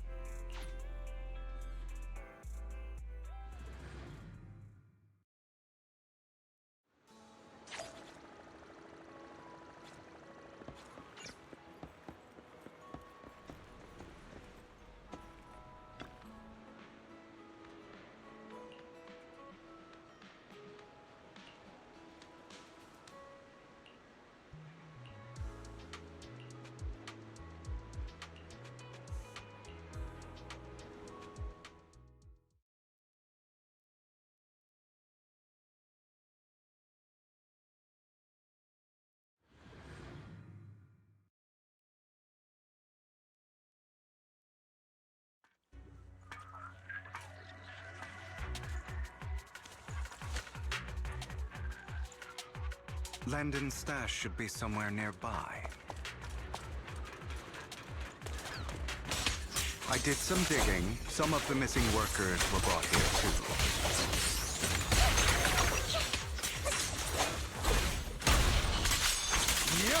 Dina's getting ready to make her move. Don't worry, we'll clear them out. They're trying to destroy the goods! Stop them!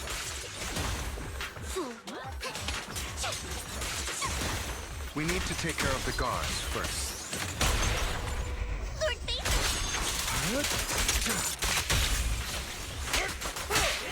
Some of the serum is stored in this warehouse.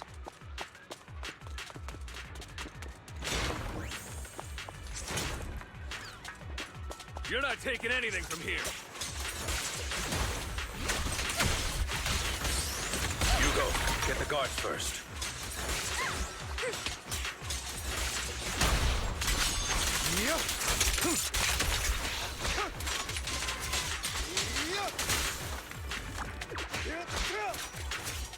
You just stepped into your own graves!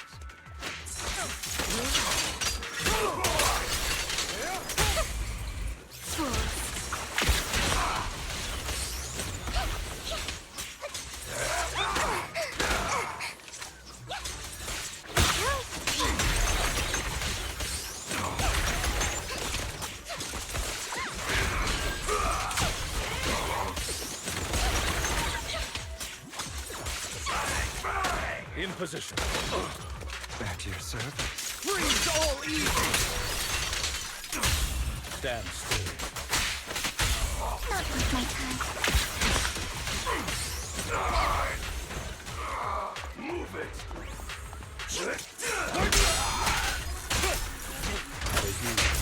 I'll eliminate any obstacle. Head for flowers that bloom in your face.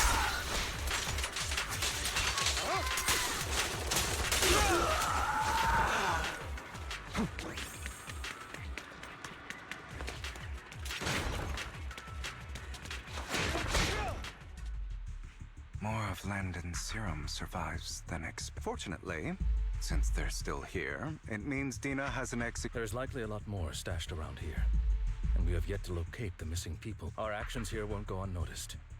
Perhaps they're making plans. With Landon and Dina's concoctions combined, she may be capable of creating... How about we split up? Hugo and Lycon will destroy what remains of the substance around here, and Vivian and I will go search elsewhere. Very well. Let's go with your plan. But, according to Camille, she's absolutely obsessed with completing her father's dying wish. Who knows what she may try. Let's part ways here for now. Sure. I've been feeling way better these past few days, so just leave it to me. It's only now that I realize how fortunate we are to have two Lord Faithins. Yeah, but I feel like our work's doubled. In the past, Wise and I would only ever work on the same route. Greater power means more responsibility. And in any case, I'm sure the mayor would be able to provide double compensation. He's a very generous person, after all. Right, Lycon? I will request additional compensation from the mayor. It's not about compensation. It's just... I'm still not used to us being separated in the Hollow, so I'm worried about Wise's safety. Oh, but I have no doubt in your abilities. I just haven't gotten used to it yet.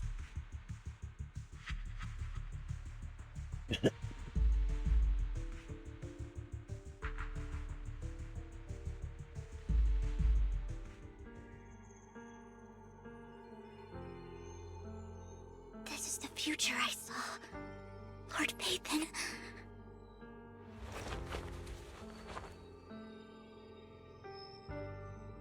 I'm sorry. This time, I will make sure the future... I don't want to bring you misfortune. That's all I wish for.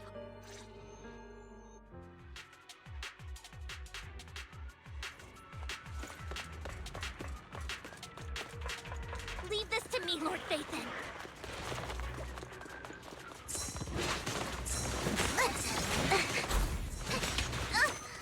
Don't touch me. Set it up with my chest. What's up?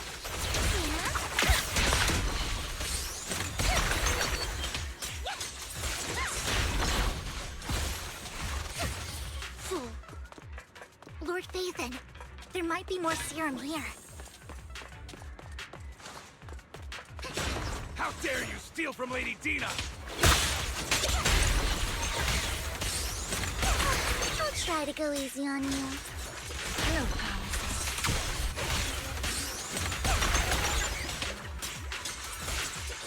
Don't touch me.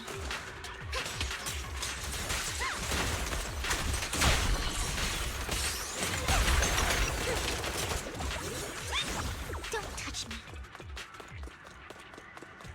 There are containers by the fissure.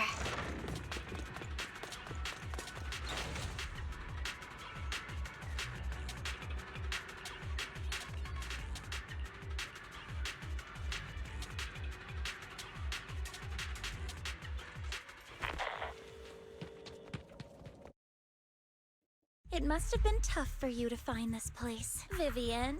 If you had stayed, Those people have been taken to safety. You're all out of options.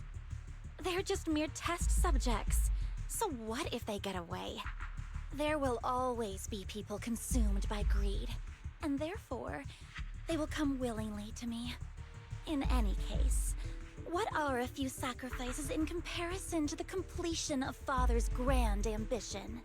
Dina, you deceived those people. They didn't come willingly to you. You tricked them, just like Landon did back then. Deceived? Father gave hope to those who had everything taken from them by the Hollows. Vivian, you once rejoiced at the hope Father offered you, too. Before Father took you in, you were no more than an omen of disaster that no one wanted. It was Father who gave you shelter and a purpose for existing. Do you remember the first time you bestowed a blessing under Father's guidance? How did you feel when that person looked at you with adoration and gratefulness? That was the first time you felt hope. Like your existence had a purpose, right? Don't forget that it was Father who, through what you call deception, gave you hope.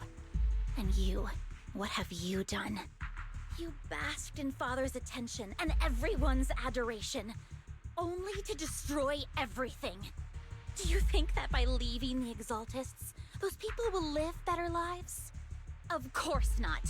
Those who suffered under the Hollows will only continue on as walking corpses, without the hope Father gave them. Do you really think you're some sort of savior, Vivian? In the end, you're just an ungrateful brat who brings misfortune to those around her. It was you who destroyed everyone's hope. Not everyone wants to live in false hope, Dina.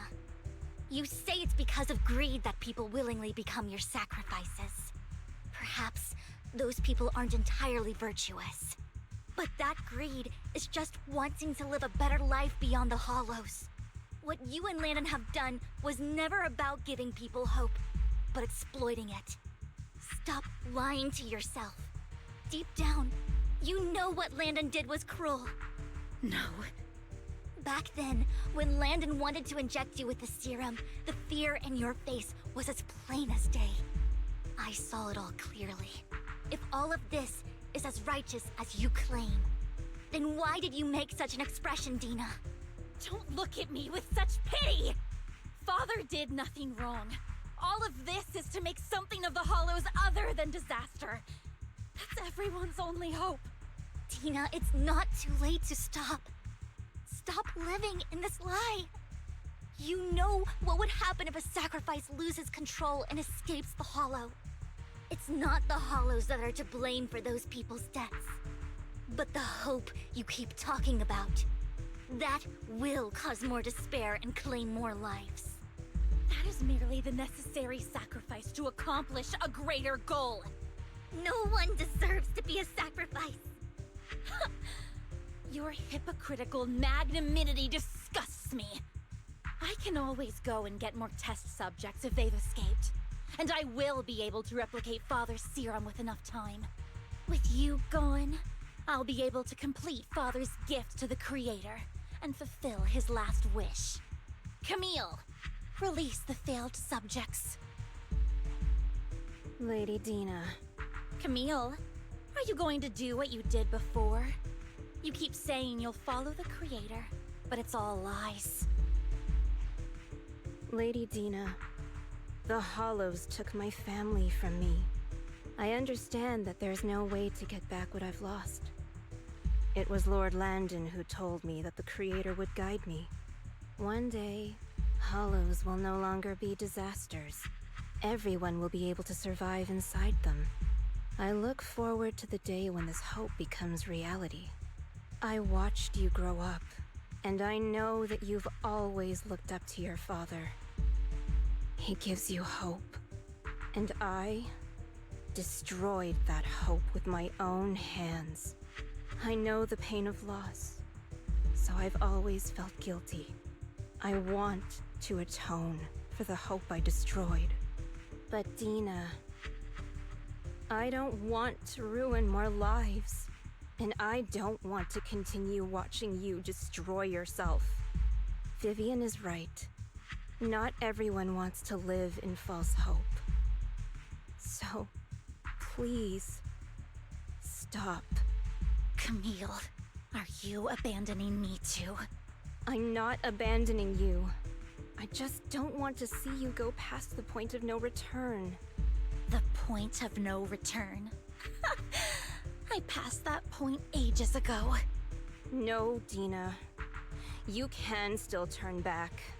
I'll be your way back. Where are you going, Camille? I made a deal with Hugo and the mayor. If someone needs to take the fall for this, let it be me. I did it. All of it. I've been forcing Landon's only daughter, Dina, to research how to create sacrifices. I colluded with the Ravenlock family for my own gain. Everything Dina did was under duress. Since I've kept her captive for so long, she doesn't have the skills to survive as an independent member of society. She'll need a caretaker and teacher. Someone who will look after her and educate her. No! I refuse, Camille! I refuse to accept this! Dina, I'm going to dispose of those failed subjects. I won't allow it! You'll die! I won't allow it! You can't leave me. I command you! You've always followed my orders, and you will follow them now! It wasn't your orders that I've been following. My younger sister, who was stolen from me by the Hollows, also had such beautiful red hair. When Landon told me the Creator could bring me hope, you were standing there, right behind him. I was certain, then and there, that this was the hope the Creator had given me. Start over, Dina. You still have so long, so much time. You'll make friends, find people who love you, and make many beautiful memories. That's not what I want! Camille, you're not allowed to die! I won't allow it! I won't allow it! Goodbye, Dina. And I'm sorry, Vivian. I'll leave the rest to you.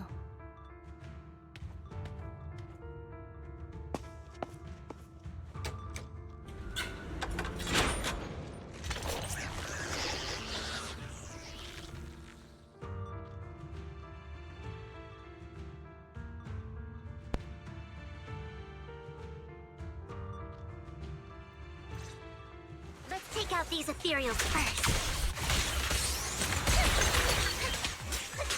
We can't let Camille's efforts go to waste.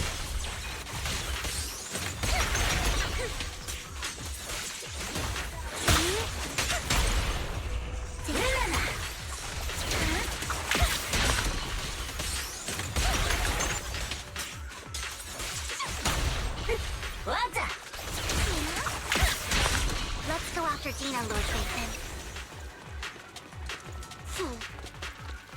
They must be on the other side of the fissure.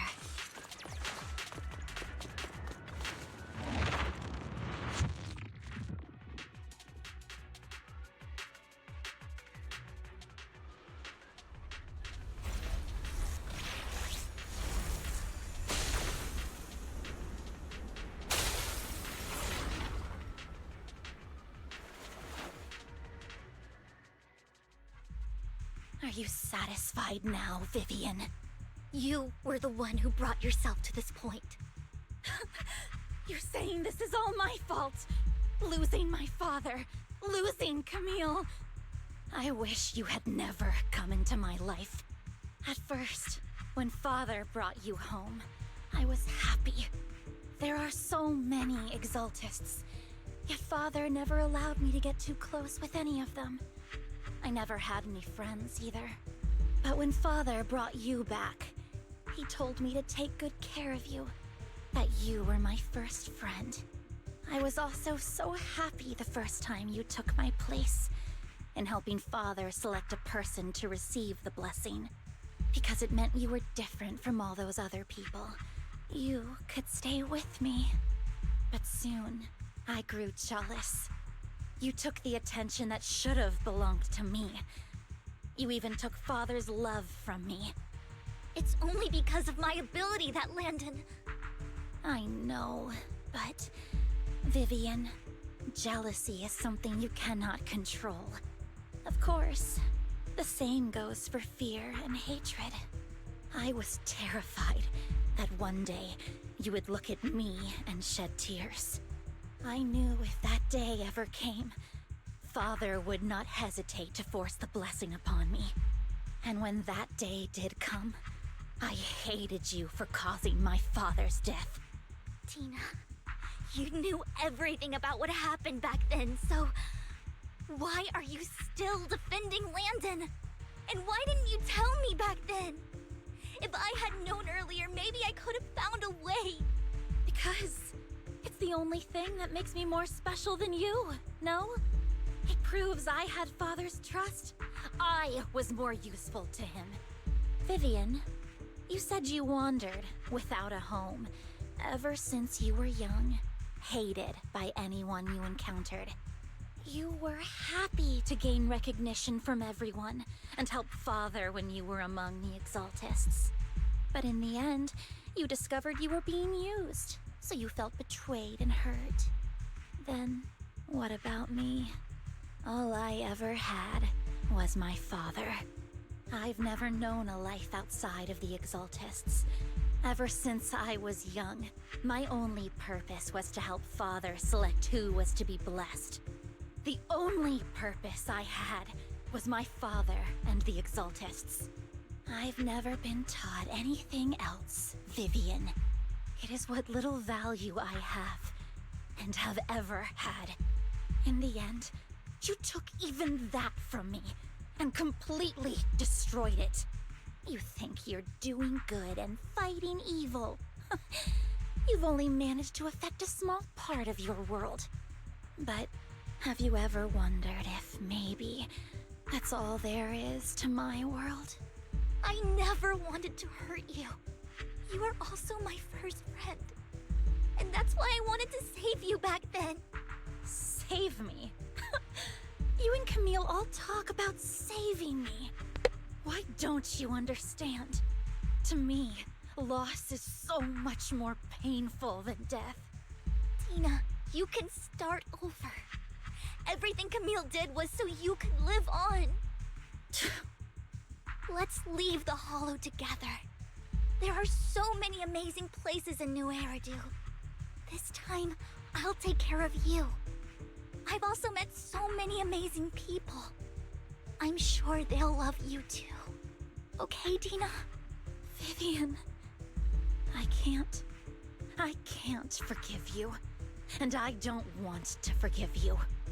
I have nothing left. Evil. If what little hatred I do still harbor were taken from me, well, I refuse to be so pitiful. I won't apologize, Vivian. I don't want to hate myself, so I can only hate you for killing my father. And that's just the kind of person I am. Hateful and despicable. I refuse to owe anyone anything. I refuse to feel regret. I won't. Vivian, I will keep hating you. I will take all who are precious to you. I will also hate Camille, so I won't do as she wished and start a new life. Vivian, if you had never existed, if I had never, you would be... Lord Phaethon, please do not interfere. She was my first friend. I'm going to bid her farewell.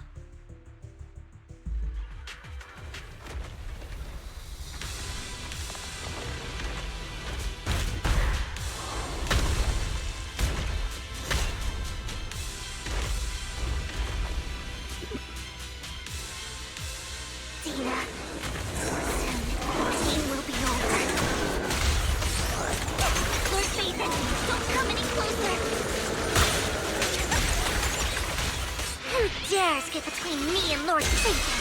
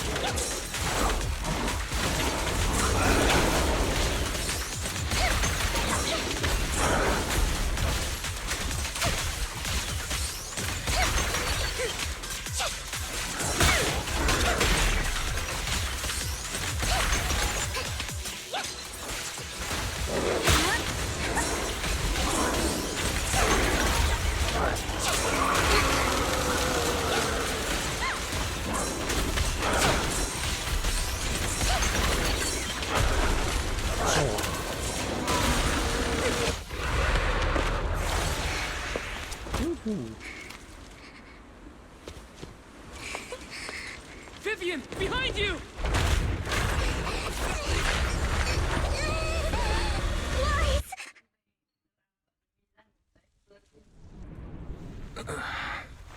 What happened? What the...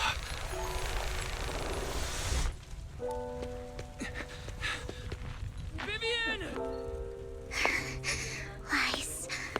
Don't come near me. This is my own choice.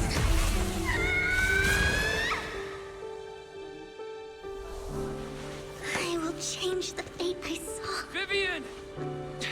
I just want you to remember me when I looked my best. Vivian! Careful. Vivian, your body... I'm sorry you had to see me like this, but I don't want to be the one that only brings misfortune anymore. No. There's got to be another way. It's so warm, and the night is beautiful. Vivian?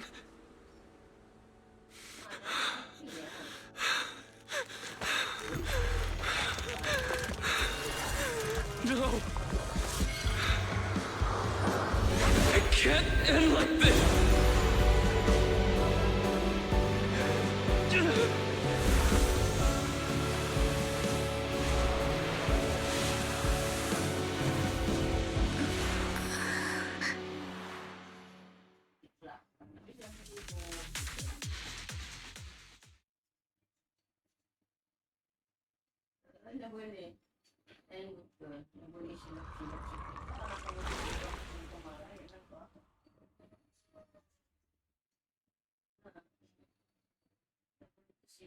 Wise.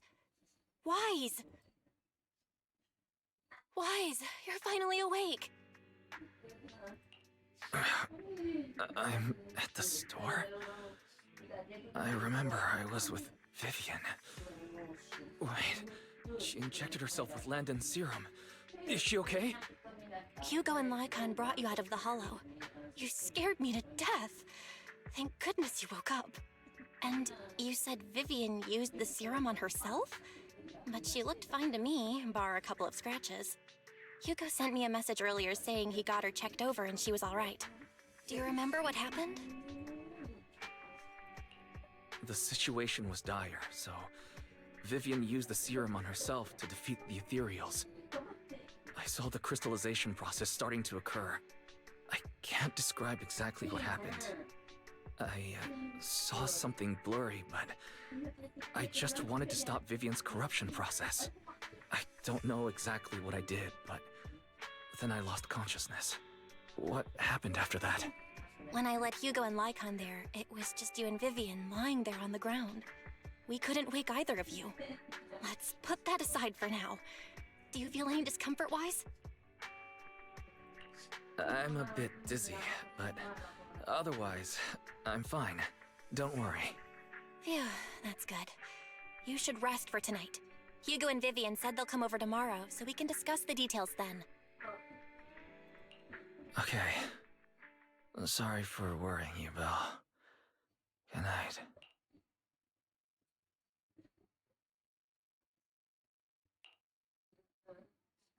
Lord Phaethon! How are you feeling? No headaches? Leg pains? Heart palpitations?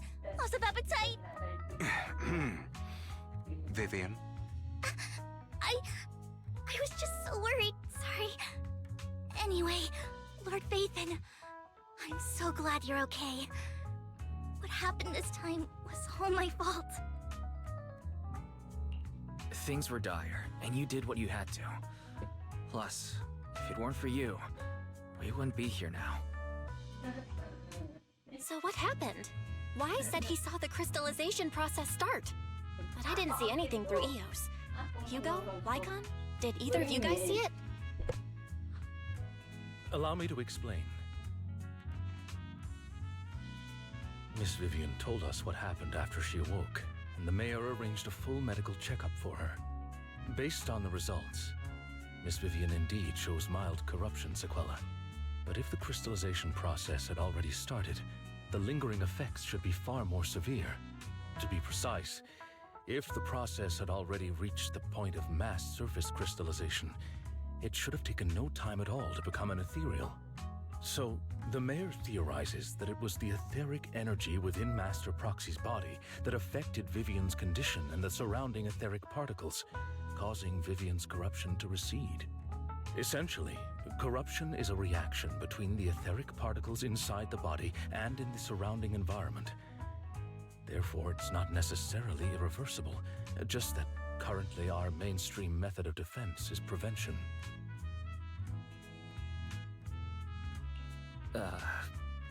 I'm having a hard time believing that, even if it's coming from you, Lycon. It's almost like you're claiming I can manipulate etheric energy.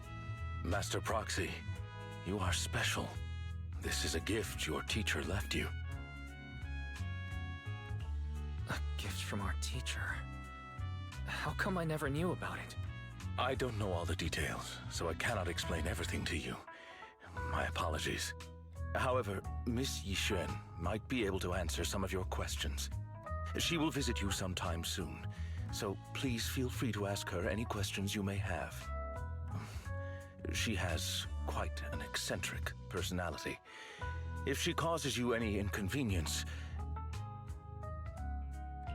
Can I file a complaint about her with you if she does? Master Proxy, you have always been a people person, so I trust you will handle things just fine.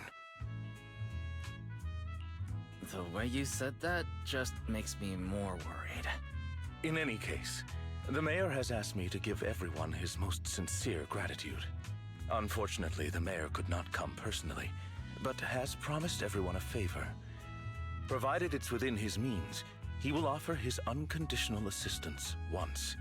There is no time limit on this favor. Unconditional, What if I wanted his position as mayor? If that is what you desire, then the mayor and his subordinates will be first in line to vote for you in the next election. As for the other votes, you'll have to work for them on your own. But should you assume office, I hope you take full responsibility for handling all day-to-day matters and lead by example. By sheer happenstance, the mayor has provided you with a copy of his current assignment, the City Waste Sorting and Processing proposal. Old fox. Well, can I request Lord Phaethon's? The mayor imagined you might ask. I have prepared all the necessary documents, and the ceremony expenses will be covered by the mayor as a gift. As long as Master Proxy agrees, we can sign and process the documents immediately. But this matter requires mutual consent and cannot involve coercion, confinement, or one party's lack of consciousness. Stop! I would never do that to Lord Phaethon! Probably. At least not today. As for you, Master Proxies, the mayor has some sense of what you desire. That said, he hopes you might speak with Miss Yixuan first before you decide the timing of that favor.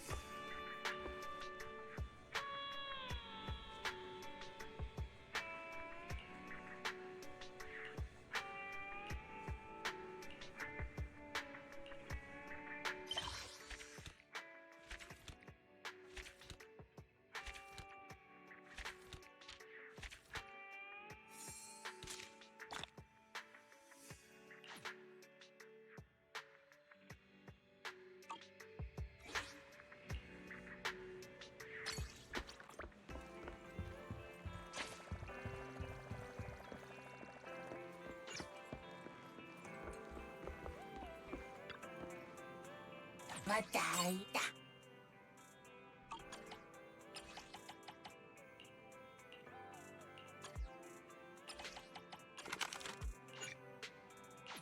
Mierda.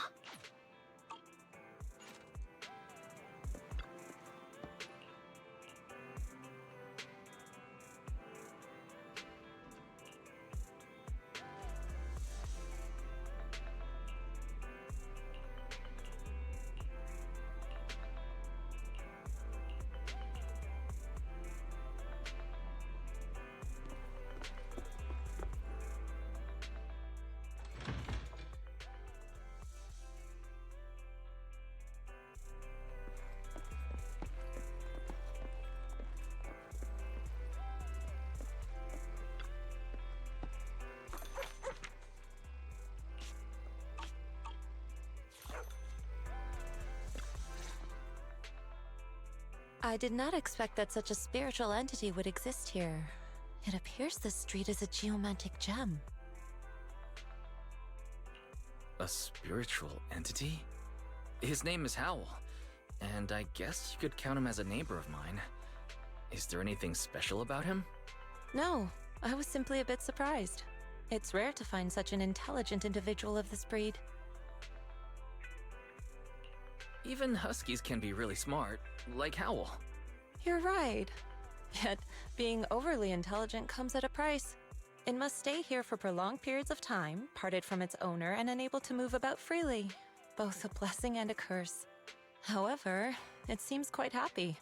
We've strayed a bit off topic. Since you're back, let's discuss our partnership.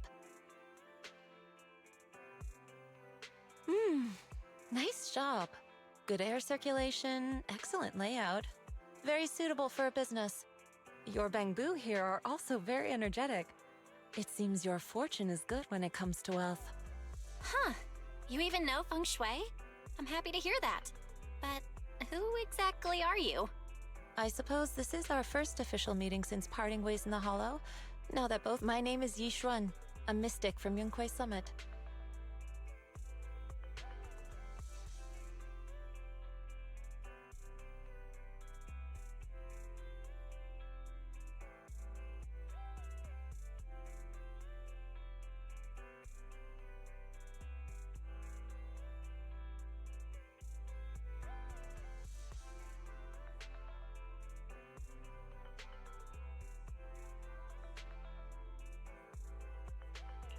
Mystic?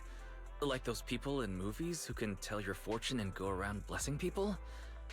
This is my first time meeting one in real life. But what's Yunquei Summit? Any details you can give? Just an ordinary sect of the mystic arts.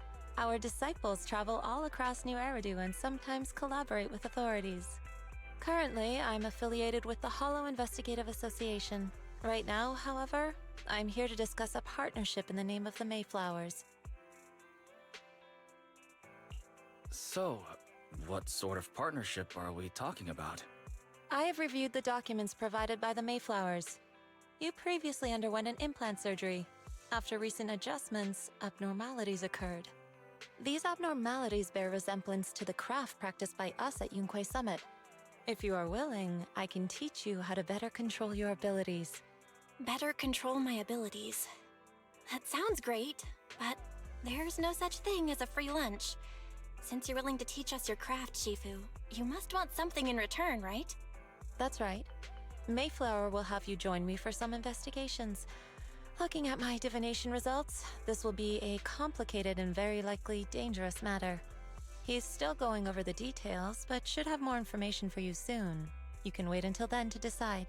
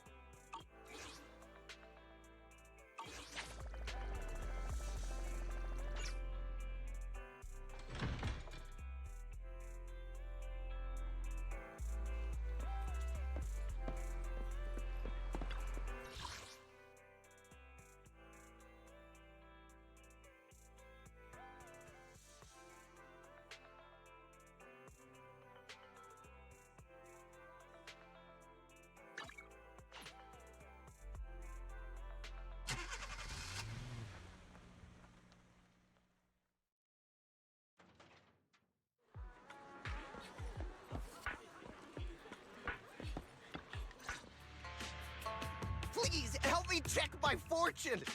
Here's my pop. Look, doesn't this thick wealth line mean I'm about to strike it rich? I've looked it over, and your fortune is decent. Huh? You barely looked at it, and you're already done? You have good fortune. What? You don't believe me? I do. Thank you so much. Next, it's my turn. Hey, wait, hey, quit cutting in line.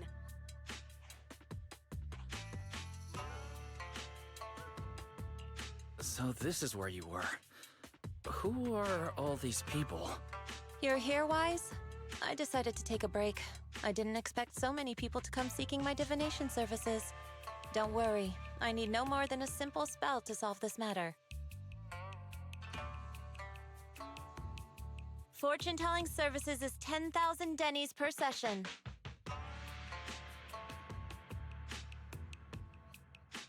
All gone? Good. It seems the Banish Wealth and Desire spell is still effective. Banish Wealth and Desire? That's a spell? This isn't the kind of craft you said you were going to teach us, is it? Our video store has a business license, and we'd get complaints if we charged unfair rates. Of course not. This is just a trick to deal with trouble.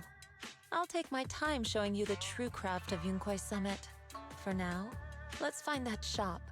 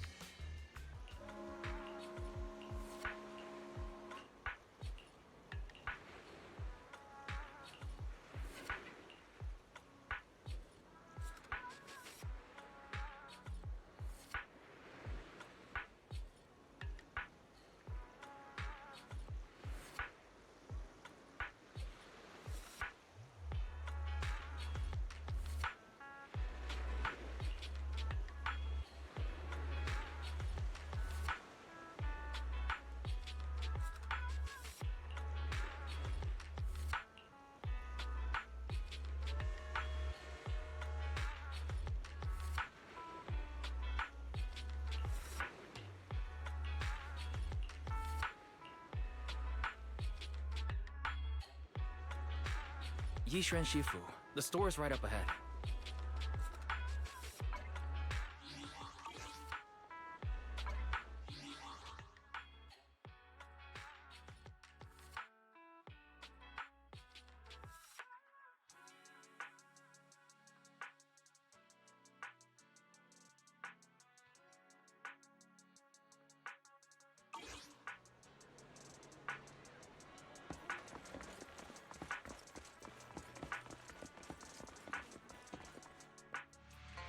Ah, this is the one. Seems it's closed. Another wasted trip. Not necessarily. 1 second, please.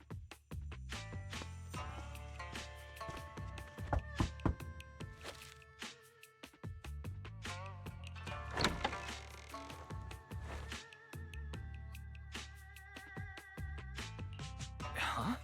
Is there someone inside? Relax. The boss prefers to do business with people they know. They like their peace and quiet, so they rarely open for customers. I'm an old acquaintance and just wanted to retrieve something.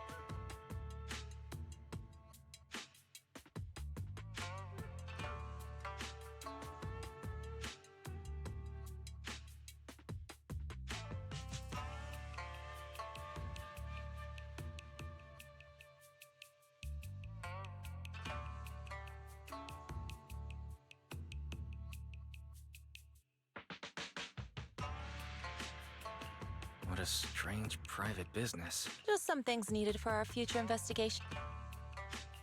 Really? Shifu, I feel like you're always so mysterious. Rest assured, I'm not hiding anything from you. It's simply because the correct time has not yet arrived. So since we've already obtained what we came for, let's part ways here. There will be plenty of time in the future. We will certainly meet again.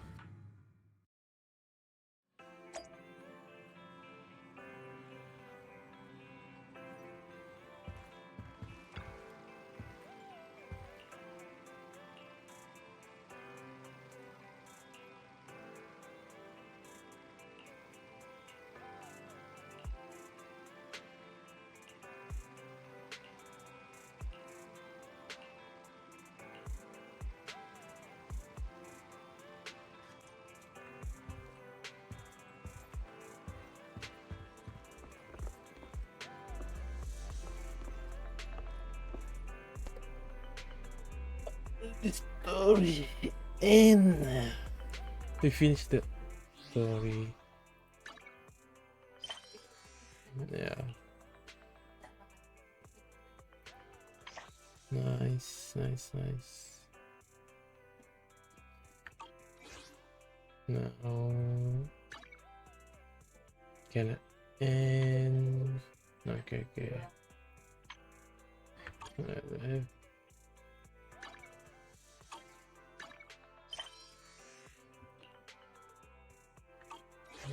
Some other thing.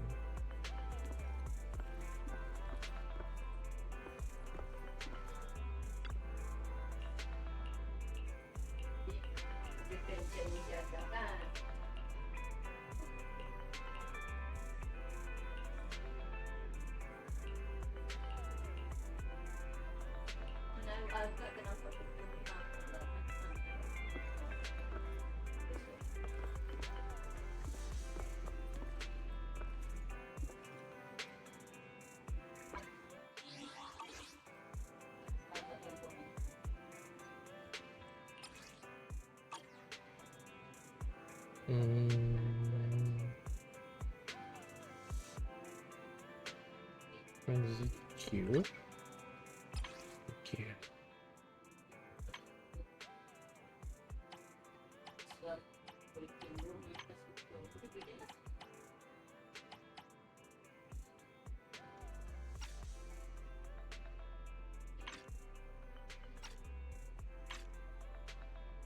I need to get the character. I need to get the character. Then you can ask them to hang out. Okay. Damn, 7 hours. Things just gonna end. Oh, hey yo, hello. How have you two been? Hey, Chingy. Are you off work today? Want to borrow a videotape? Afraid not. Today, I'm here for a routine visit. Routine visit? Ah, now I remember. The reason I came to see you both today is because the final decision regarding Phaethon's punishment has been made.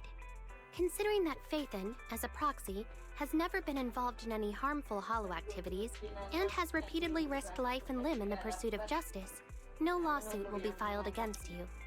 However, as punishment, all the funds found in your previously confiscated Internaut account will be forfeited as a fine.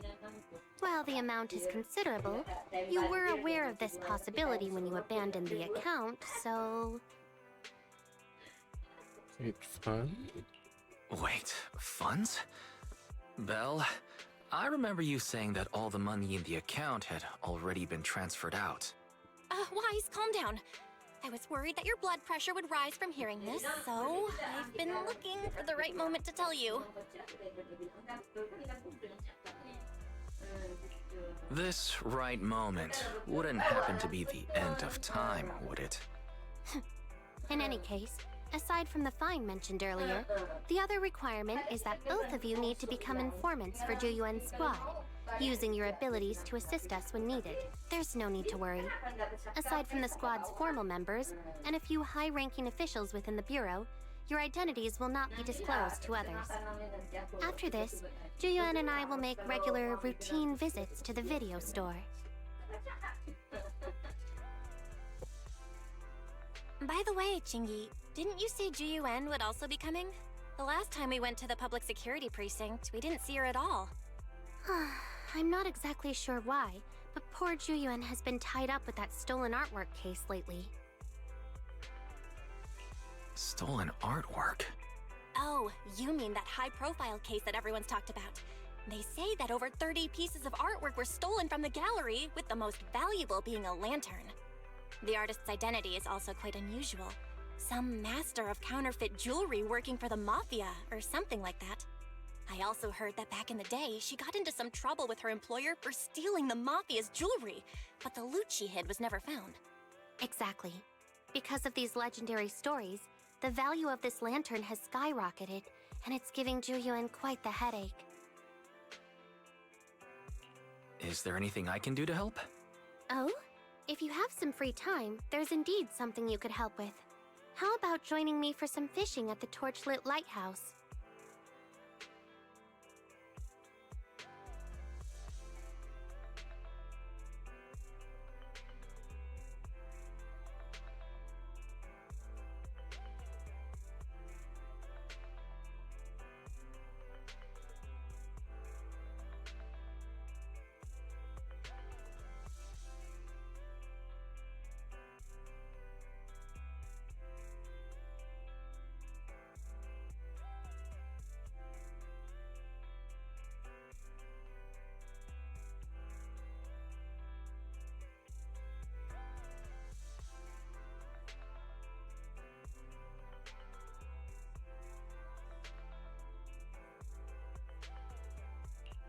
Are you planning to cast a lure and hoping the enemy takes the bait?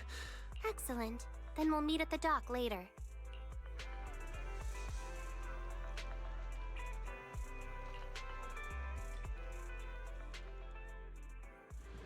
Yeah, I'm gonna end. Oh, 7 hours.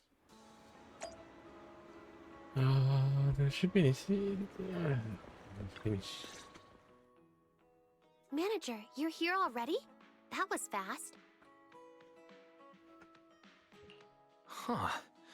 What's with the lively atmosphere here? It's because a fishing competition is about to begin, of course, and we've arrived late.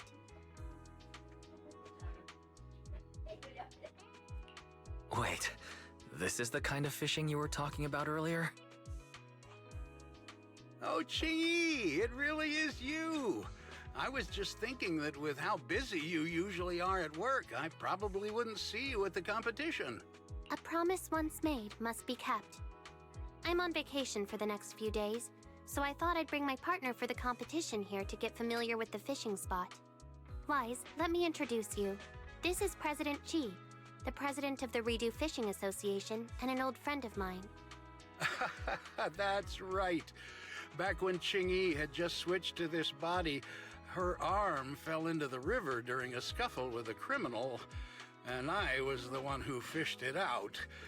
Truly unforgettable. It was only after that incident that the cross-sections of the automaton's body were modified to look less like muscle.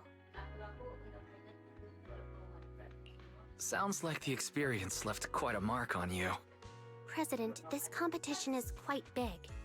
Considering what I know about the Fishing Association, are you sure the budget won't be an issue? To be honest, we've practically emptied the association's coffers for this. But you know, someone recently took photos of blue lights flickering over the sea nearby at night. From my years of experience, that's definitely bioluminescent fish. Opportunities to fish for bioluminescent fish are rare. The biggest highlight of this Elpis Ultimate Angler competition is the night fishing trip to Reef Island during the finals. It all depends on if the lighthouse is up and running. If it ain't working, no one would dare take that old boat you rented to Crow's Nest at night. Gee, where are the supplies for the lighthouse repair? Why haven't they been delivered yet? Oh, why are you in such a hurry? They'll definitely be delivered today. The supplies for the competition are all in the same batch. I can only trust half of what you're saying. When you came to borrow my venue, you didn't mention anything about officers tagging along. This small harbor is already too crowded for a big mascot standing around.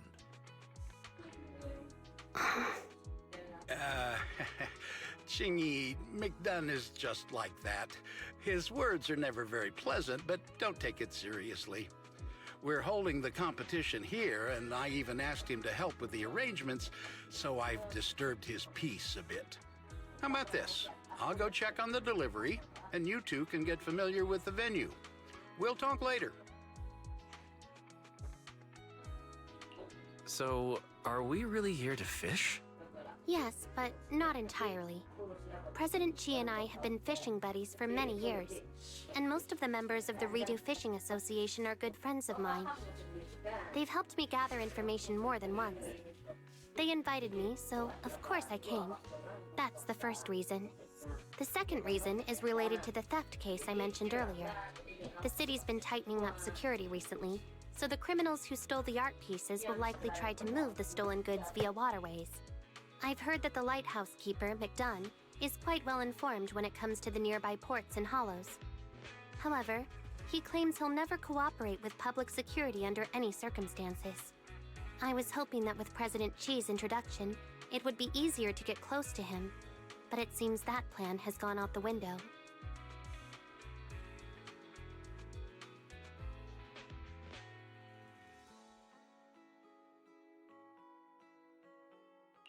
What should we do now? Since we're here, let's make the best of it. I really did take annual leave. Manager, you should just accompany me and experience the joy of fishing. You're both patient and adaptable, Manager. In my opinion, you've got the potential to become a fishing expert.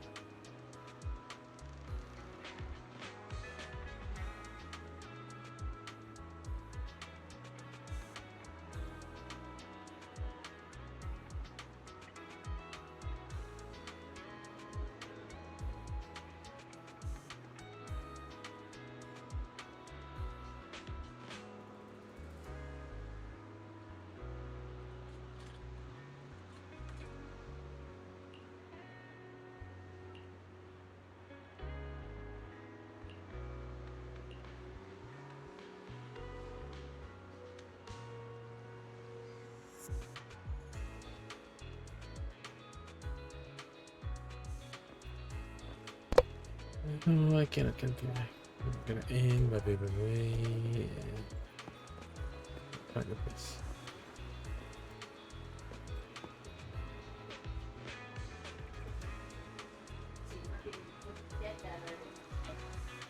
Okay. That's it.